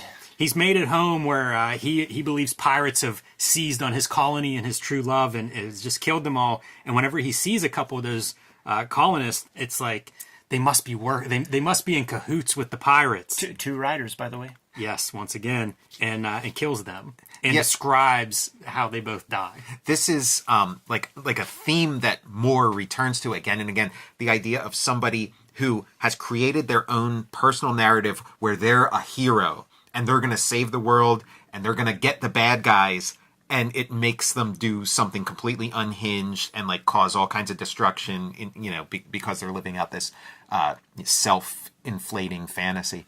It's also cool what he's doing where the captions from the comics are now overlapping the real life, the blurring of that fantasy versus reality. And I mean, for us reading it, it's 100%, right? Because like we cut from comic book to fake news headline here. I love that layering. That's a pretty good technique. Two Jehovah's Witnesses riding, approaching. Do we think he's gone overboard with the two riders? We'll see. Another fun color choice. If this is recolored, and I guess there is a recolored one. I bet those two figures are not red standing in the middle of the panel. Yeah, I bet they're brown. Another fun scene where they switch kind of roles a little bit. Rorschach is looking for information. They want to know who tried to kill Ozymandias. And, they're going to these underworld bars and he's torturing it out of people. Everybody sells him out, by the way, like this panel where they're all looking at him whenever he's like, all right, who did this? And everybody just stares at him. It's a good callback because, these people, they know Rorschach now. Absolutely. But the flip is Dan, Nite Owl, losing his shit whenever he finds out about Hollis and that this guy might know something or be involved in it. And Rorschach has to pull him off.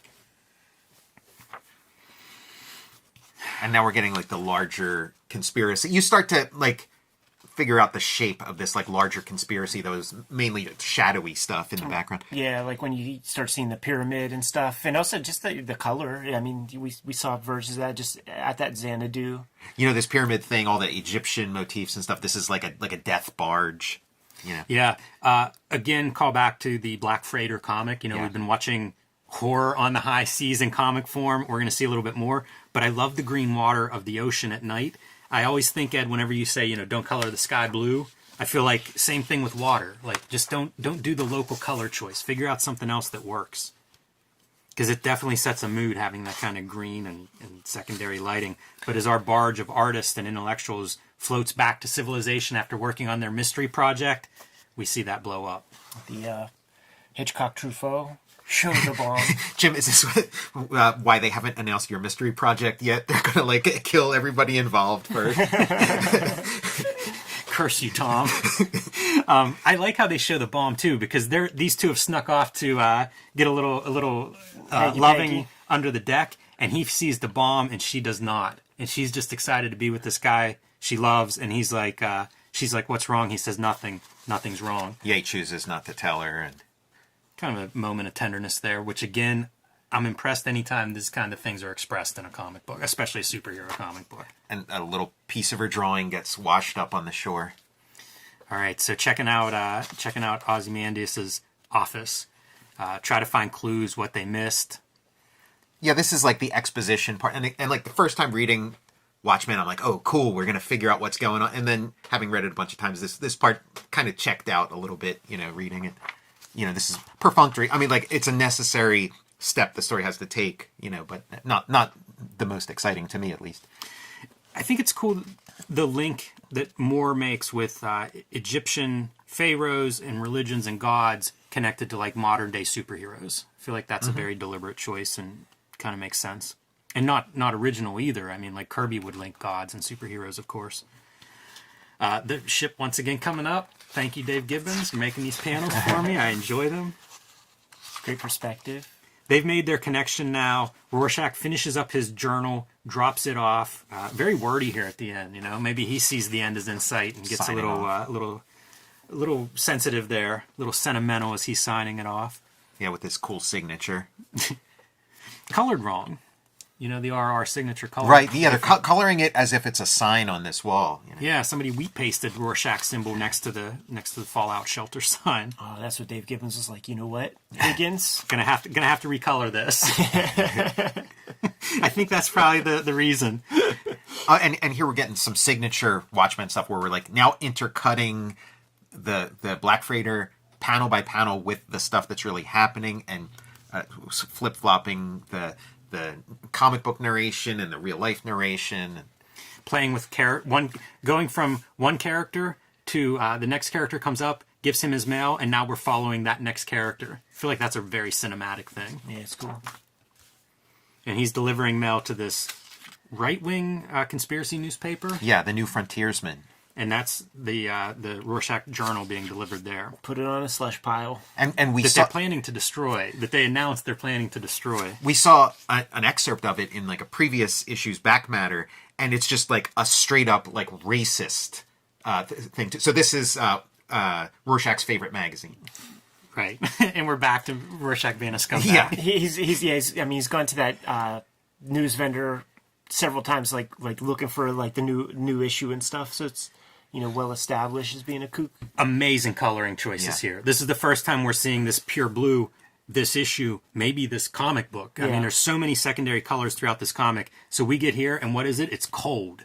The ship is going to crash. The engines are failing with ice, but it's just like it's all in the color. In this panel, great drawing from Dave Gibbons that doesn't look like Dave Gibbons. Like, it looks like he's using some different... Like Hergé or somebody. Yeah. Very clean. Yeah, line. like Peter Max. It feels like something else, and I really like it. Guy Peeler. It really, yeah. That makes sense. Great panel of the diving, failing owl ship. I feel like they stole this for The Force Awakens when the Millennium Falcon lands in the snow. Could be. That's pretty good, though, for movement of the ship just barely clearing the cliff. Being able to animate something that is an oval... I've said it 4 times already this episode, but I mean, like, that shit's impossible to draw. Yeah. DC Comics, Alan Moore, Dave Gibbons, fucking shame there's not 1,000 Watchmen comics, by that team. of How? course. Yeah, I mean, how could they have possibly done that, right? Yeah. I mean, you wouldn't keep a writer on your, in your publishing house, would you? Just because they produce something extraordinary? Hey, man, writers don't sell underoos. Little Superman symbols do. And here's where we get the Nite Owl Watchmen. This is where we can curse Dave Gibbons for running Alan Moore off. Got to put him in the snow owl costume. Yeah, and this is like when you get the Arctic Batman action figure. 100%. Yeah, pure white Batman action figure, and it says Dark Knight on the cardboard box. Man, if you can make Nite Owl look any cooler, that's pretty good. The snow costume, It's having that ready funny, to go. man. It is very funny. It's so silly. It looks awesome though, like on the monitor where you just see the little whites of the eyes sticking out. Freaking Moon Knight. He's wearing Nana's fur coat, Boy, our two Moon Knight fans are going to be mad at that. You mean that too? Yes, that's what I meant. And all the pieces basically in place, right? I mean, all we're waiting for now is Dr. Manhattan and Dr. Manhattan to show up, but certainly we are getting the pieces aligned for the big finale. Oh yeah, man. Great final panel, and I love how the colors kind of they go into a different mode or something. I'm doing my best not to look ahead, but I do remember the part where he's like, "I wouldn't have told you my whole plan if it didn't already happen. It happened 30 minutes ago." And I wonder if it's the last panel of that issue. I don't quite remember. It's funny reading this. I was like, I know Watchmen pretty well, and I'm like, oh, is this the episode where everything blows up? Is this the issue where everything blows up? It's like, no, it is like, he really saves it for the next to last issue. You can't have like everything blow up and then be like, oh, we got a couple more issues to go, folks. Man, the toy layouts, talk about dooming yourself. Like, you can't do this and not expect it to happen. Yeah. And Moore is like, he knows that. Yes, like, right. he had to know that picture shows up, it's manifested. Like, that's a reality just waiting to happen. Super So, fun, man. Watchmen number 10, pretty good issue, I think. I feel like our momentum is building now. I'm very excited for the next one. Man, when we complete the whole saga, I'm going to stitch a video together with it all. That's going to be an epic vid, man. Yeah, I'll go from saying 5 times how impressive it is what they do here to saying it like 65. Yep.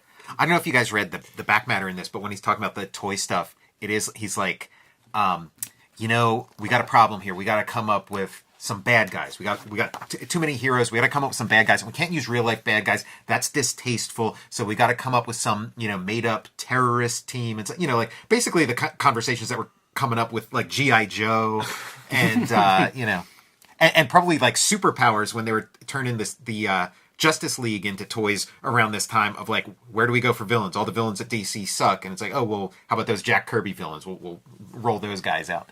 Yeah, kind of fun notes. A lot of this back matter pretty inspired.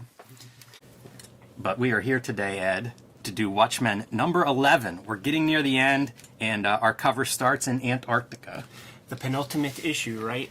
It is, and it makes me think like there's so much Antarctica conspiracy theory stuff. It feels like this is the perfect place to put the mastermind, the evil villain of Watchmen, give him his headquarters at the South Pole. Yeah, he describes it like, Ozymandias in the story. It's like he needs a neutral position to watch the world's events like play out. So, of course, why not choose one of the poles? And the North Pole, you associate that with Santa Claus. That's less sexy, man. South Pole, far more mysterious.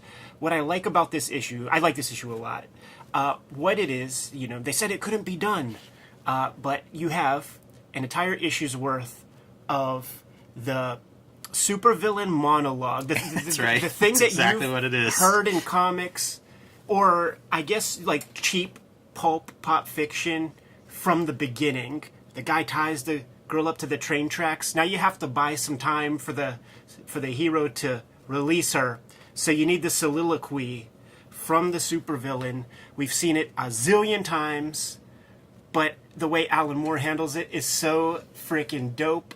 The first time I read it, it gave me chills at the end. Yeah, it's a nice moment. Reading it this last time gave me chills because it's Alan Moore spitting in the face of all that stuff. He's telling the reader and showing the reader, I'm going to do the thing that you've seen a million times. And with one sentence, I fully change it. I fully flip the script on everything you've ever read that you could compare to my supervillain soliloquy. Yeah, it's kind of a brilliant twist on the on that classic. And as you say, start in Antarctica. We see the snow, the white. It's interesting because it's kind of a desolate, horrible cover, right? Life is being blotted out, literally just erased around it. But also, it's probably the most colorful of the Watchmen covers. Absolutely, the most vibrant for sure. And what we're seeing is this dome where he's got tropical, a tropical climate in here with butterflies and other life living, rare birds and things that he's somehow cultivated to, show off his intelligence. Perfect for a madman, a brilliant madman villain's lair. It's like the Phipps Conservatory in Yes. January, man.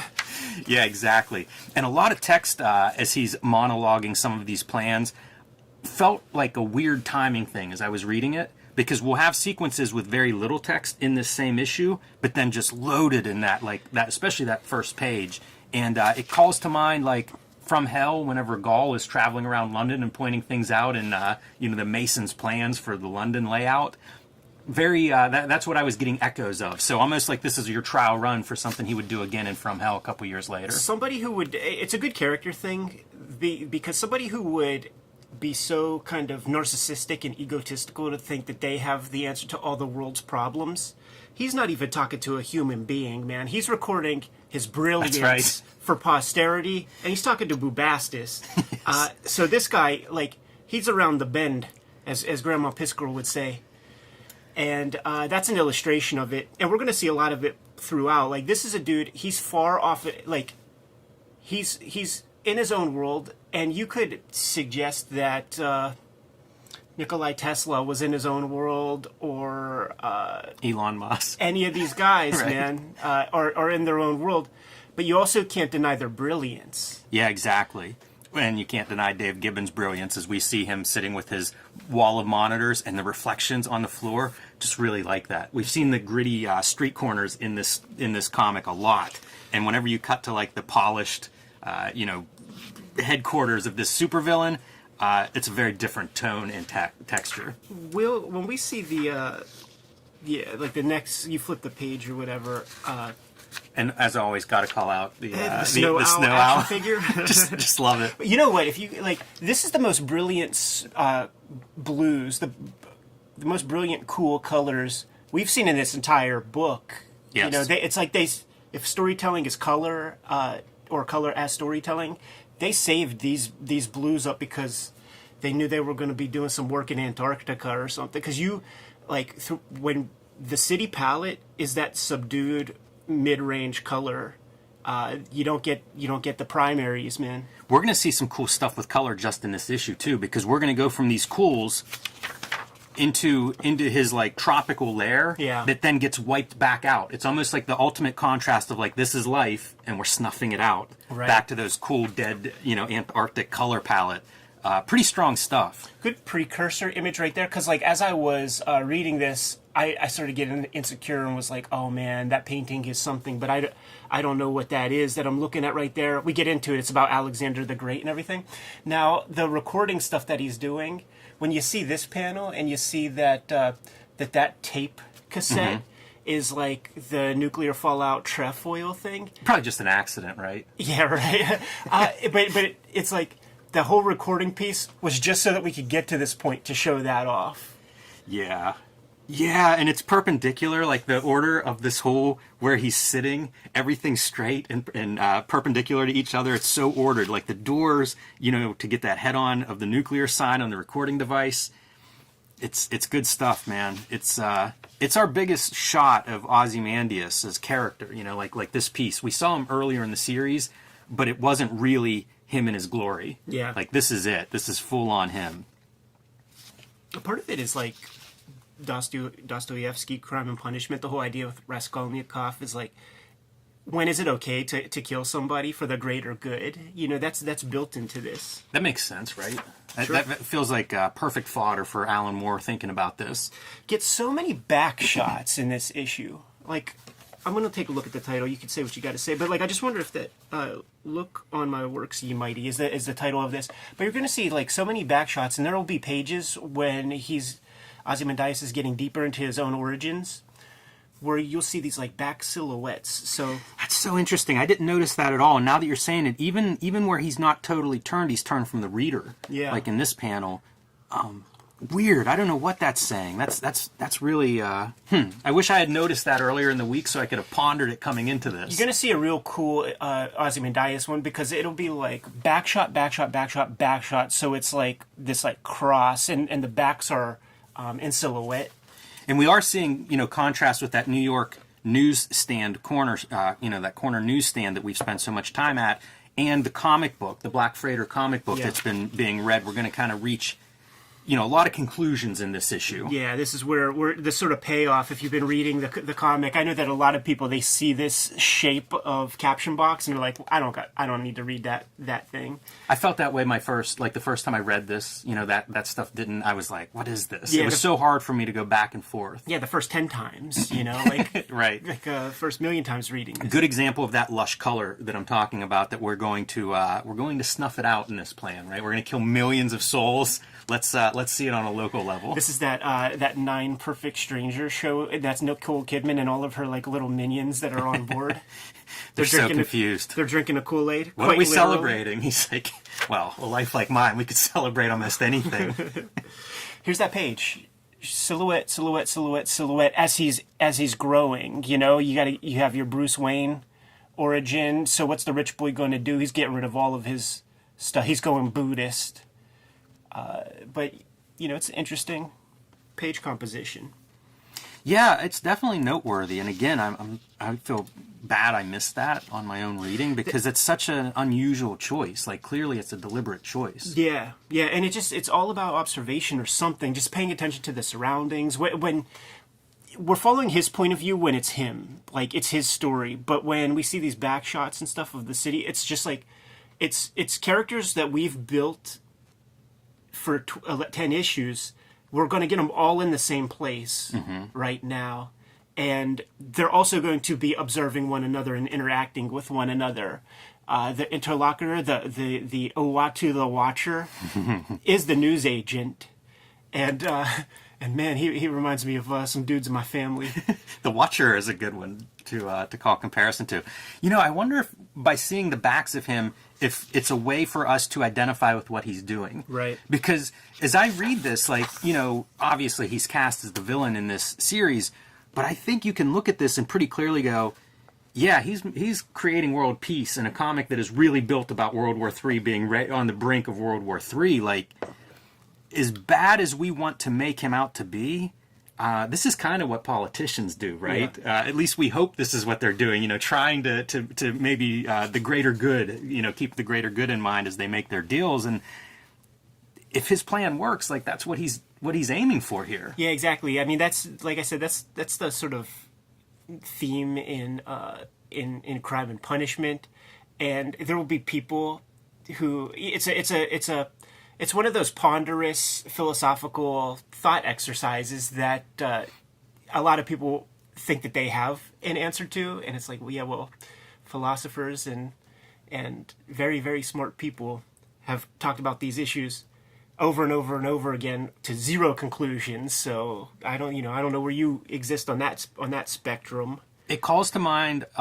I heard some podcast and it was about athletes and how like these really high level athletes, they sort of have to perceive reality a little differently. That cornerback who's lost a step, he's unable to even acknowledge it, and that's what allowed him to thrive. In his prime is that he could get beat on a play and just put it out of his mind. And I think they have more white matter or something in their brain.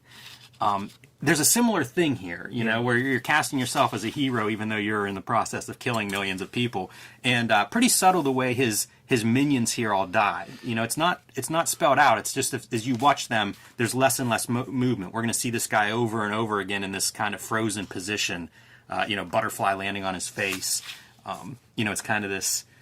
It's never spelled out, but clearly he's poisoned them and they're dead there. And it's another great character moment because he's still so in love with himself and believes in himself so wholeheartedly that he's now, he talked to living beings for maybe 5 minutes when he's giving his soliloquy, and now he's literally just listening to his own voice. Yeah, and tying up the loose ends. And There'll be no living witnesses to what he's got planned. And things eventually get pretty spelled out. Yeah, yeah. By this point, it's pretty clear this guy's not coming out of it. Go back one real quick, because there's like a real fun, subtle thing as he opens up his little aviary or whatever it is, man. You just see that little crack open right there, and you see the wind and the snow just slowly starting to Calls to shoot mind in there. the igloo here in Pittsburgh. Yeah, you know? yeah. Is that still open? I don't think it's It open doesn't in my even lifetime. exist anymore, right? Didn't they tear it down when they built the new? I'm so bad. Yeah, I don't think all those gigantic stadiums that were supposed to have open roofs. I think they never really worked. It was just too big of an ask that you would Freaking open this. Transformer. Right.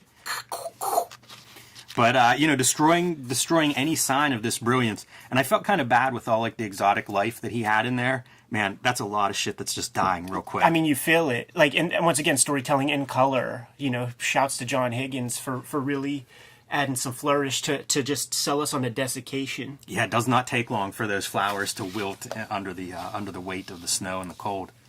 And again, cross-cutting back to our Black Freighter comic and New York City here, and more of those back shots, Ed. Yeah. That's so interesting. Even our Black Freighter character is swimming. You know, our hero is swimming out to meet the Black Freighter, so we see him from behind. Even when he's not in the panel, just his hands, it's still a behind shot as he's moving towards this freighter. Yeah.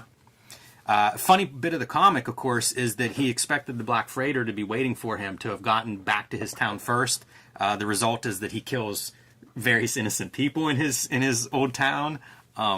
Misguided, we'll say this character was misguided in his attempts to wreak vengeance on the Black Freighter. Might as well be the Black Freighter, man. It calls to mind that comedian joke that Rorschach says earlier about Pagliacci the clown. I am Pagliacci the clown. He is the Black Freighter. Ozymandias kills lots of people. And our psychiatrist, can't remember which, from Rorschach, his wife and he separated, and this is her looking to maybe reconcile, to meet up with him. Yeah, and everybody uses the newsstand, and the newsstand guy knows all. Back to our cool purples and blues in the frozen Antarctica is our hero's approach, two riders approach. That snow owl looks good even from the back. Yes. Man, more of those back shots, and he's sneaking in. You know, the other piece with the back shot, I wonder if it's related to time, as we get to the end of this issue and kind of like get our Alan Moore twist. If there's something, if there's an inevitability of seeing them from behind, like this has already happened, they've already passed us. The title, Look on My Works. So it is this like observational thing.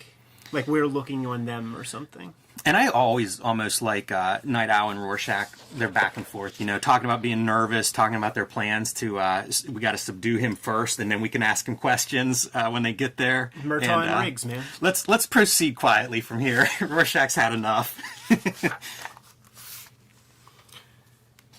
Man, imagine you're asked to draw this kind of thing where he's seeing reflections of Rorschach showing up. The entire structure of this like fight sequence is like show me those Alan Moore script pages, because this I can imagine if an entire panel description of like panel 1 is 2.5 pages, sequencing something like this has to be very verbose. I wonder how intuitive this kind of action thing is, where we have our characters leaning towards our right, and whenever the punch happens, the counter punch, now we have them going back to the left. It's so good for like depicting action and keeping this stuff interesting and having your directions all work with you. Yeah. Who's figuring this out? Do you think that's intuitive on Dave Gibbons' part? Alan Moore's a drawer, he knows the score. The best of comic book writers have some facility for drawing, so they know what's too much of an ask or something. If they can put it in the thumbnails, it's like your general, like I will never ask you to do something he wouldn't do himself, kind of thing. So if he can fit it in there, like you have room to move. But it's like establish the fork as the hands come in. You might not exactly see what's happening, but there's a move being pulled right there. You see the fork jabbing down on that coat while he punches him in the jibs. Man, and it's hands the whole way. Even before that center panel establishing it, like we've got the hand and fork, the hands and Rorschach's hands in the foreground. Heck of a storyteller, man. Really is. And those directions continue, Ozymandias leaning towards our left, hitting Nite Owl, leaning towards our right. You know, it's very basic, and then you get your establishing shot of like. It's so clear where the space and where everyone is. It's choreography. It's choreography to very specific ends, and you got one dad bod superhero guy. You have one unhinged maniac, and they have these designs on stopping the world's smartest guy, who basically has never retired, never lost a step, never gotten out of shape. You know, there is a term, rich and thin. Like he's. Ozymandias could afford a personal trainer. You know what I'm saying, man? He stayed in shape and freaking subdued these dudes in 2 seconds. Like, because there's no dialogue in this, you could imagine all of that is like some John Woo 2-second Hong Kong movie shot, you know? And let's give Rorschach a little more credit, right? He's not done yet.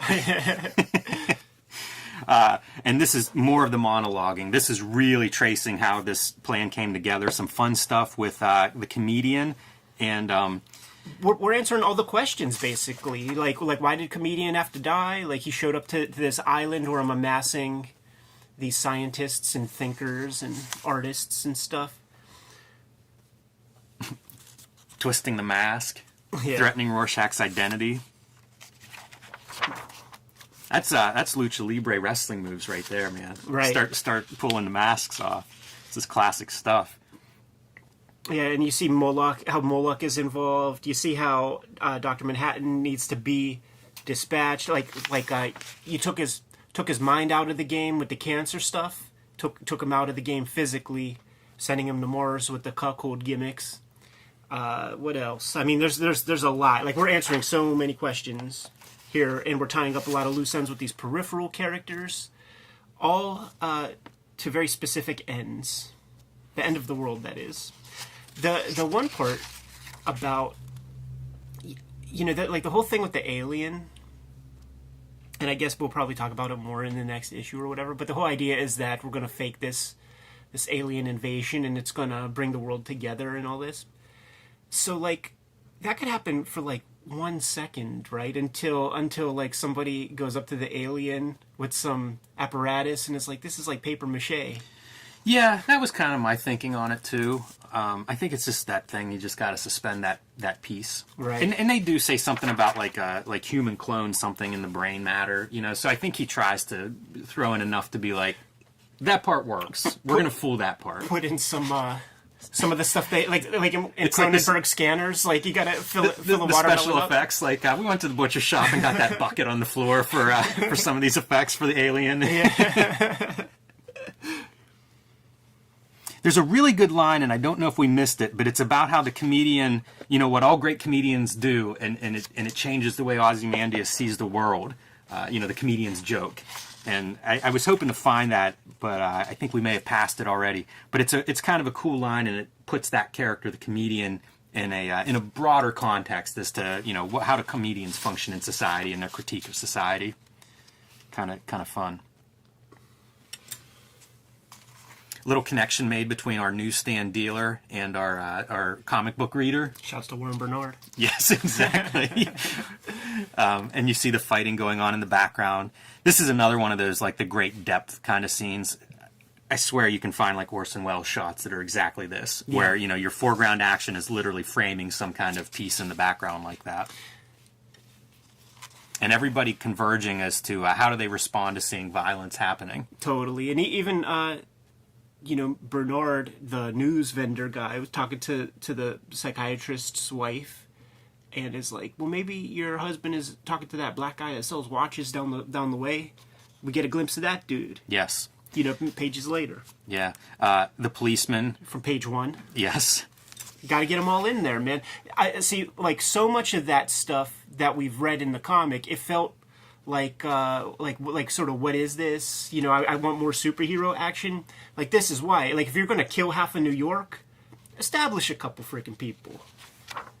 Yeah, and especially the non-superhero people. The non-superhero non-masks. people, yeah, exactly. Like the citizens of New York, the people who are going to be dying in this alien explosion that's happening at, like, Madison Square Garden right there, you know, like the news vendors on the corner there. This is so great, too. Like, the comedian is just beside himself whenever he realizes what's going on here. And it's described as, imagine the perfect fighting man discovering a plot to put an end to war, an end to fighting.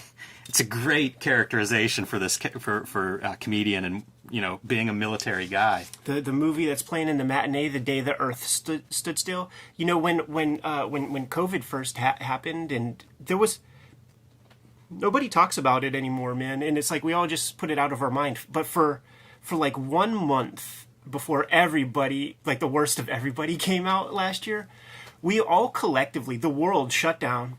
And we were all in fear, trying to figure out what the fuck is happening in this world. We were all the same, and it made me think of Watchmen. Like you don't have to like come up with some kludgy alien thing. It's like introduce a weird pandemic or something that is completely new and just freaks everybody out. Because like we sort of lived it, and we were all in solidarity for like 25, 30 days. It was the second that people started getting let out the house again in a small way that everybody started wilding out.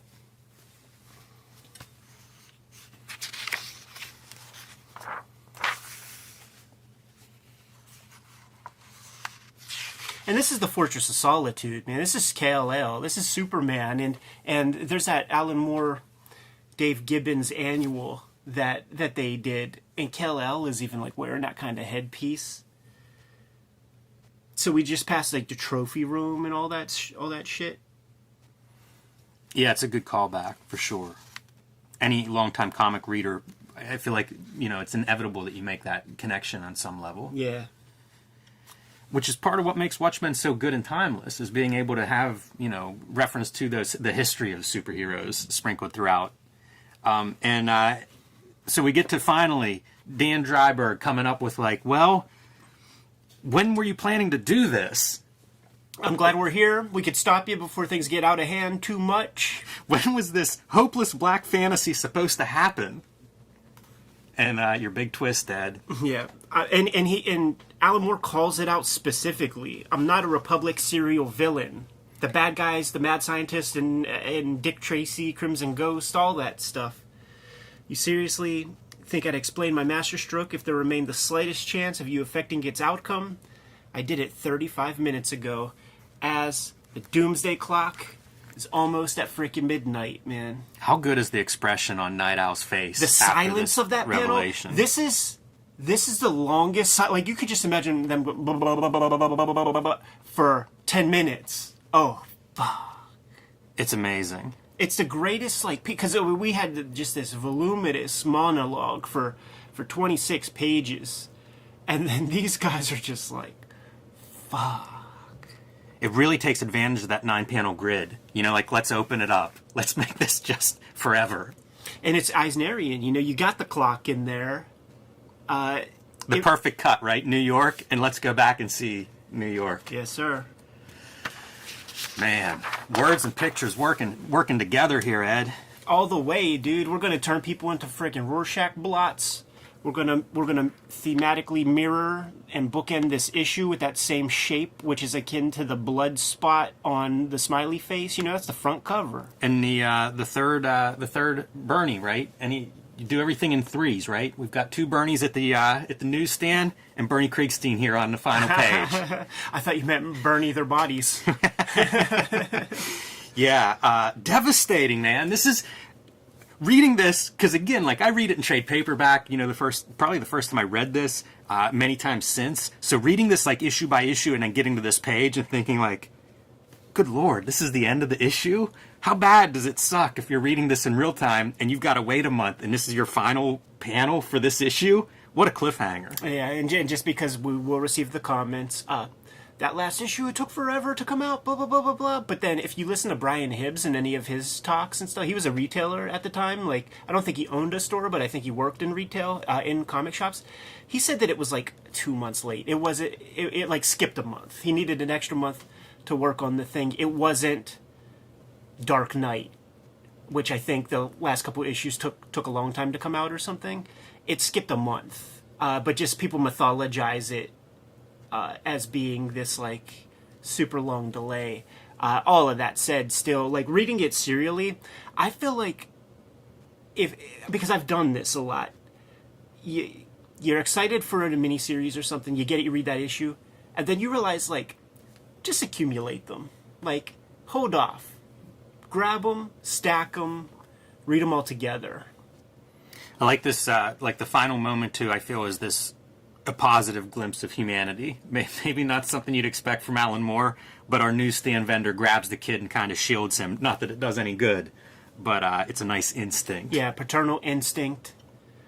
And the kid's running to him, man. Like, the kid is welcoming that stuff, and they were cold to one another just a page earlier. Yeah. And once again, man, like living through that COVID stuff, I really do feel like we were all sharing in the same fear for like a very small amount of time before it got politicized and all of that. Yeah, small amount of time. Very small. That's what I'm saying. Like, Ozymandias is achieving world peace for about a day and a half. Yes, but hell of an issue, and kind of a different tone, than what we had seen before. And I got a kick out of this one just seeing like the different fonts that are available. These are like the Letraset kind of fonts. It's a different time. It's so funny too because it's like the times they are a changing, and that is some antiquated. Yes. Crusty ass. That's your 70s, early 80s video game future font. Exactly. I guess it's a 1986 future font. I love it as well. though. I love that font. It easily communicates. You know what? Now I'm trying to figure out like a future Kayfabe shirt that we can use this font in some way. You know what would be fascinating?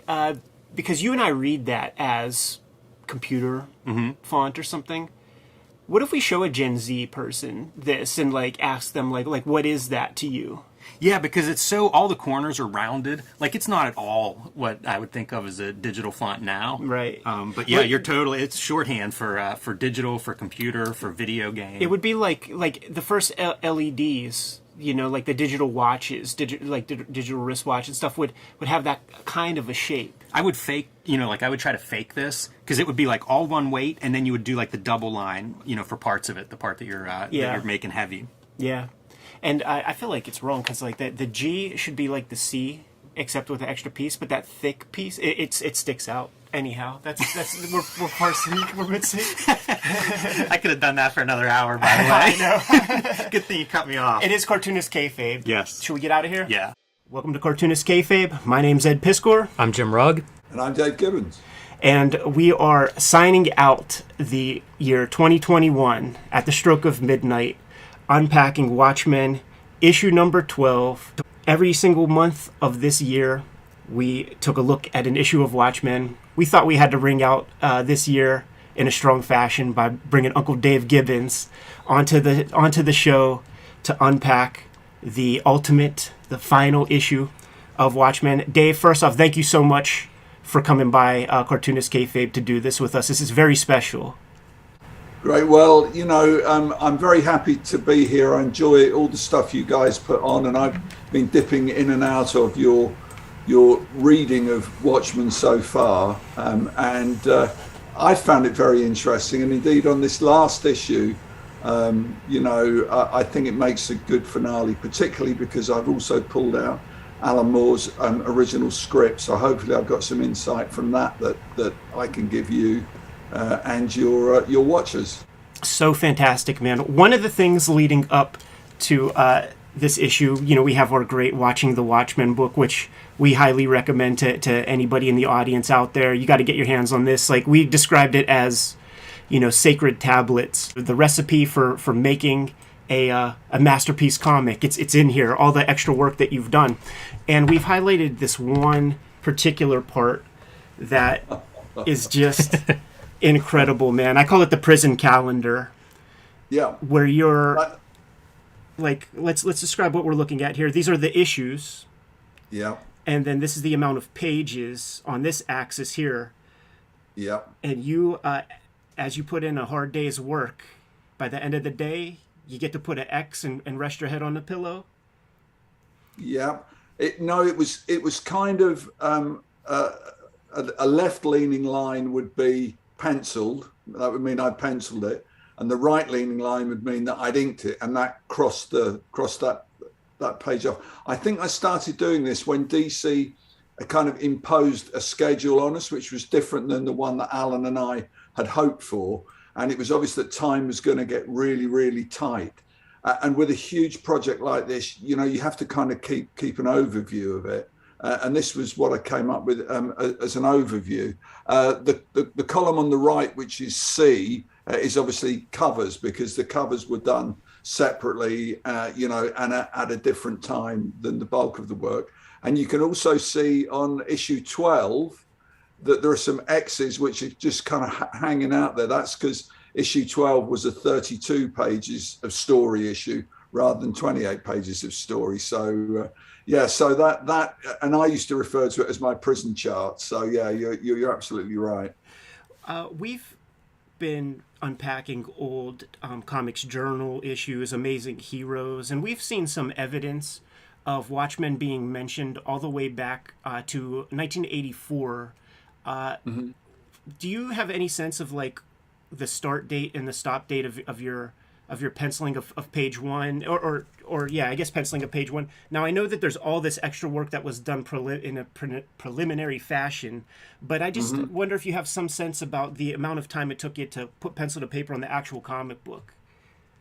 Wow. I mean, I did keep the original envelope that Alan sent me the first script in. So that kind of would have been the actual date of me starting to pencil it. And obviously, as I outline in the Watching the Watchmen book, it wasn't just that I'd get a sheet of paper out for page one and just start drawing on that. I'd plan the whole thing out in thumbnails. And then I'd, go through and lay that whole thing out and then pencil it and then ink it. I mean, it's all described in exhaustive detail in that book. But, Alan and I probably started to talk about it maybe even a year before I actually started to draw. I remember being at the 1984 Chicago Comic Convention, and that was when I actually went up to Dick Giordano, who's the managing editor of DC, and said, hey, this thing that Alan's working on for you, I'd really like to draw it. So that was the point at which I was told, okay, it's yours. So it really started from then. And in between that date and starting on Watchmen, Alan and I also did a Superman annual, which meant we were having a lot of discussions about that and doing designs and everything for Watchmen in the background while we were working on that. So yeah, 1984 was when the seed was really planted. But it was about a year after that actually the materials that were finally printed started to come together. When you start drawing pages and you're accumulating issues, where did the bottleneck occur? Like, did you have maybe 3 issues done before the first issue hits the stands? Yeah, as I say, we had a schedule from the very beginning, me and Alan, that we worked out to be the time that we could comfortably do the work in. And the interesting thing is that if we kept to that schedule, the last issue of Watchmen would not have been late. It would have come exactly monthly. And we were a little bit pissed off because it was quite important to us that, not only did we make it as good as we could, but that it was there in the comic book shops on the due date. And indeed, I got some feedback from comic book store owners who said, how frustrating it is for readers to go in to pick up the latest issue of the comic they're following, and it isn't there. It's a very disappointing experience. And also for the retailers, they can count on a certain day that if that's when the new Watchmen comes out, loads of people are going to be in, and they're going to sell loads of other comics as well. So they up their orders of everything else when they've got a real, what you might call a banker, So we were late. We weren't very, very late. I think people get us confused with that other Brit, Brian Bolland, who's a very good friend of mine, but who managed to be like a year late on the final issue of Camelot 3000. I believe we slipped a bit on the 11th issue, and I believe the 12th issue was about a month late. It may have been a couple of months, but it certainly wasn't very, very late. And as I say, if DC hadn't imposed a hurry up schedule on us, we would have hit it, bang on target. Yeah, I'm glad you brought that up, because the great retailer out in the West Coast, Brian Hibbs, when he's interviewing people, sometimes they'll bring up the lateness of Watchmen, and he equates it with people's confusion, not with Camelot 3000, but with Dark Knight Returns, where the last couple issues of that were pretty late in between, and that book coming out the same year essentially. But he's Right. he concurs. He's like it was 12 issues of comics that came out in 13 months. Not bad. Yeah. But of course, you do get to that point when the schedule really starts to bite. The pressure is on for you to do it quicker. But when you've spent 8 or 9 or 10 issues carefully doing something, you can't just sacrifice everything just to be there in time. And I think ultimately that's not what the readers would want. And ultimately, when you're looking back on it from a perspective of 30 years away or more, you think, well, I'm really glad that although I worked hard, I didn't get panicked and rushed that final issue. And one thing that's come to light, I mean, rereading this final issue for the purposes of this discussion, was how much work there is in there. I couldn't believe the amount of drawing. I mean, I couldn't approach that now. And to think that, I was doing more or less a page of that a day, I'm just staggered by my own ability to buckle down and do it. I hope that doesn't sound immodest, but obviously at the time you're kind of in the eye of the hurricane, and you don't realize till you look back, as I am now, exactly what you've got. Worth mentioning the in addition to drawing it is the hand lettering, which we do a lot of hand lettering here. That can be hours per page. Like, that is not a fast task to put on top of drawing elaborate comics of this degree. And especially over the course of hundreds of pages, I mean, you're talking about months of time. Yeah. Well, I mean, I actually like doing the hand lettering. I don't think Watchmen could have happened as well as it did if I didn't do my own hand lettering, because particularly on the last few issues where there are some very text-heavy pages, it has to fit. And if you did it in the normal way of just drawing it and then somebody else adds balloons on it, it just would have lost that kind of meticulously planned look, and you'd have been pasting balloons over important information and stuff like that. But I actually really enjoyed doing the lettering because, when you've been working really hard penciling a whole issue, it's really nice to have a few days, a week maybe, where all you do is letter it, because that's a much more mechanical, repetitive kind of task. And it also gives you a chance to look over what you've done and to actually, in a way, plan as you're looking at it, how you're going to ink it. And so, although, I mean, that was kind of a time sink, I think it was an integral part of it. And I think it actually, because it gave me some days kind of rest from the creative burden of it, and a chance to overlook everything, I think that worked very much to its benefit. Would you letter the complete issue before beginning penciling, and just have paper that was not blank?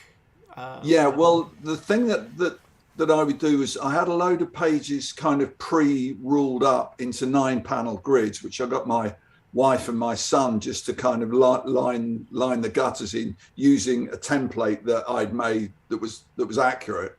And so I'd have a pile of pages with the panel shapes already blue penciled on there, and I would then look at my thumbnails, and I would, in light blue pencil, kind of redraw the thumbnails onto the big board, only very loosely, only to get a sense of how I was going to cover the ground. And then I'd know where the balloons were going to be, and I'd rule in the lettering lines, and I'd actually pencil in the copy, the words, and see how that fitted.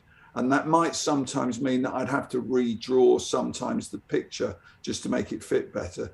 So I'd keep everything quite fluid. There would be lightly penciled artwork, lightly penciled lettering. And then when I got it all balanced, I would then ink all the lettering in. I'd ink all the balloon shapes in. I'd rule up all the panel borders. And I would then draw within that, bringing the loose pencils up to a bigger finish. So, because it's the breakdown into panels, and it's the space that the lettering takes up that you can't violate. That is set in stone, but the drawing you can always adjust to fit better. Looking at the thumbnails in that Watching the Watchmen book, they look so close to the final compositions, almost one for one, it feels like. I wonder if you use something like the Artograph projector to enlarge your thumbnails and kind of trace off the major bits, or were you just eyeballing it? Yeah, I mean, I did have an Artograph projector at that time, and I've always used whatever technical aids help me do the job properly. But I found with this that I could really do it freehand, because most of the pictures were kind of manageable in their size and scope. You know, if you're doing a big splash page where there's a load of action figures and stuff going on, it isn't a bad idea to do a really tight thumbnail that you then put in a projector to get all these elements sorted. But Watchmen was a much kind of, what should I say, almost mechanical kind of thing. It was more controlled, and it was quite formal, I think. And I found that I was able to do it best if I just eyeballed those small little, you know, parts of the 9-panel grid. I believe actually on this final issue, on the scenes at the intersection, the full page pictures, I believe that I did actually artograph up compositions for that, because they do get quite complex, and it's much easier to sort those problems out small and then blow them up and then draw the details in. But by and large, everything in Watchmen was just eyeballed. And I've always been an advocate of doing really tight thumbnails, because although you have to hold your nerve, because, you know, while you're doing thumbnails, you're not getting any actual pages drawn. Always in the end, it saves you time, and always in the end, it makes it less stressful. It makes it more like you're finishing something that you've already done. You know, if you get a sheet of those thumbnails and hold them at arm's length and squint, you can almost see the completed page. And so it then makes what you're doing when you actually pencil it full size really it's just the drawing. You've done the difficult bit, you've done the layout, you've done the relationship of what's in the panels to what's on the rest of the page, and the drawing bit of it actually starts to feel quite relaxed. There was all that preliminary work that was done, designing the characters, designing the different ages of comedian's face, all of this stuff. And correct me if I'm mistaken, but you don't get paid for that. Well, no, you don't get paid for it, but much as with the thumbnails, if you've got a model sheet, particularly when it's a fairly complex thing you're dealing with, you know, having multiple characters at multiple ages in multiple time frames, in a way, time spent planning it and making sure it works is kind of time saved. And rather than have to mess around on the final page and start erasing and redrawing stuff there, it's much better just to know, oh, okay, so I now have to draw the comedian in 1946, and you get your model sheet out, and there is the comedian in 1946. And it keeps a consistency as well, because there's the other thing that can happen with character designs is that you kind of drift. If you draw the character on panel 1, page 1, and then you have to draw him several times throughout the issue, by the time you get to the last page, he doesn't really look much like the way he looked on the first page. But if you've got a model sheet pinned to your drawing board, you look at that all the time to draw him. So it's easier to maintain the consistency of the designs and of the likenesses. I mean, is this something that you would do for 2000 AD strips or Green Lantern? I say that because, I mean, this is an extremely ambitious project, and looking on it in retrospect, you know, it's so tight, it's so perfect. Like, but was that the mentality going into it, that you're going to like really swing for the fences and try to make something incredible? Because that's a lot of work that's done ahead of time that isn't done for most comics. And Watchmen, it's an unknown quantity at that point. You guys are taking a gamble in a certain way. Yeah, I mean, I think the thing about Watchmen, which would differentiate it from some of the other things I did, that it was actually the detail and the content and that complexity that was the point of Watchmen. Something like Dan Dare in 2000 AD, it was a science fiction action strip. So what you were really doing was just drawing action and exciting designs, and the story exposition and the story content of each individual picture was kind of fairly loose. You couldn't lose the sense of the story by you know, by drawing things in slightly the wrong place or not quite accurately. Whereas with Watchmen, it was very formal, it was very precise. You couldn't really move anything out without spoiling the whole thing. There was less wiggle room. It was drawing much more to a tight brief. So although I did thumbnails for the 2000 AD stuff and the other DC stuff, they were never as detailed as this. They would have the solid blacks dropped in, because I find that that's really important, but they would be much more scribbly, much looser, much bigger even, you know, maybe print size rather than tiny little thumbnail size. Because again, what you were trying to get into them was energy and excitement rather than detail and accuracy. Dave, as you get into, you know, like we talk about this being an unknown in the beginning, but here you are like drawing issue 12. Do you remember what you were feeling emotionally at that point? Was it relief, anticipation, sadness? Like what goes through your head? Because I mean, this is what, a couple of years of your life at that point when you sit down to you know, finish up issue 12. What are you feeling then? Well, you're feeling quite a lot of pressure. I mean, I would occasionally wake up in the middle of the night and think, oh shit, I've got another 60 pages of this to draw. Am I ever going to get there? Because it was by the nature of it that until you had the whole thing, you didn't have anything. You know, they could have drafted somebody else in to finish writing it or finish drawing it or inking it or lettering it, but it wouldn't have worked. I think one of the things, and again, I'm looking at this from a distance and I'm not being arrogant. Well, one of the things that makes Watchmen is its utter consistency. It's 12 completely consistent issues, the same creative team, the same approach, you know, and I think that adds a lot of power to it. Whereas if they'd swapped in a different penciler for a couple of issues in the middle, you know, it would, no matter how much they tried to ape what I did, it never would have been the same. So yeah, I was quite concerned that we would ever finish it. And I think also there's the pressure of success. I mean, I remember after we'd done maybe the first 2 or 3 issues, going to New York and being treated like visiting royalty by the DC offices, people coming out of their offices, clapping us on the back, shaking our hands, telling us we were geniuses, even Howard Chaykin saying that what we'd done was fucking A, you know, and all this kind of stuff. You think, oh my God, there's all this expectation. I can't let people down. And, you know, somehow miraculously, you do finally get to that square on your prison chart and you do find yourself putting that final X in. So I guess it is a question of professionalism and holding your nerve and keeping going no matter what. And obviously in those 2 years, there were all sorts of the normal life events and the other stuff that just happens, like Christmas time and like vacations and like family crises. And somehow you just keep rolling on. I'm amazed. I'm as amazed as anybody else from the perspective of now that we ever managed to do it. And I actually, when I was looking through the script, I came across a note from Alan that he scribbled in the margin.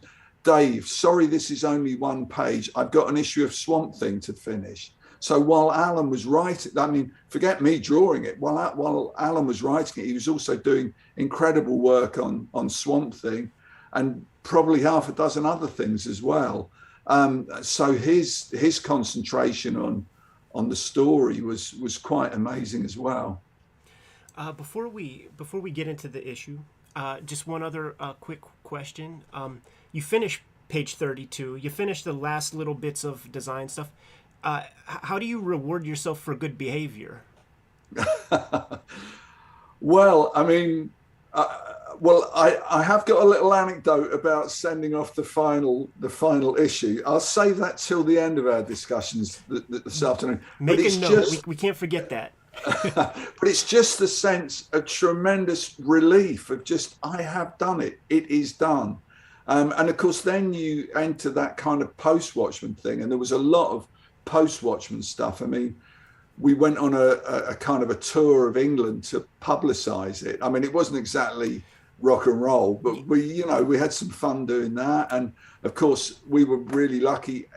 People universally liked it. We got huge crowds of people waiting to get their books signed, and we got huge amounts of press coverage. And also on the back of it, I in particular got offered the chance to do lots of things that I might otherwise not have been offered to do. So I guess the halo effect of Watchmen, has lasted for a long time afterwards. But as to the specifics of, did I go out and get drunk, or did I go and have a week in the south of France or something? I can't remember anything like that at all. It was just how much lighter everyday life seemed because I'd finally killed the beast, For sure, man. And let's be good storytellers about that and save more of that chatter for the end of the issue.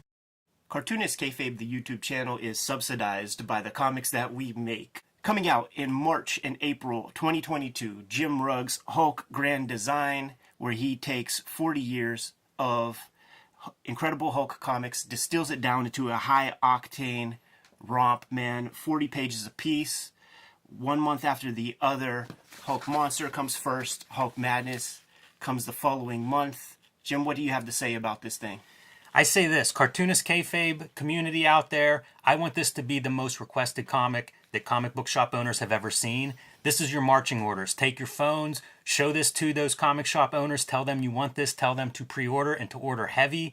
Take your previews catalog, whatever it is, take Hulk Grand Design, show it to your comic shop owners until they're sick to death of seeing this thing. I want it to be the most requested book comic shop owners have ever seen. That is your marching orders, Cartoonist Kayfabe Nation. Can I show them a couple of these variant covers, Jimmy? They come in a lot of good flavors too, man. There goes the Eddie P variant, man, by way of Uncle Todd McFarlane. But I had to capture, because this is going to be in the origin issue, had to capture that old John Romita, Herb Trippy design.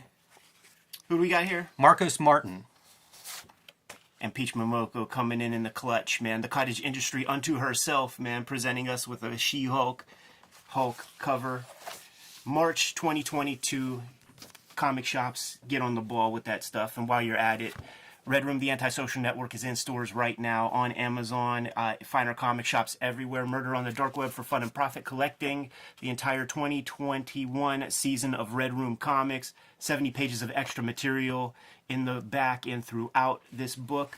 And starting in February 2022, monthly, you're going to get Red Room trigger warnings. 4 issues of this season's worth of comics. This is the cover that you're going to be seeing regularly. So when you take your little phone and show it to your retailer, tell them to get you those Hulk comics. Put that Red Room comic on your docket as well. There's the Eddie P retail incentive variant. Peach Momoko, once again, the cottage industry, man, comes through in the clutch. And the great Jim Rugg, by way of Robert Crumb, doing his Zap Comics Zero homage. Once again, this channel subsidized by the comics that we present, man. YouTube doesn't pay us a penny. So without further ado, we're done paying the bills. Let's get back to the video. Let's begin to unpack this as we did all year 2021, man, with panel 1 on the cover. That Heinz ketchup like blood on that doomsday clock there in the middle of the big city. And obviously calling back to our smiley face icon, the 2 icons that have been through Watchmen from the very get-go, from cover number 1, that smiley face, that bright yellow, and the doomsday clock. And it's all come together here on number 12. Yeah. Dave, would Alan have like a very detailed description of the cover image also? No, most of the cover images, we never actually, wrote anything down. We just have a chat on the phone, and it was obvious that the final cover had to be midnight, or indeed it's just about a second or two before midnight, and it's actually midnight on page 1, which we're now seeing, and we knew there had to be blood everywhere. So it was one of the easier covers to do, really. We've been teasing for pretty much the entire comic, the Pale Horse show at Madison Square Garden's going down, and here we get to see what the Pale Horse fans look like. A couple of knot tops, perhaps, man. A lot of metalheads. Definitely of the same persuasion, like when you go to a Kiss concert or something, man. You see a bunch of Gene Simmons makeup or something. It was interesting rereading this this week and thinking about sort of the pandemic and lockdown and seeing like a concert and a gathering, because you hear of that over the course of the last year, when concerts started to open up again. And it really kind of a strange relevance in a way, seeing these opening panels of crowds gathered together. I guess, yeah. And I mean, we do imply that it is a huge gathering of people. We were sometimes slightly pulled up about the knot tops, because in in Britain, we had kind of youth gangs that were quite easily identifiable by the way they dressed, like, you know, mods and rockers. We've even talked about this before because it was part of my background. So we figured that Pale Horse were the band of the Knot Top. So every Knot Top in New York would turn out for the Pale Horse comic. It was the event of the decade. There is one little detail on this first page which has often perplexed people, and I don't know if you were going to bring it up at all, but if you look down towards the door that's hanging off its hinges, there's a little piece of yellow paper, with a number written on it. Is that the DC pay thing? It's the DC job number, right? And it's really weird because it doesn't appear on any of the other pages as far as I can see. But people have read all kinds of stuff into that it's some kind of coded message or it's something to do with Vite, but it's not. It just happens to be the DC job number of Watchmen issue 12. Did they put that number in there? Is that done after you turn in your pages? Yeah, it was. And I mean, if I'd known it was going to be in there, I'd have asked them to take it out because it's a real relic of the old way of doing comics. And as I say, to the best of my knowledge, they successfully removed it on every other splash page, except for this one where it could be, you know, have some supposed significance. You know, I love that it's included in a way because I often think of Watchmen and its history in the genre of superhero comics. So having a job number there that's a part of all those superhero comics historically, it's kind of neat to have that relic in there, that reference to the history. Yeah, it's the latest in a long line of DC comics. You know, it's kind of there in the ledger book. You know, Dave, I'm so sorry to say this to you, man, but as a consequence of that 9-panel grid and the rhythm that you guys have established over 11 issues of that 9-panel grid, these splashes took you forever. I'm sure it took you 2 days or whatever. But when it's time to read the comic as a kid and, you know, going forward, it's like, okay, panel, panel. Oh, I know. You know, you go through it so quick. So this is the anticipation of the rise of Image Comics. So you know, with a critical eye and like looking closer at the imagery, I really took it in this go round, maybe for the first time ever reading it, of the many dozens of times that I've read it. And you see the expanse, you see bodies off into the distance, like going all the way back to the horizon line, almost the vanishing point. There are, whatever the capacity of Madison Square Garden is, it's filled up with Pale Horse fans. And you've established the Knot Tops in earlier issues as being a gang, but you've established a lot of civilian characters, and we're going to get to see all those poor bastards who converged on Times Square, or is Times Square where Madison Square Garden is? No. It's Madison Square Garden, and it's near Penn Station, I believe. Yes. Yeah. In fact, I know we've got a lot of pages to get through, and I won't be coming in with a 10-minute anecdote for every single page, but I actually discovered on Google Maps, I've actually discovered kind of really where that intersection is. And the weird thing is that I've actually stayed in a hotel which is on the corner of it. It's diagonally across from Penn Station, which puts us where the cab company was, in Watchmen. And on the other side of the street where Bernie, the news vendor, had his stand, there actually is a newsstand. I mean, there are some inaccuracies, and also being from a little English town, I kind of underestimated the width of American city streets, but it is an actual intersection, and it's that intersection where Penn Station is, and you look across and you can see Madison Square Garden, sort of where I've drawn it. We're looking at this is the watch salesman that we saw in the previous issue. A couple of He is the Watchman. The Watchman. Dave, what level of detail is in a script for, like, you know, we see an airship that looks like a bomb implanted in the building in a background. How much detail are you getting for these pages in terms of what to include on them? Okay, well, I mean, I could read you out a little bit. I did come across one that's is how the hell do you hell do you draw this? If we were to go to, because what this is pages 2, 3. If you go to page 4, right? I'll read this out very quickly. Okay, so page 4, full page pick again. Here we have turned exactly 90 degrees to our right. Please juggle these descriptions to fit if you want the shot from a more oblique angle, looking at the corners like you said, rather than down the streets. To the left, we see the bit of the utopia we didn't see last time. Very clearly see the poster for the movie currently showing the day the Earth stood still. This is in mute counterpoint to the fantastic and horrific spill of bodies emerging from the damned cinema. Looking down the street past the spill of stiffs in the foreground, we can see that the Gunga Diner elephant has crashed in the background amongst the wrecked and smoking cars and litter and scattered. It just goes on and on like that for a whole page of typescript. And also Alan's pointing out that it's very silent, that all we can hear is a light flapping of newspapers being born in the breeze. So there's, each one of those has got that amount of detail in it. Most of which I drew because it was necessary, some of which I didn't draw. But I mean, again, having reread it for the first time in decades, it's like a month's project to come up with an illustration like that these days. Dave, is this a panorama shot? If we butted all of the splash pages up together, would it be? It kind of is. It kind of is, because it starts on Madison Square Garden with the knot tops hanging out the window, pulls back to the next page, and then goes round to the right as we look at it. So it's as if you're standing in the middle of the intersection and you're looking at each corner in turn. So they don't exactly join. It's not a continuous panorama, but they are the snapshots taken at the kind of 4 points of the compass. Amazing. And I actually did a plan of it, to make sure I got everything right, and that I could have transitional things that you could see in one shot that then went across to the other one.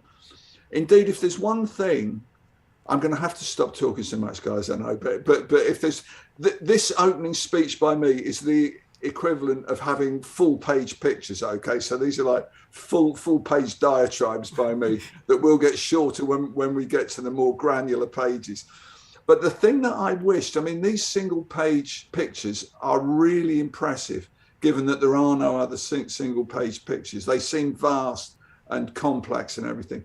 But what I actually wish we had if we'd had room was a double page spread after these single pages that was a kind of an airborne panoramic shot of everything, a really hyper, super detailed New York City, so we could see exactly the extent and the scale of everything. My only self-criticism is that we feel very close up to this, and I think we probably need the sense of how it relates to the rest of the city and how huge it is. So yeah, anyway, that's my comment there. That sounds fantastic. Speaks to like Katsuhiro Otomo in Akira, right? After the bomb bursts. Look at the levels of depth we have here, man. Foreground, tentacle, and then Dave will just cut in this smoke to just add more layers of depth. And look, I mean, there's 15, 16 different. We talk about it a lot whenever we're looking at various comics and how hard it is to draw rubble, destruction. This kind of, like literally this kind of a drawing, and how difficult it is. I mean, you don't spend that much time drawing this, dead bodies, inanimate bodies. I'm impressed by like the different textures, like a lot of these things, there are these wet pieces on the ground. You pointed out smoke, Ed. There's cracked up like concrete, the broken glass. Like being able to call out all these different textures, I think is really an impressive piece, because I imagine getting a script this is what's described to draw. This is nightmare stuff for an artist to try to figure out how to make pages look good with this content. In fact, those smoke trails and the kind of liquid areas on the street, they actually provide a bit of relief from the detail. They're kind of open areas, and I obviously where I've drawn one of those, I don't have to draw anything else behind it. But no, I mean, that was a conscious decision to play off sort of hyper detail, very complicated passages with quite simple, graphically flat areas. It creates movement too. There's an implication of time by seeing smoke rising out of various places, and even variation in the smoke that's coming out. Some from buildings that fires from buildings or whatever, and the smoke in the foreground. So you have that quiet scene and a lot of dead bodies, finding motion there to kind of imply the time, like we're watching this. This isn't just a snapshot. This is, you could stare at this. This is what's happening here. Creates so many good shapes too. With I was sorry. I was going to say. I think also the little bits of paper that are flying around, I think, add animation to it. Isn't there a name for it in animation where you have a character standing still, but you just have their eyes blinking every so often, and it brings the whole thing alive? So I think you're right. Yeah, the smoke and the bits of paper give animation to it, because these things obviously can't hang in the air static. They are moving. So yeah. Calls to mind War of the Worlds for me, with all the war headlines floating through everywhere, and that's a story that's near and dear to me. So seeing that here, did that come up in conversation, Dave, with Alan Moore? The idea of like Orson Welles' War of the Worlds kind of broadcast, and I don't know, conveying some of that. It's the whole story in a way, but yeah, I can't remember anything that specifically alluded to War of the Worlds. But yeah, I can see there is that kind of overwhelming feel about it, like the war is everywhere. No, I can't say that is a memory, that one. We've established a number of civilian characters throughout the series, and we get to revisit them all one last time in the splash pages here. We have the detectives from the very beginning. You see the handcuffs right there on our guy. Man, don't let you forget that's a Flatfoot right there. We have our lesbian cab driving hack and her girlfriend, who were fighting on the corner not far away from the psychiatrist or psychologist. I always forget which is which. I'm not rich enough to see either, so I don't know the difference. With his wife. He's a psychiatrist. I think he's a psychiatrist. The Promethean cab stand is there. And of course the lover's image on the building, which is going to come up again in a minute with Dr. Manhattan very nicely. Yeah, for sure, man. And then here we have the two Bernies with the alien face right there, man. Yeah, and the little detail in there on the face of the building which said something like the Institute for Interspatial Studies or something, and you now can see highlighted "or all die." Wow, never freaking seen that before. Dave, this is amazing. And the other thing that I didn't notice that my wife pointed out to me was, because I'd drawn quite a lot of these spark hydrants, these electric hydrants where you recharge your car. Again, a kind of a common sight increasingly in places these days. But I didn't realize that, with the two slots for the prongs of the plug and the thickness of the indentation, that actually made a smiley face. But she noticed it, and indeed she noticed it and told me in time that I could have a little speck of blood going over that recharging plug. So, serendipity's happening all the time. Gotta shout props on when you see a page like this, man. I gotta shout props to John Higgins on his color work, because he's just adding to the chaos using every crayon in the crayon box, man. Roy G. Biv is on this page, baby. Oh yeah, no. I mean, I would never overlook John's contribution to it. And of course, what's nice, I mean, it was done in a fairly crude, old-fashioned comics method, which I'm sure you're familiar with. Where it's different percentages of cyan, yellow, magenta, and black. And so not only does the colorist have to paint it all in as a color guide, but they also have to annotate it. So it's C2, Y2, or B3, Y4, or, incredibly complex, archaic way of doing it. And, for John to have to cope with that as well made his coloring all the more miraculous. But the later issues, I know you've got one of the original comic books. I'm actually looking at, the later trade paperback, which has got the recoloring in it, was, given the technical restrictions of what John was doing, his color is just brilliant. And it was great that he later got the chance to clean it up, remaster it, for the editions that are now in print. And I have, even going through this issue for the purposes of this talk, I had marveled at how abstract he makes his coloring. You know, it's not skin is pink and skies are blue. It's his choices are just incredible. Anyway, carry on. Just critically, like trying to absorb the story. We had these several 6 pages of splashes, these quiet moments, and then you realize that Dr. Manhattan they're already there. Like it's from their perspective. They're standing around looking around in that 360. Yeah. And Doc Manhattan is pretty far removed from humanity. He's talking about these tachyon things, while our girl right there, man, is just on the human level. They just wanted some Indian food to go. Like all they wanted was some dinner. Yeah, there's a great job of her, I don't want to say babbling, but a reaction where it's like completely overwhelmed, like impossible to bring to words anything that would make sense of what she's standing in the middle of. Really well expressed. And they're in separate panels while we're reminded of a couple together and just how far apart these two are at this point in the story. I should also point out that first picture, the profile of Laurie where your thumb is, that actually intentionally mirrors the cover of issue 2, where you've got the stone angel looking over the city of the dead. So, yeah, that was just a little echo, which probably most people have completely missed, but it's there for a reason. Reminds me a little bit of issue 11, whenever we see Nite Owl and Rorschach's reaction at the end of the issue, and it's like this silence of them just looking like, what have we just heard? It's already happened. You see a little bit of that in her expression there, too, of like, she's seeing what they heard in that last issue. I hadn't made that connection, but as it makes us look all the more clever, I'll take it. Dave, your drawing style here, the proportions of your figures, they feel taller than the way that you would usually draw your comics. Longer legs, something like that. Was this a deliberate idea? You want to make these characters look more heroic to the regular citizens? Like it looks like some deliberate stuff is happening if you look at this compared to Green Lantern or some of the work that comes after.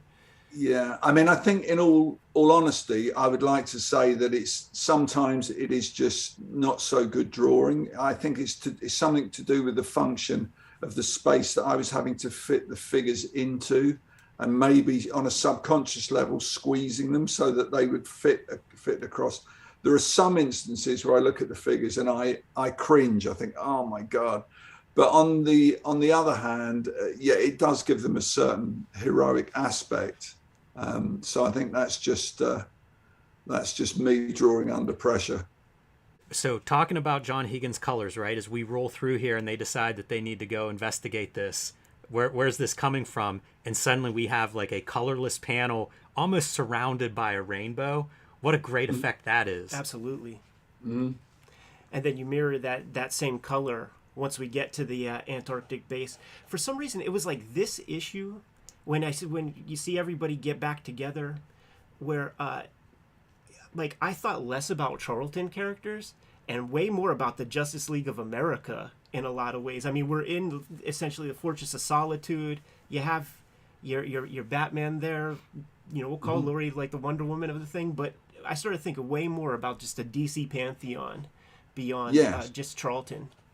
Yeah, it has got that kind of here comes everybody kind of feel, that team up thing, and it's one of the few times, other than in flashback, that we do see them all together in costume, I think. So it's impressive because of that. The other thing I was going to point out on the preceding page with Laurie and Dr. Manhattan is the bit of business where she finds the gun.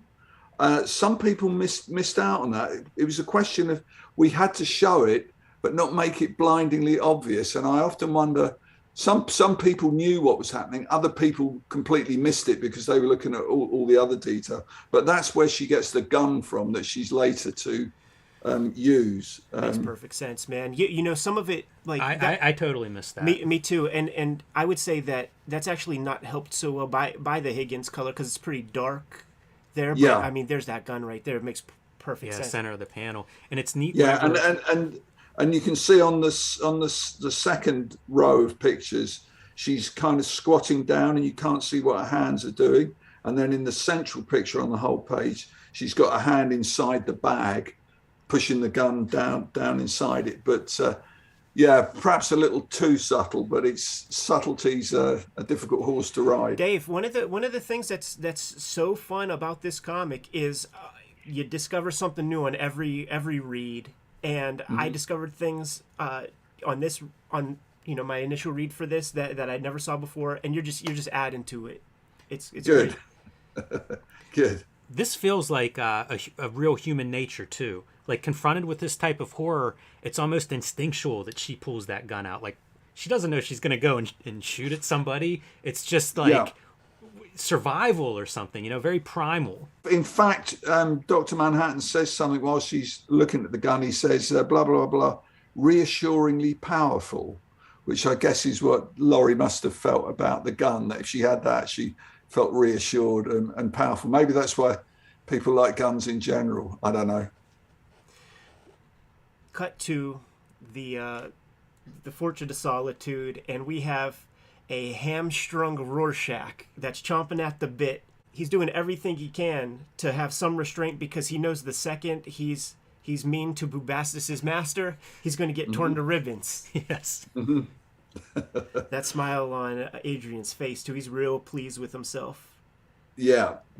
I again, reading Alan's script, he gave me one of those things that's impossible to draw, but he suggested that Rorschach's fists should be trembling with rage, which you know exactly what that means, but it's an impossible thing to draw unless you do little tremble mark, little tremble marks, which wouldn't look so good probably.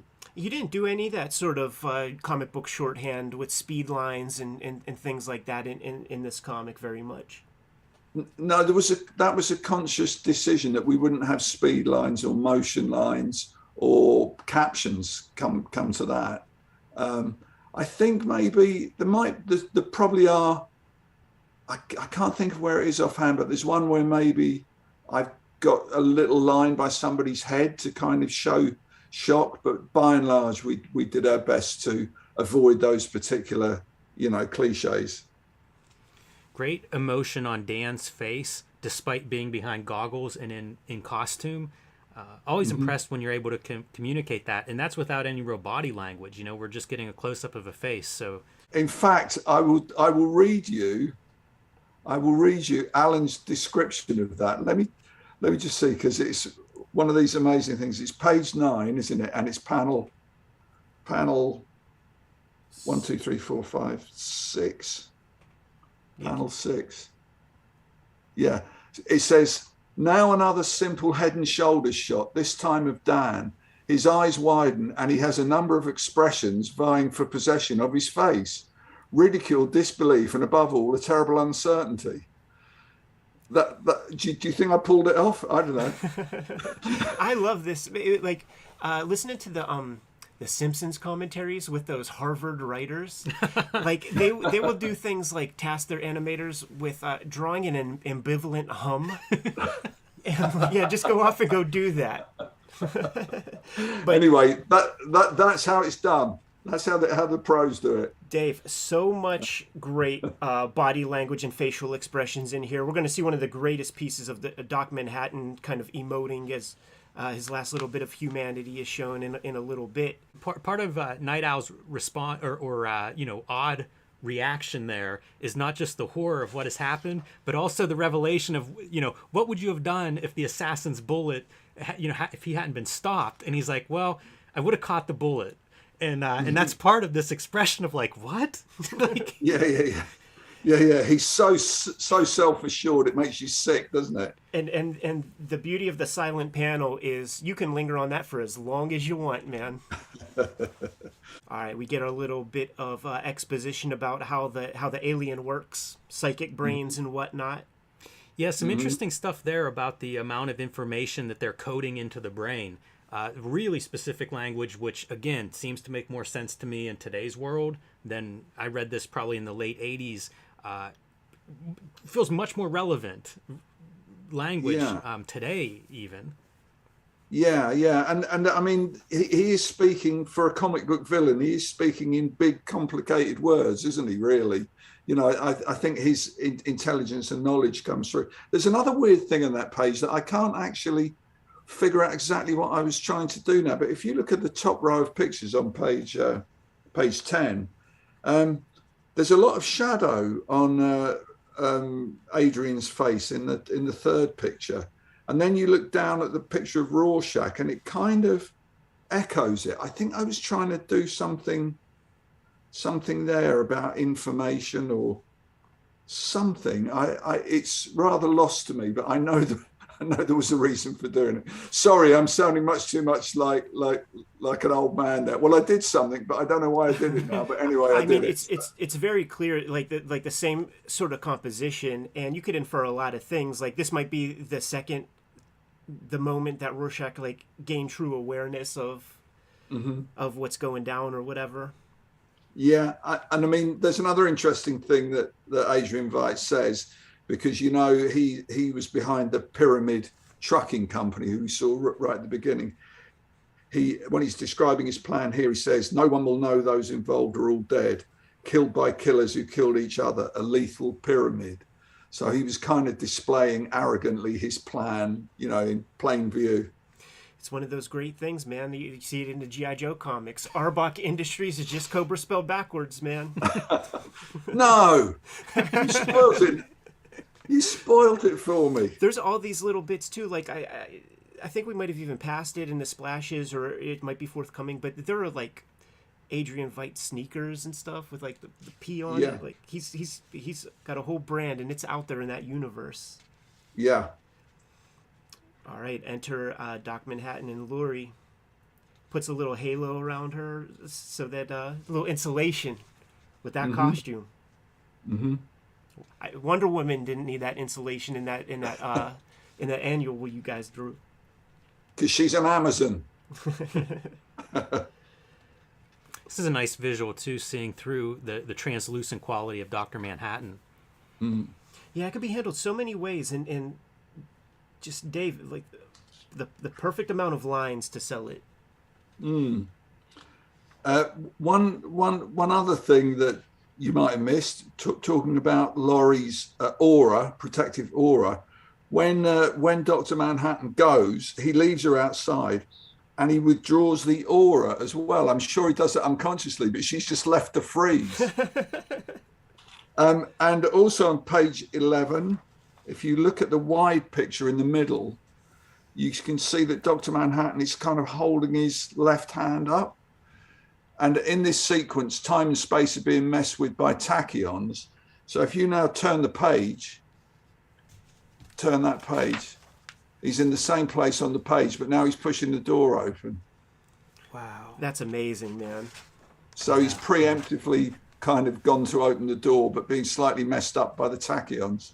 That is so awesome to see visually represented, because we see it in the dialogue repeating, and that's an easy one to catch, you know. But to do it visually is that's awesome. It's a great use of that technique too. Like the mole strip in Mad Comics, Harvey Kurtzman, where you see that repeated image. It's so much more on the nose because it's a very bombastic kind of image. You rarely ever see it where it's kind of just a subtle movement. I was looking at the cat Bubastis, because I've always kind of liked cats. We growing up, and even now we've got cats. But the cat we've got at the moment, we've got two of them, are Maine Coon cats, which are big cats. Like, they're domestic cats. They're not big cats like lions and tigers, but they're large domestic cats. But they've got the pointy ears and the same kind of feel as Bubastis. So I'm not saying they're the greatest cat drawings ever, but I really enjoy drawing Bubastis because, I kind of love cats, and I think that sort of comes over. Great page of storytelling here in this panel, and I have to imagine that part of the script had to be pretty detailed, because we have Adrian Veidt behind this kind of like lead shield barrier thing with a sign that says "Stand behind screen when TF Subtractor is activated."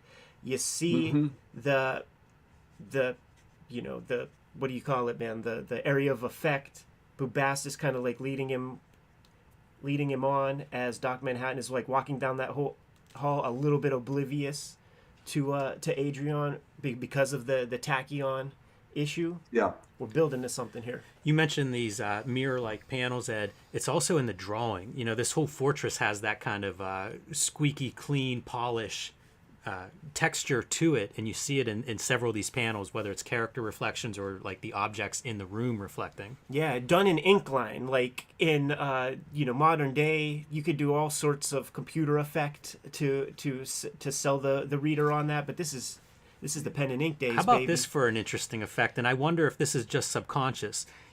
As they walk into this area where Veidt has set up this trap for Dr. Manhattan, you see like the caution lines, the caution sign. The whole fortress has that caution motif as we see it from the outside there. That's true. This is some stuff I totally sort of make note of for my own work, to just sell atmosphere. Like, you draw these, you now have wind. Right. Incredible. Yeah, I mean, looking back at these drawings, and as I say again, dispassionately and almost uninvolved because of the number of years that have gone by, one of the things I like about them is in these pictures, there's a lot of space, there's a lot of air, there's a lot of depth, which, given that many of the pictures are really up close, you're really looking straight in people's faces, it's like, again, it's kind of like breathing out or something, it gives a good contrast to it. I would also point out that in that bottom panel on page 13, we've sort of, as Laurie walks into the circular tunnel, we've got a little bit of a smiley face echo kind of going on there. Can you see with the icicle and with the dark of her figure and the curve of it all? There's a little bit of a smiley face working itself up there. And there's also a butterfly in the snow. I don't know if you can see that in the foreground. There's that butterfly that we saw before Veidt let the snow in. That's still hanging around in the snow, Right. And we will see it later again as well. Yeah, there it is, right there. This Yeah. is almost the Mickey Mouse broken. So shots Yes. fired, cutting promos on the future Marvel owners. I like the attention to detail of having the scooters that Rorschach and Nite Owl rode in on, partially covered now in the snow in the foreground there, showing passage of time and how quick this environment is to reclaim that environment. Dave Gibbons invented the Segway. Yes, that's right. In fact, the Segway has got a comic book connection. You know that, don't you? Dean Yes. Kamen, Jack Kamen's boy. Yeah, weird, isn't it? Anyway, could have been me. As another digression, he also invented a water filter thing designed to filter your pee so that it's drinkable. I think we come onto that a bit later on this issue. The amazing, yeah. Here we have, man, Dr. Manhattan walks right into that field. Adrian turns it on, and like the one piece of empathy you see in Veidt that feels legit, because there's that earlier part where he's like, I feel for everybody. I felt for everybody that I killed. It was necessary, and I didn't quite believe it in his character. I could believe that he is a little sad that Bubastis is gone. He loves his cat. He's a rough, tough dude, but he loves his cat, just like me. This is so... this book, one of the interesting things to me is it's a superhero book. It's usually judged that way. But it's these moments that, like, this is such a human moment. And it's... I have cats too, Dave. I love them very much. And I have that same feeling. And I often catch myself thinking, like, you care more for the cat than you do this person. And it's terrible. Like, in my mind, I feel guilty over that. But that's what you see here, right? Is this pet owner who loves this pet, not that worried about Dr. Manhattan or the millions of people that he's killed in this stunt, but his pet, his dear pet. Yeah, it's a very almost selfish kind of love. He loves his pet, but he doesn't really care for much anything else. And it's probably for what he gets back from his pet. It's the companionship, isn't it? It's also there's a God thing to it also, because this is a one of a kind animal, something that he created, like he's God over this thing. It's maybe one of his most brilliant inventions, and now he has to snuff out his artwork. On this Yeah. spread right here, I'm just noticing another shout out to John Higgins. You were talking about some of his use of color, how he doesn't just necessarily color everything straight. We have Caucasian flesh in a shadow, illuminated with some light. Same deal on this page. Laurie's a little bit in shadow. We have a kind of a speed effect with like some pink light on Vite here. We have the gun muzzle blast, so they're all yellow. This is deliberate colorist stuff. It didn't have to look this way, but John Higgins made those decisions. Dave, did you provide any kind of color guides or notes or anything to John, or just trust him to do his thing? Well, we had a discussion earlier on. I mean, I sort of chose John because I knew him a little bit to begin with anyway, and I knew he was somebody that I would enjoy working with. And I'd seen a thing that he'd done actually in a 2000 AD annual that I believe was drawn by Steve Dillon, and John had coloured it. And I was really struck by the colour, by what the colour added to Steve's drawings. And in fact, Steve and John actually ended up working in the same studio together, so they knew each other quite well. And I knew that John was a good painter as well. I'd seen science fiction book covers and things he'd done. So I asked him if he was interested in doing this, which he was. And the only guidance I gave him was that I wanted it to look kind of unlike a regular American comic book. And a lot of the European albums that we were looking at in those days, back in the early 80s, we all sort of discovered European albums. They would go much more for the secondary palette, you know, the purples and the greens and the oranges and everything. And John got that and said, yeah, you know, that would give him something to sort of base his approach on. And I also gave him coloured drawings of the individual costumes, but, you know, just as reference, really. Every time he coloured an issue, he would bring it round to my house and show me the Xeroxes that he coloured in with Dr. Martin's intense coloured dyes. And I would recoil in horror. I'd go, no, John, you can't. That's much too bright. Or no, you can't put green on that, or you can't use blue there. And he would always talk me down. He would always have a good logical reason for doing it. He'd explain how it had to be this color because he'd already used that color, and he wanted to, you know, almost in a very scientific way. And he could always justify all his color choices. So after 2 or 3 issues of me being aghast at what he'd done, I just let him do whatever he wanted on it. And there are odd things that stick in my mind, like the Rorschach issue where it's the Rorschach cards. He plays around with the palette there where it starts off very sunny and bright and warm, and by the time you get to the last page, it's just muted greys and blues, and it does a wonderful job of, you know, because we talked about there's the literary quality of what Alan wrote and the wonderfulness, the poetry of his prose. There's the kind of sharply defined accuracy and realization of what I've done with my particular skill. But what John's coloring does is add a layer of emotion on top of that. You know, color gives you mood and emotion, and again, a kind of visual poetry. And that's why what he did was so much more than just coloring Superman's shirt blue all the time, you know. The other thing I was really pleased about was when DC came to do the recoloring, when we did digital coloring, that they actually got John on a royalty after that. So all the big printings of Watchmen, John got a decent royalty on, which I think he thoroughly deserved. Yeah, for sure. And just one other color note with John. Sometimes the best choice for a colorist in a moment, man, is to put almost no color at all, and that feels very bright. Yeah, man, it pops so much off of this page and off of what we've seen so far. I wanted to point out when Vet is, you know, catching this bullet or doing his move, that is one of those comic effects, you know, like the DeLuca effect, right? Yeah. The repeating of the image in a panel.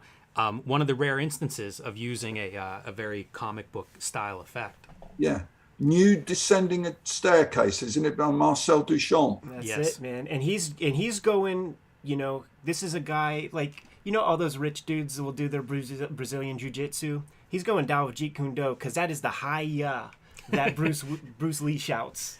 You know, one more note on the color here is you're having your face-offs between a purple and orange. You know, your complementary colors there as those two characters seem strongly identified by color.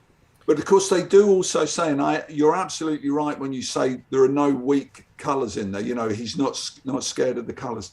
I read somewhere, and I believe it's true, that you can judge a colorist by their greys. And what really makes this work is not only the bold purples and yellows, but exactly the tones that he's used for the background, those very muted, cool colours. So yeah, it is a masterclass in how to use colour in a comic book, I think. More of that subtle storytelling. We see Vite on the ground. We see it's so smart in terms of storytelling. We see this hand. He's holding a wound. He got shot in the chest, man. You see him holding that, but that other hand is bloody, and that hand is clutched. And, you know, remember this panel before you turn the page, because we're going to come back to what it looks like he's trying to do in that panel. Hit that high, Throw that kick. It's so good, man. Like when he opens that, the aha moment, and then she catches it to the rib piece. The theory being, and I speak to you now with another one of my hats on. I've trained Tai Chi for the past 30-something years. And if you're good enough, nobody can ever put any weight on you because your hand is moving in a way and in a velocity, which means that they never can actually touch you. They can never put more than 4 ounces of pressure on you. And the theory here is that Vite is such a skilled martial artist that he can match the trajectory and the speed of a bullet so that when it hits his hand, they're traveling at the same speed. And then he just decelerates his hand and that takes all the kinetic energy out of it. I would say, don't try this at home, kids. And look at her, man. She's just doubled over. Ugh. But then it's just business as usual and no respect for Nite Owl and Rorschach. She walks by him. He's this is a bad man. Yes, I love indeed. this sequence too. And, you know, it's another one of these instances of we're mirroring these pages, you know, as he's destroyed and then comes back. Dr. Manhattan. And you can almost hear that. You know, Dr. Manhattan, he doesn't raise his voice until now. That's right. This reminds me a little bit of the first time we see Dr. Manhattan. It's in a tall vertical panel, probably about the size of those feet if you were to draw him 3 tiers high. And even in like an installation where you're seeing this kind of monitors and stuff that he's working on in that first scene. Yeah, there's also a thing that happens here that happens in that first appearance, that page way back in issue 1, where we're actually showing Dr. Manhattan shrinking. And it's a weird thing to have to draw. It kind of messes with your perspective and your spatial dynamics on it. But here he does shrink down again. And I think it probably works. Oh, absolutely. Absolutely. And man, just drawing that figure time and time again, Dave, you can't hide. Like, you've chosen to draw in a style where you can't hide the fact that, like, say you don't know how to draw a proper clavicle or something. Every muscle and bone is accounted for in correct fashion. Like, you can learn how to draw that Achilles tendon by looking at these images, and it certainly helped provide some perspective on how to draw the figure in an age where, one, I was a little kid and I didn't even know what to ask for to try to figure out how to draw human beings, and two, the stuff that I was gravitating toward at that time before discovering Watchmen is like Rob Liefeld comics and Todd McFarlane comics and things where I'm just drawing it looks like a leg on a dude's where a dude's arm is supposed to be, and then when you see the symmetry of the character, like when you're drawing Dr. Manhattan, just a naked, you know, Vitruvian man or whatever. That, I mean, it's incredible figure drawing. I think the thing I was going for, well, not I think, I know what the effect I was going for there is that Dr. Manhattan is faintly translucent. So you can't actually cast a shadow on him, and nowhere has he got anything that is completely in shadow. So it's a bit like one of those, I don't know if you get the reference, Lalique glassware, that kind of frosted glass that they sometimes have as a light. That's how I saw him being. That it's just as the planes of his body turn away from you, they get a bit darker. And when they're facing towards you, they're full on bright. So that's why I use that particular kind of hatching, just to suggest that turning of the form with the surface going away from you and not sending as much light. Anyway, that makes so much sense, because you do not see that on other characters. Right. Mm-hmm. Surprisingly hard to draw, at least for me, are monitors in the background of a panel. Like, showing things on a monitor for some reason is my worst panel to have to draw. But it's such a dramatic one with the lighting here, and in contrast to what you're describing with Dr. Manhattan having like a little bit of a glow to him, you see the opposite in what a figure looks like that isn't emitting any light. Uncle Dave's going to show off too, because he's going to give you monitors in perspective and have that Richard Nixon head perfectly skewed in perspective. Yeah, of course, with computer graphics nowadays, that would be so simple to draw, because I just draw the whole thing square on and just distort it, But yeah, that's all mapped out by hand. Hours and hours of work doing that. That to me is an amazing figure pose, because you have the perspective there in his arms while still throwing up that victory sign. And it is at 5 to 12. You realise that his arms are like the arms of a clock. Oh my goodness! Hands of a clock. Wow. And in between his two hands is indeed the Gordian knot. This is a painting of Alexander the Great severing the Gordian knot. I believe I based it on a painting, or it might not be a full painting, it might be a sketch by a French artist called David, Davide, and he drew or painted this sequence where Alexander just cuts the knot and solves the problem. So there's a lot of symbolism going on there. That 12-5 thing is remarkable, because I see the perspective of the figure drawing, and it actually is like the shorter arm in perspective is the hour. That's amazing. Like, I don't even know how to contemplate such a thing. And there's your clock. Incredible. Shouting, "I did it." It's almost like boy genius or something. Like an infantile exclamation. "I did it." He's looking for praise, man, but you know what? I see this, to me, is not so much his praise or even worrying about anybody else in the room at that point, because you're reading this idea, like his scheme to make peace or whatever. It's happened, and this is months, years in the planning, the teleporting of that thing, the creating like an organic brain matter so that it's believable as some sort of alien life force. So many pieces that could go wrong, even for the world's smartest man. Relief. This is Dave Gibbons Page finishing 32. up page 32 of issue 12. Watchmen, I did it. Yeah, and of course it's very self-centered as well. It's typical of Vi. I did it. Look at me. I'm the winner. "End of war" was one of the last phrases on that TV before he shouted his victory. Right. That's true. Now we have the back and forth. "Well, yeah, you did it, but now we can't talk about it. You can't celebrate your victory." They mentioned the guy who the idea of Pyrrhic victory is based on. I forget, Papyrus or something like that. He's mentioned in here somewhere. So it's like, yeah, you did it. Can't talk about it, nor can we. Because if we divulge this information, everything goes back to the way it was at best. And Rorschach is having none of it. Right. He ain't playing that game. Joking, of course. Yeah. Never compromise. And the other thing there about what Rorschach says, and I noticed when I reread this, that in that final panel on page 20, Rorschach says never compromise. And there should logically be a balloon tail going towards the door or through the doorway. But it's actually in Alan's script saying it's a tailless balloon. And I think that has a very subtle but quite interesting effect. It's like it's just left hanging there. It's like the ghost of what Rorschach... It's the last thing Rorschach says to anybody apart from Dr. Manhattan. And it's like, never compromise. It's just left there. Just the idea. I think I saw... Where was it? It might have been the Jonathan Ross special about Steve Ditko. I saw Alan Moore on something talk about Steve Ditko being asked about Rorschach and its relation to the question. And Steve Ditko said something. This is Alan Moore stating that Steve Ditko said, Yeah, Rorschach is like The Question or Mr. A, except he's crazy.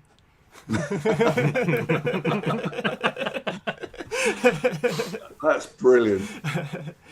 How about this Higgins color right here, dude? Wild. I've been staring at that since you opened the spread. It's like double lighting, light coming from two different areas, so the shadow is pure green. Well, that's very strange, actually. I don't know if that might actually be an error, because in the recolored version, can you see it? Yeah. In the recolored version, it's not. It's quite a muted color. There's a lot that's different, because look at the Ozymandias on the third panel of that page 20. Like, the colors are way more subtle and subdued compared to what Higgins laid down here initially. Yeah, it's weird. I'm sure if John had intended that, he would have carried it through into the recolored version. So I suspect that is just, they've dropped one of the plates, you know? Yeah, that's a real harsh line too. Right. Yeah, it is very square. This is a good example, Dave. You were talking about like the spaces that you've drawn in this comic, in this series.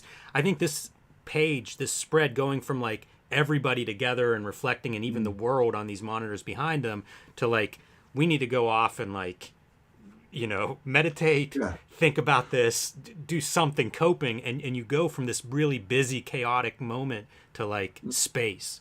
It's a quiet transition. It's almost like a Zen thing, isn't it? Draw emptiness. Right. Yeah. That's how you draw emptiness, by having everything else crammed, and then when it isn't crammed, it's empty.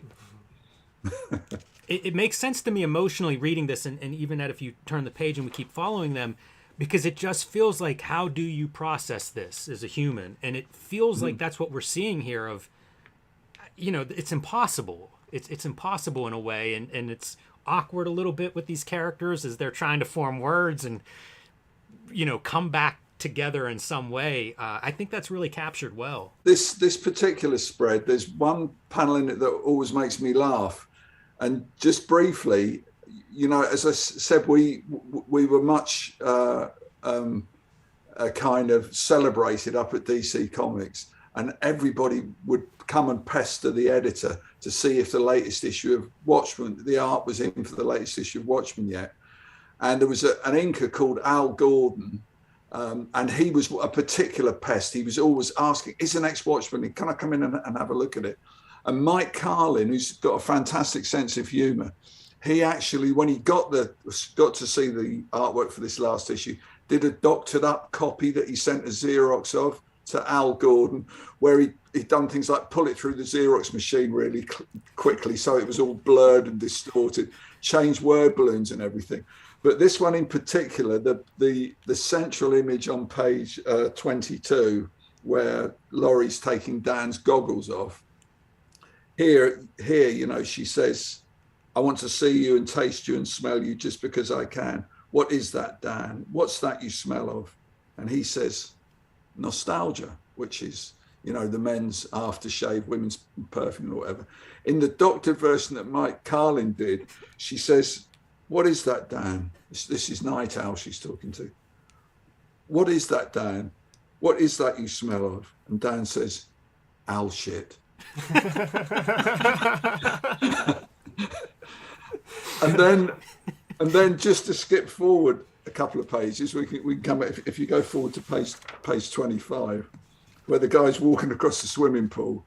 He's actually, in the version that Mike did, he's actually peeing as he walks across the swimming pool. So there you are. Mike Carlin spoils it for me, and now I've spoiled it for everybody else. That's so perfect. Yeah. like sometimes, you know, it's right there. We like to call the classic Alan Moore transition images out whenever we see a good one, and of course this is also a motif throughout the comic where you have the couple in embrace and then dissolve into Rorschach symbol like on his face there. Heads out, man, to go get his Segway, and you still see that butterfly that you called out earlier. Chekhov's butterfly. You don't introduce it earlier in the piece if you don't have some payoff.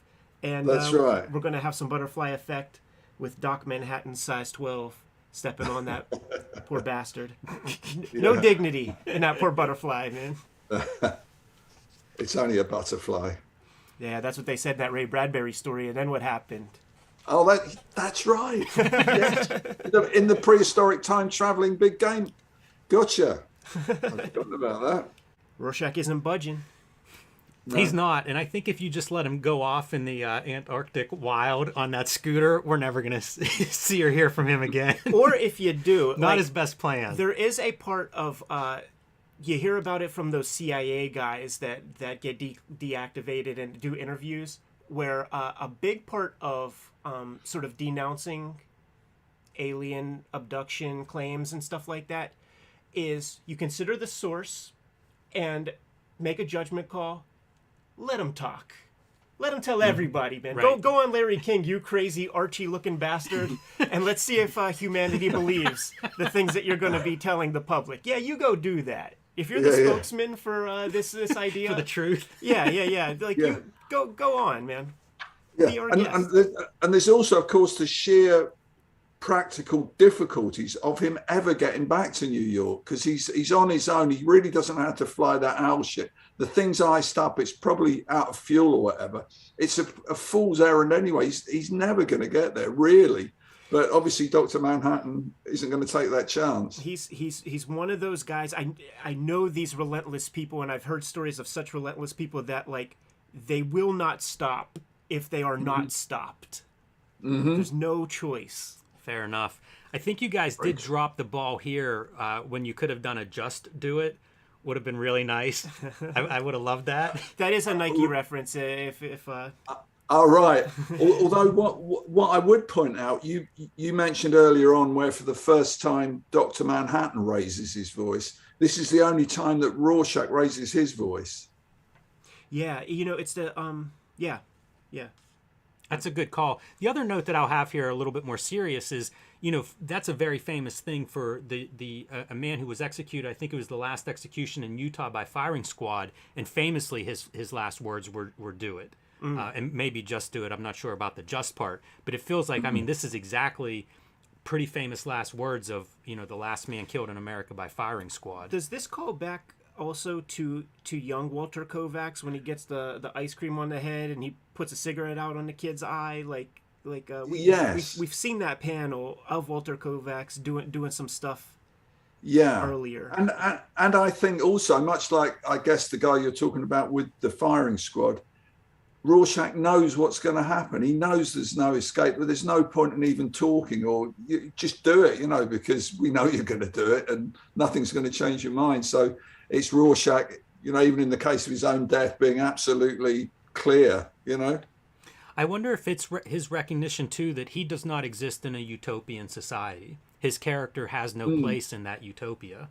Right, yeah, sure. Yeah. Where does this guy fit in? If everything's hunky-dory, what's the purpose? Yeah. The last panel on that page, we do see the smiley face in the end of the circular tunnel again, with the red smoke, the red mist going across it, like the blood did on the smiley face. Yeah, it's amazing. It's amazing, that motif. And once again, that Higgins color, where he's got these like outer edges of the gore with the more dissolved interior part, and it's like a bloody mist, and then you have the Dr. Manhattan mist coming up. But also, once again, those layers of depth that we were talking about in those early splash pages. Here's the death mist of Rorschach. You have one piece of wind coming in front of the smoke, one piece of wind going behind it, and we're working in a 2D medium here. You got to do what you can to try to give us some foreground, middle ground, and background. And Dave, you always rise to that occasion here. Look at this one. Oh, thanks. Manhattan, sadistic. Oh, I'm sorry. Go ahead, Dave. No, I should also point out that Rorschach's hat comes flying off in panel 2 on that left-hand page, and then he's got the mask in his hand, but the mask ends up, if you look on the very bottom on the bottom picture, over towards the left near that bush, there's a circular, it's a thing that looks like a fried egg. It's just a flat thing with a flat black blob. Yeah, exactly. And that's his mask when he's not wearing it. It's lost all the heat information. Perhaps it's even frozen. and it's just a circular blot on a piece of latex. That level of thought, man. It is interesting to me that Manhattan, like, kind of violently obliterates him, because we've seen Manhattan do all sorts of stuff. He could have teleported into the bottom of the Pacific Ocean or Mars if he wanted to, but like he explodes him. Yeah. Yeah. Look at the dad bod on Daniel Dryberg, man. This guy hasn't been practicing Tai Chi for 30 years. What do you don't know? You haven't seen me standing up. But here's the piece, man. The little bit of recognition with Dr. Manhattan, that little smile, like his last piece of humanity. He's okay with Laurie. He knows she's in good hands or something. Do you, by any chance, have this script part talking about this? Yeah. I do, and in fact, it was a thing that really struck me, and I'm just scrolling my way towards it. What Alan put as his description for that. Here we go, 22, 23. What's this page? 25. Yeah, panel 1, 2, 3, 4, 5. Panel 5. 25. It says, right, page 25, panel 5. Now a single width shot, looking up slightly at head and shoulders shot of John, who is looking down at us. He has a faint but fondly paternal smile as he silently and understatedly bestows his blessing upon their relationship. I tried to draw that. I mean, I had a good go, but that's poetry, isn't it? Mission accomplished. I swear to God, I could cry right now. Like, just making this video. Like, this is ridiculous to me. This is so cool. Dave, thank you so much for providing all this insight and sharing these little snippets from the script. Like, sure. I'm glad I have my sunglasses on. You're going to start me off, Ed. Stop it. Oh, my goodness. Oh, this part. Super iconic to me, man, where he just walks up the frickin' wall like a boss. and then just like writes himself up. He's not bound by physics. Shall I just read you the panel description for one of these? Because how I made sense of this. This is page 26, panel 5. Don't know where that is. Yeah.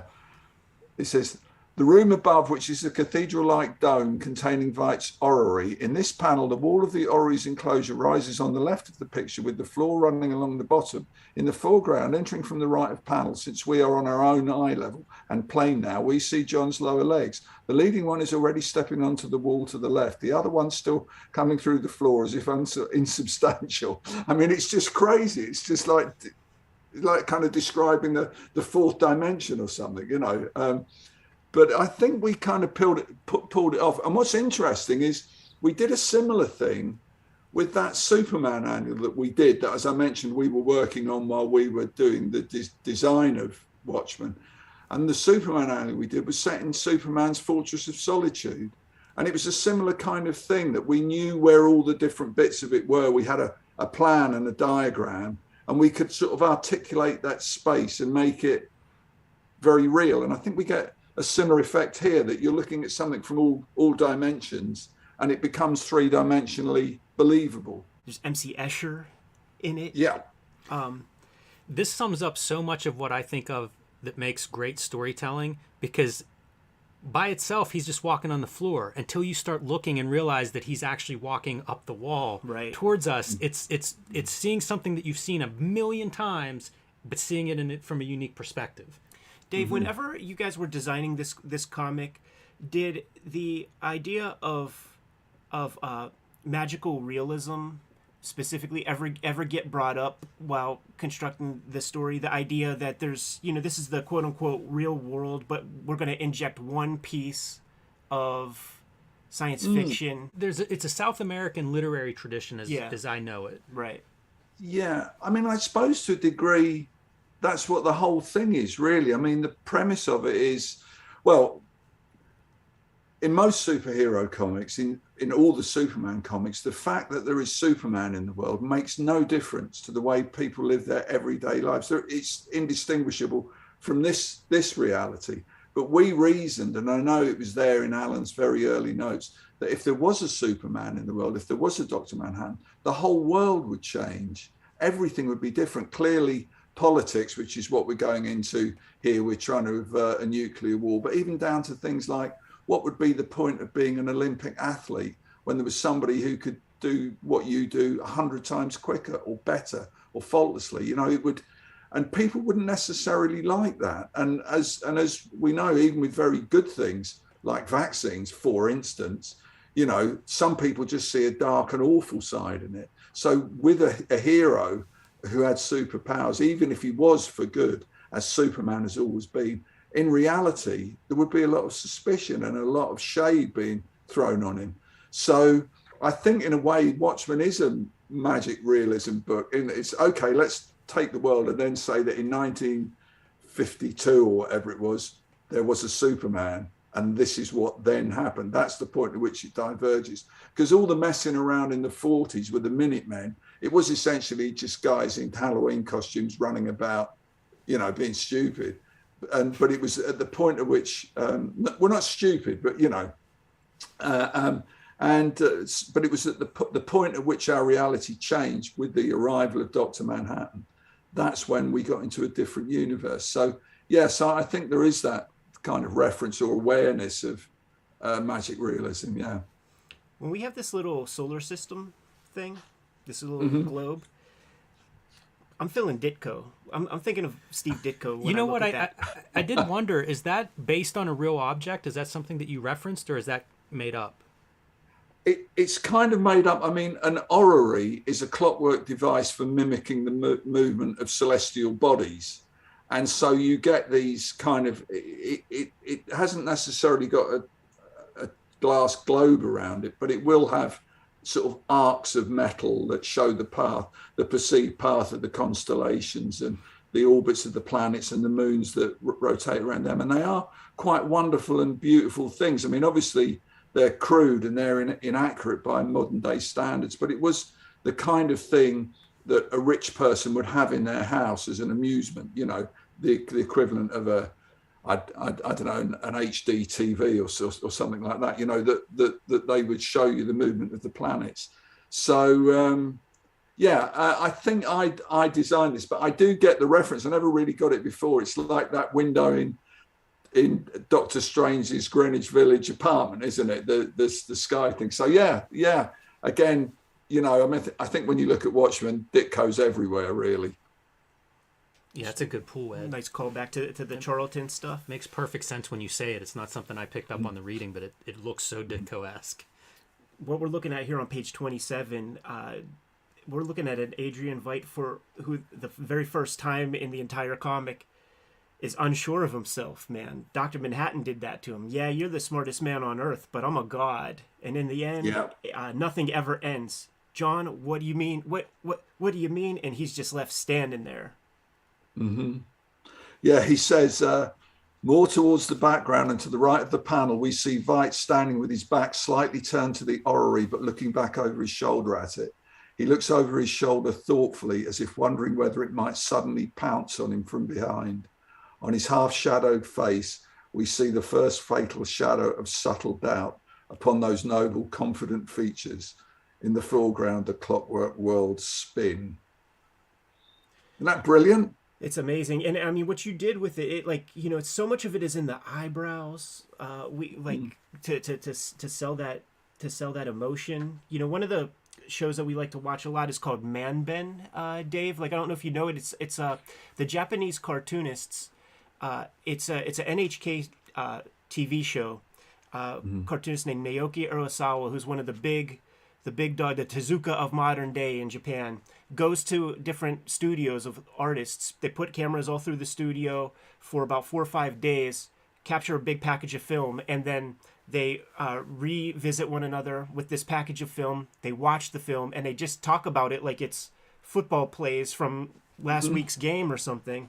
And every single one of them talks so much about really fetishizing the eyes of their characters to like get the emotions across, like the importance of the eyebrows and the furrowing of the brows, the expressiveness of the eyebrows. And in this issue alone, there are so many great sort of facial expressions throughout this thing to really and subtle ones.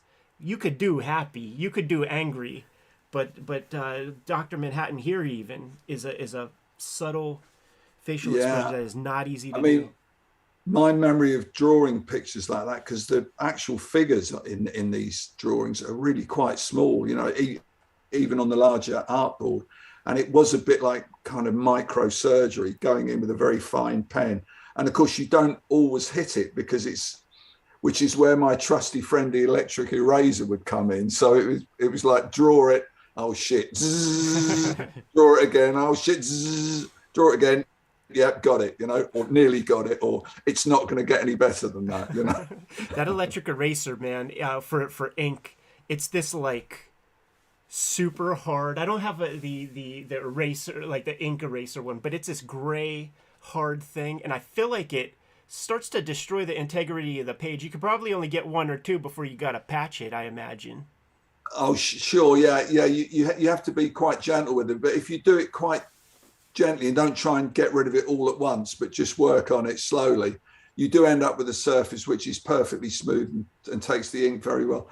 I don't know if it was the last time I was on here, but I shared a studio with Mick McMahon, and I made the mistake of introducing him to the electric eraser. And he was going through a period where he was trying to letter his own comics. And he actually, on one balloon, went right through the paper. You know, he actually drilled a hole right through the paper. So it's a handy thing to have, but it's a bit like, you know, the difference that having undo on a computer makes to doing computer art. There's something about I can't make a mistake that makes you really concentrate. So I would fall back on the electric eraser, but I'd try and get it right first time. All right, man. We have our epilogue section of Watchmen. The word "happy" here, is this a Fantastic Four lettering? It looks it, doesn't it? It feels like an Easter egg in there. No, but yes, I'll as an example of my genius, I'll take it. Sally Jupiter, man, is bringing in a couple of fair-haired people we've not seen before, but I recognize this body. I'd recognize this Dan Dryberg body, man, and that little beauty mark on our girl. Mm-hmm. There's no mistaking. Mm-hmm. Chekhov's Tijuana Bible. You don't introduce the Tijuana Bible in Act 1 if that doesn't pay off in Act 3. So we have Sally Jupiter hooking up Dryberg with his copy, where he also has to admit that he's had a copy or two in his day. It's a valuable collector's item. Love how well he hits it off with Laurie's mother. Just as a fan. and how she's a game old girl. She's flirting away with him, you know. Yeah, it makes perfect sense. It's such a good character piece because I mean he hangs out with Hollis Mason. He's the senpai kohai, man. Tell me some stories. Uncle Dave Gibbons, tell us some stories, man. Like we identify with this fella.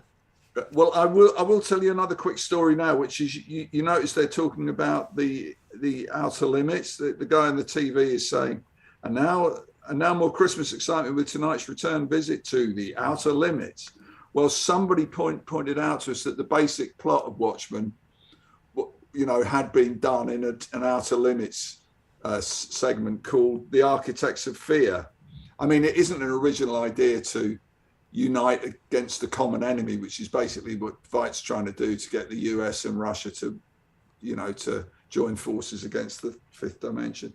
But we thought, as we knew people would point it out to us, and we just wanted to show that, we kind of know that. We do know there is this story, which is kind of from a similar route.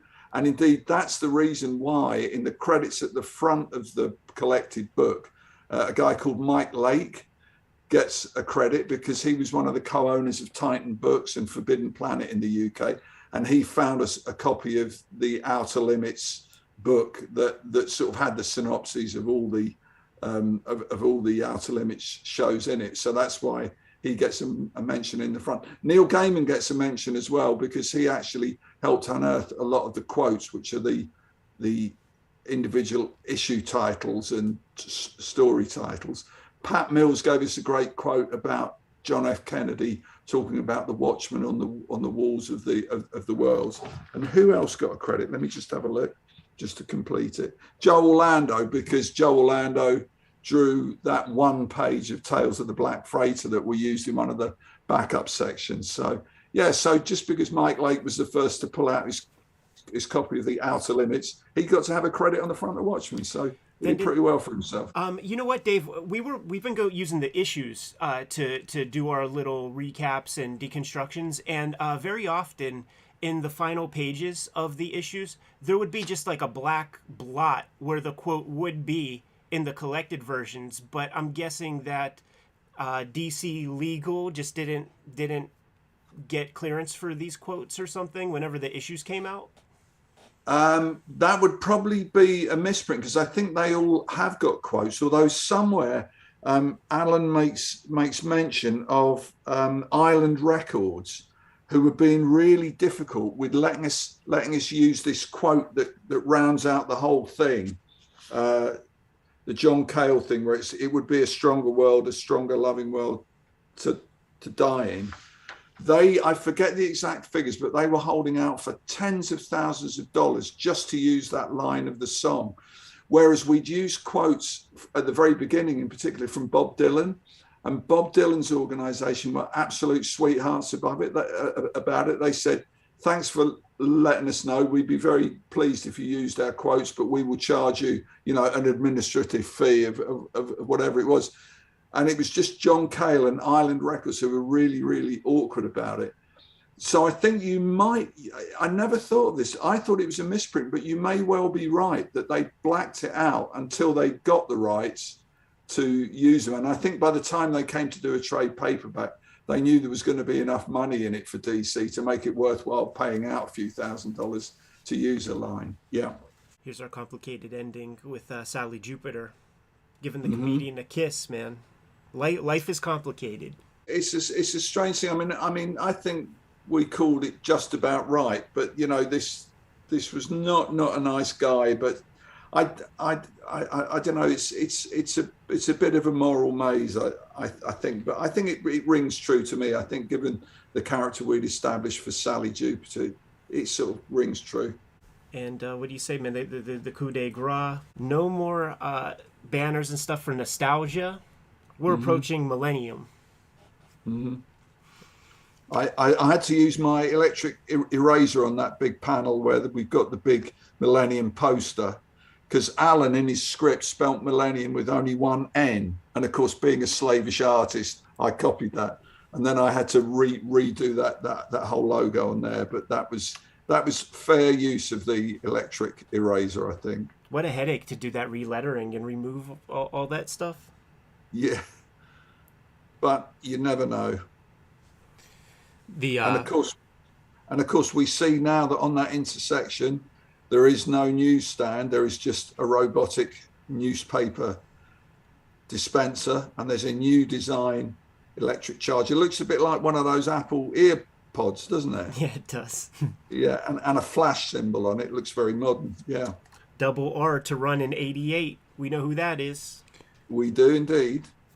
And then, here are the sneakers with the V on it. Mm-hmm. Adrian Veidt's footprint is everywhere. Mm-hmm. No pun intended. You see, Watch the Watchmen, or Who Watches the Watchmen has been replaced with Watch the Skies, right? Our new threat now being aliens. Yep. And don't look up. Our friends, the Russians, now. Yeah. Joining. Yeah, and there's another detail there where we see the guy with his Veidt trainers actually walking along. There's a comic which is Tales from the Morgue, because we kind of reckoned that pirate comics were old now. So, given all this horror that had happened in New York City, there was a big appetite for gory, horror type material. So now, Tales of the Black Freighter was Tales from the Morgue. And if it was an EC comic, they'd carry on the same numbering. That's right. Yeah. Man, a place like Pioneer Publishing Incorporated, the conspiracy paper, must flourish in a time where an alien just shows up at Madison Square Garden. Yeah. But we still have the guys from working the editorial staff.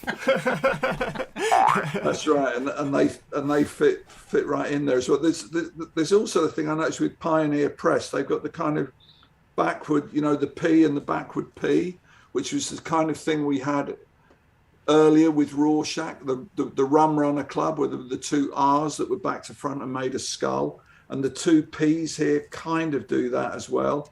And also the R's on burger and borscht, one of those is reversed to be like a Russian R. So there's little ripples still going on even when we get to the penultimate page.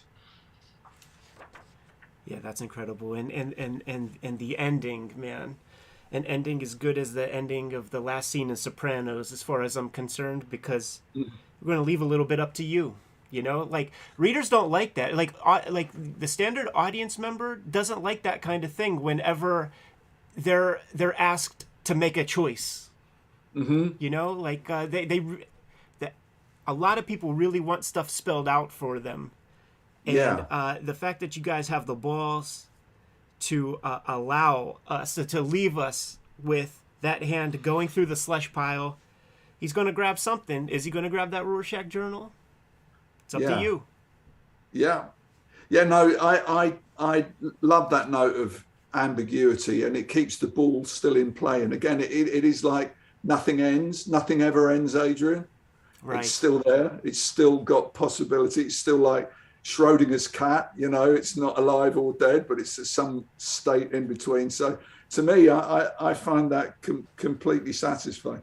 And I was also interested to see, when I looked at the script for this, that I'd actually done something that I had never done it anywhere else in the book. And I changed the position of the balloons around, that I'd moved a balloon into a different panel and moved all the balloons around. I think I just did it because it worked better with the disposition of the characters.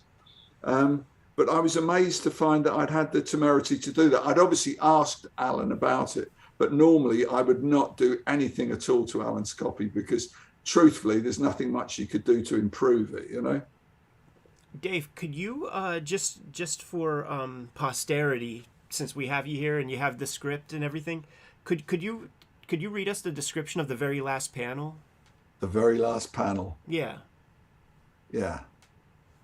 Well, it's just like any other panel, to be honest with you, but I will read it out because it's interesting. It says, wide panel closing in on the detail from the last panel. All we see now is Seymour's motionless hand on the left, poised in mid-movement, heading towards the crank file with fingers open to take something, but we're unable to tell what. Filling the background is the giant smiley face on his T-shirt. The ketchup splashes across the right eye. Over on the left, the hand is frozen. That's it. Godfrey Off says, I leave it entirely in your hands. And the quote in the box is, well, actually, Alan had it as, and it will be a stronger world, a strong and loving world to die in. John Cale, Santis from Music for a New Society. So that was that. And the script for this issue ran to 53 pages of typescript. Amazing. For 32 pages of comics. So a little closed mouth given to the way that Alan normally works. Some of the scripts are 120 pages long or something like that. Did you digitize these and create a PDF for yourself or something?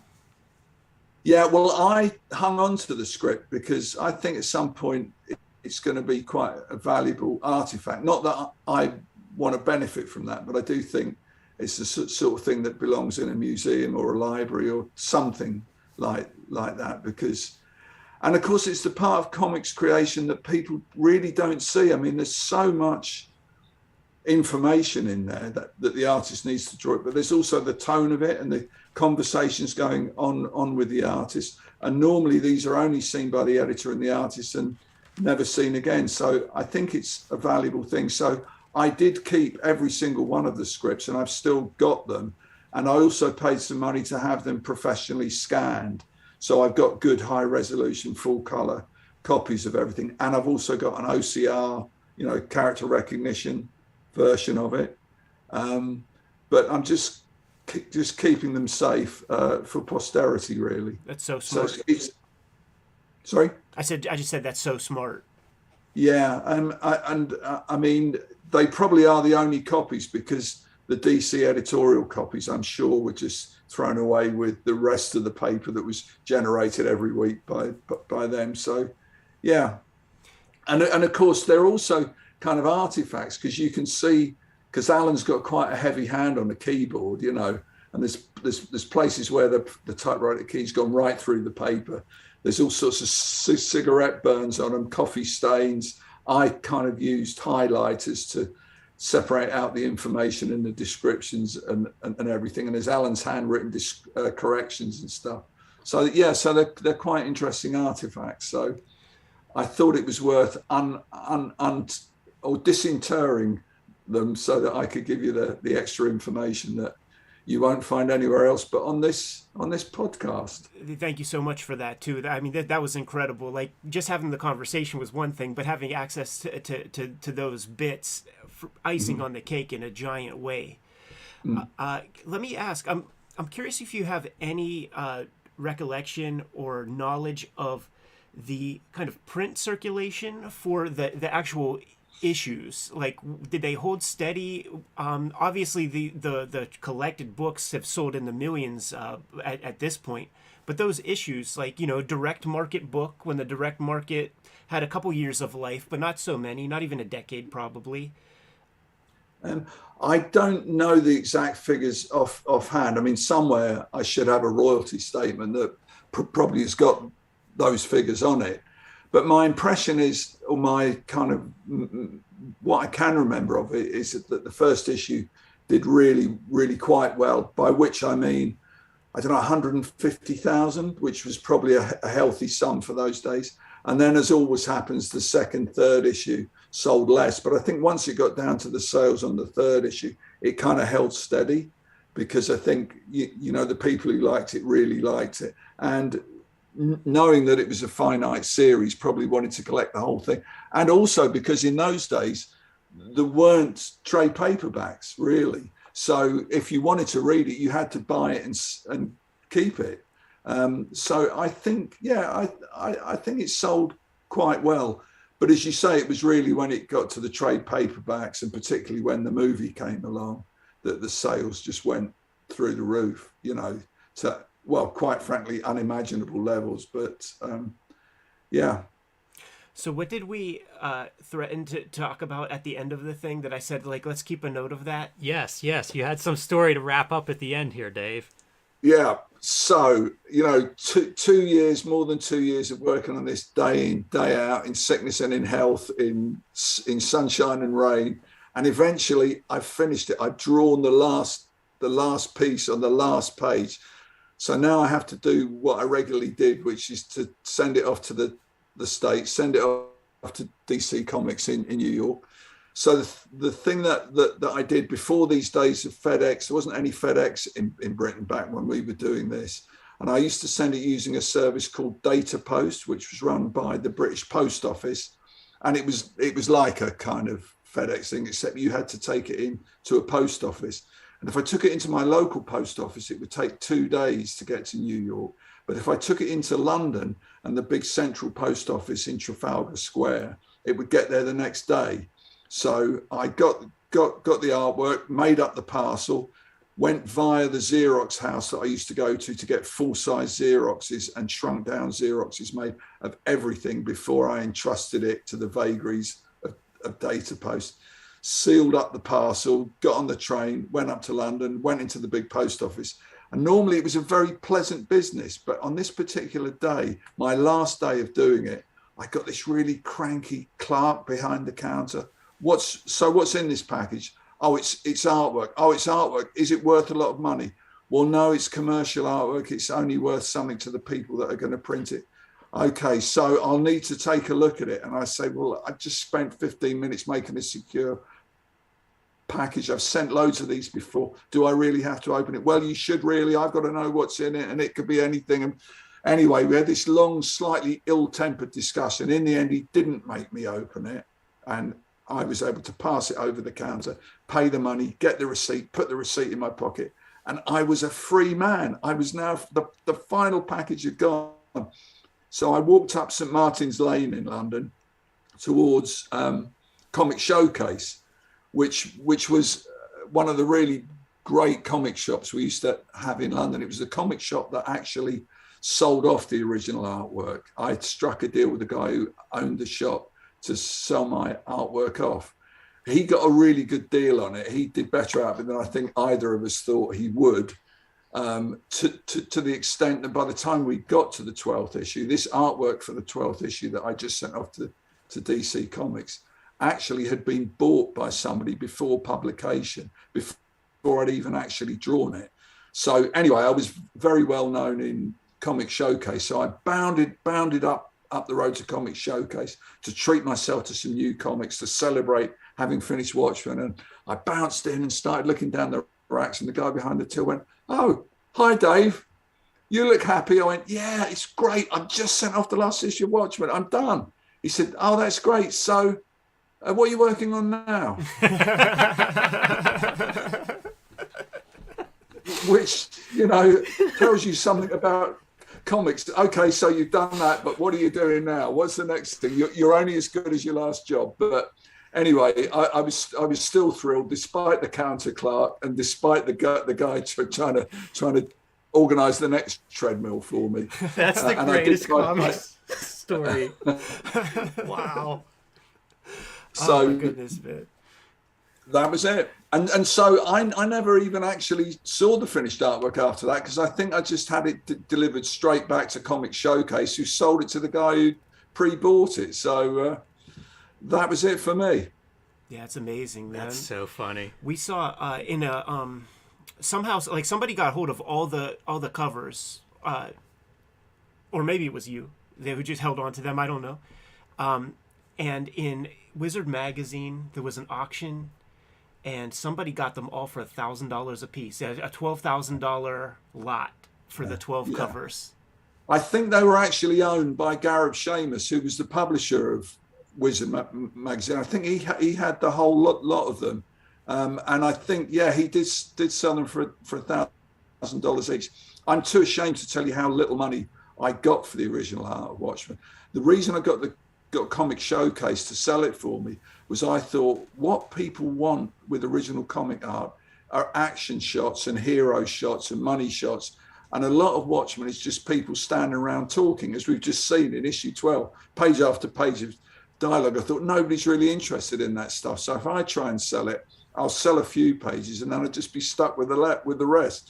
So when I got offered by Comic Showcase to sell it on my behalf, I jumped at it. And well, now you'll think very badly of me if I tell you how disastrously little I got for it. But it was in the tens of pounds. It was in the low tens of pounds per page. And as we know, there's now been pages out there for, I don't know what, $350,000, something like that. And of course, friends of mine send me emails going, "Hey, Dave, have a look on eBay, see what your pages are going for." No, I don't want to know what they're going for. I don't ever want to know that. Yeah, it's brutal, but I'm sure you're doing okay. Like, this book has to have been reprinted dozens of times, constantly in print. Like, and I've got no complaints about it at all. Watchmen has been very, very good to me, and I'm really happy with the way things panned out. Even to the degree that IDW did one of their artist edition books, which has got a lot of facsimiles of the original pages, and in a way, they're worth as much to me as the stuff I sold, because I've still got it to look at and reminisce about the old days, and I've still got young whippersnappers like you who seem to be interested in it. So yeah, it all works out okay in the end, although nothing ever ends. Nothing ever ends. That's a good way to put it. That's a good way to end this episode. Dave, thank you so much for taking the time with us to unpack this final issue of Watchmen and to share some anecdotes and some intel about the whole situation. Guys, you're very, very welcome. As you know, I'm a big fan of your channel, and really happy to do it for you. And I hope everybody out there enjoys it. Happy New Year to the audience out there, because this is going live on January 1st. But before we do split, Dave, is there anything that you would like to promote? Any social media? Any new books impending? Well, I think when we spoke I don't know how long ago it was we spoke. It must have been a year ago. I was talking to you about my autobiography, and my autobiography is getting closer and closer to publication. It looks like it's going to be sometime in the middle of 2022. And I've seen some proof pages from it, and I'm really pleased with the way it looks. It's got most of the anecdotes I've told you this afternoon, but plenty more besides. And it's got old artwork I've uncovered, my first drawing of Superman when I was like 7 years old, and stuff that I hope people will find interesting. And I'm sure you guys will enjoy it because you're well known for your behind the scenes in-depth look at lives in comics. And this is, I think, a pretty accurate telling of my time in comics with my influences and the various odd things I've worked on, and the good deals and the bad deals, and the money and the not so much money. But I've greatly enjoyed doing it. But it's going to have to get out there soon because, I've already had to add an obituary to one entry in it, and I don't want to add too many more of those. So it'll be out next year anyway. And as I think I threatened before, I'd be very happy to come back on here and go through it with you. Yes. Yeah, I'm so excited to hear that. I can't wait for that to come out. I think about that all the time, about autobiographies, biographies, histories of really the last couple of decades. I'm really excited to see this come out. So that's great news, Dave. Glad to hear it. Okay, good. When that comes out, please let's do this again. Let's have another conversation, chat it up, and let the audience for the YouTube channel know. This video alone is going to get us a lot more subscribers. So want to help you sell that book any way that we Absolutely. can. Sure. I'll look forward to it. Thanks so much, Dave. Happy New Year. Happy New Year, Dave. Okay, guys, and Happy New Year, everybody out there. Kayfabers, follow, subscribe to the YouTube channel. Hit the bell. We'll notify you when new vids are available. What's out there, Jimmy? Join me on patreon.com/JimRugg, where you can download out-of-print zines and mini comics. About a dozen of them are available. You can see my original art, scripts, sketches, process, how I make Street Angel, Plain Janes, Octobriana, and more at patreon.com/JimRugg. Read Jack Kirby, The Epic Life of the King of Comics, Fantastic Four Grand Design. On my Patreon, I started a new comic called Monster Society. Go to patreon.com, search Tom Scholey, and check out my YouTube channel, Total Recall Show. Red Room Comics, the Antisocial Network trade paperback hitting stores November 9th. Go to your local comic shop, pre-order this thing. Half the print run got taken by Amazon, and I want comic shops to absolutely have the rest to sell. Also serializing the next round of comics at my Patreon, patreon.com/edpiscor. You could pre-order the first issue of the next round that'll start coming out in December at the Fantagraphics website. All those links in my link tree. Subscribe to the Cartoonist Kayfabe e-newsletter at the links below this video. You can also find Cartoonist Kayfabe t-shirts and merchandise like this shirt at the links below this video. Given those Martian orders, Jimmy, we're going to be on our way. Read more comics.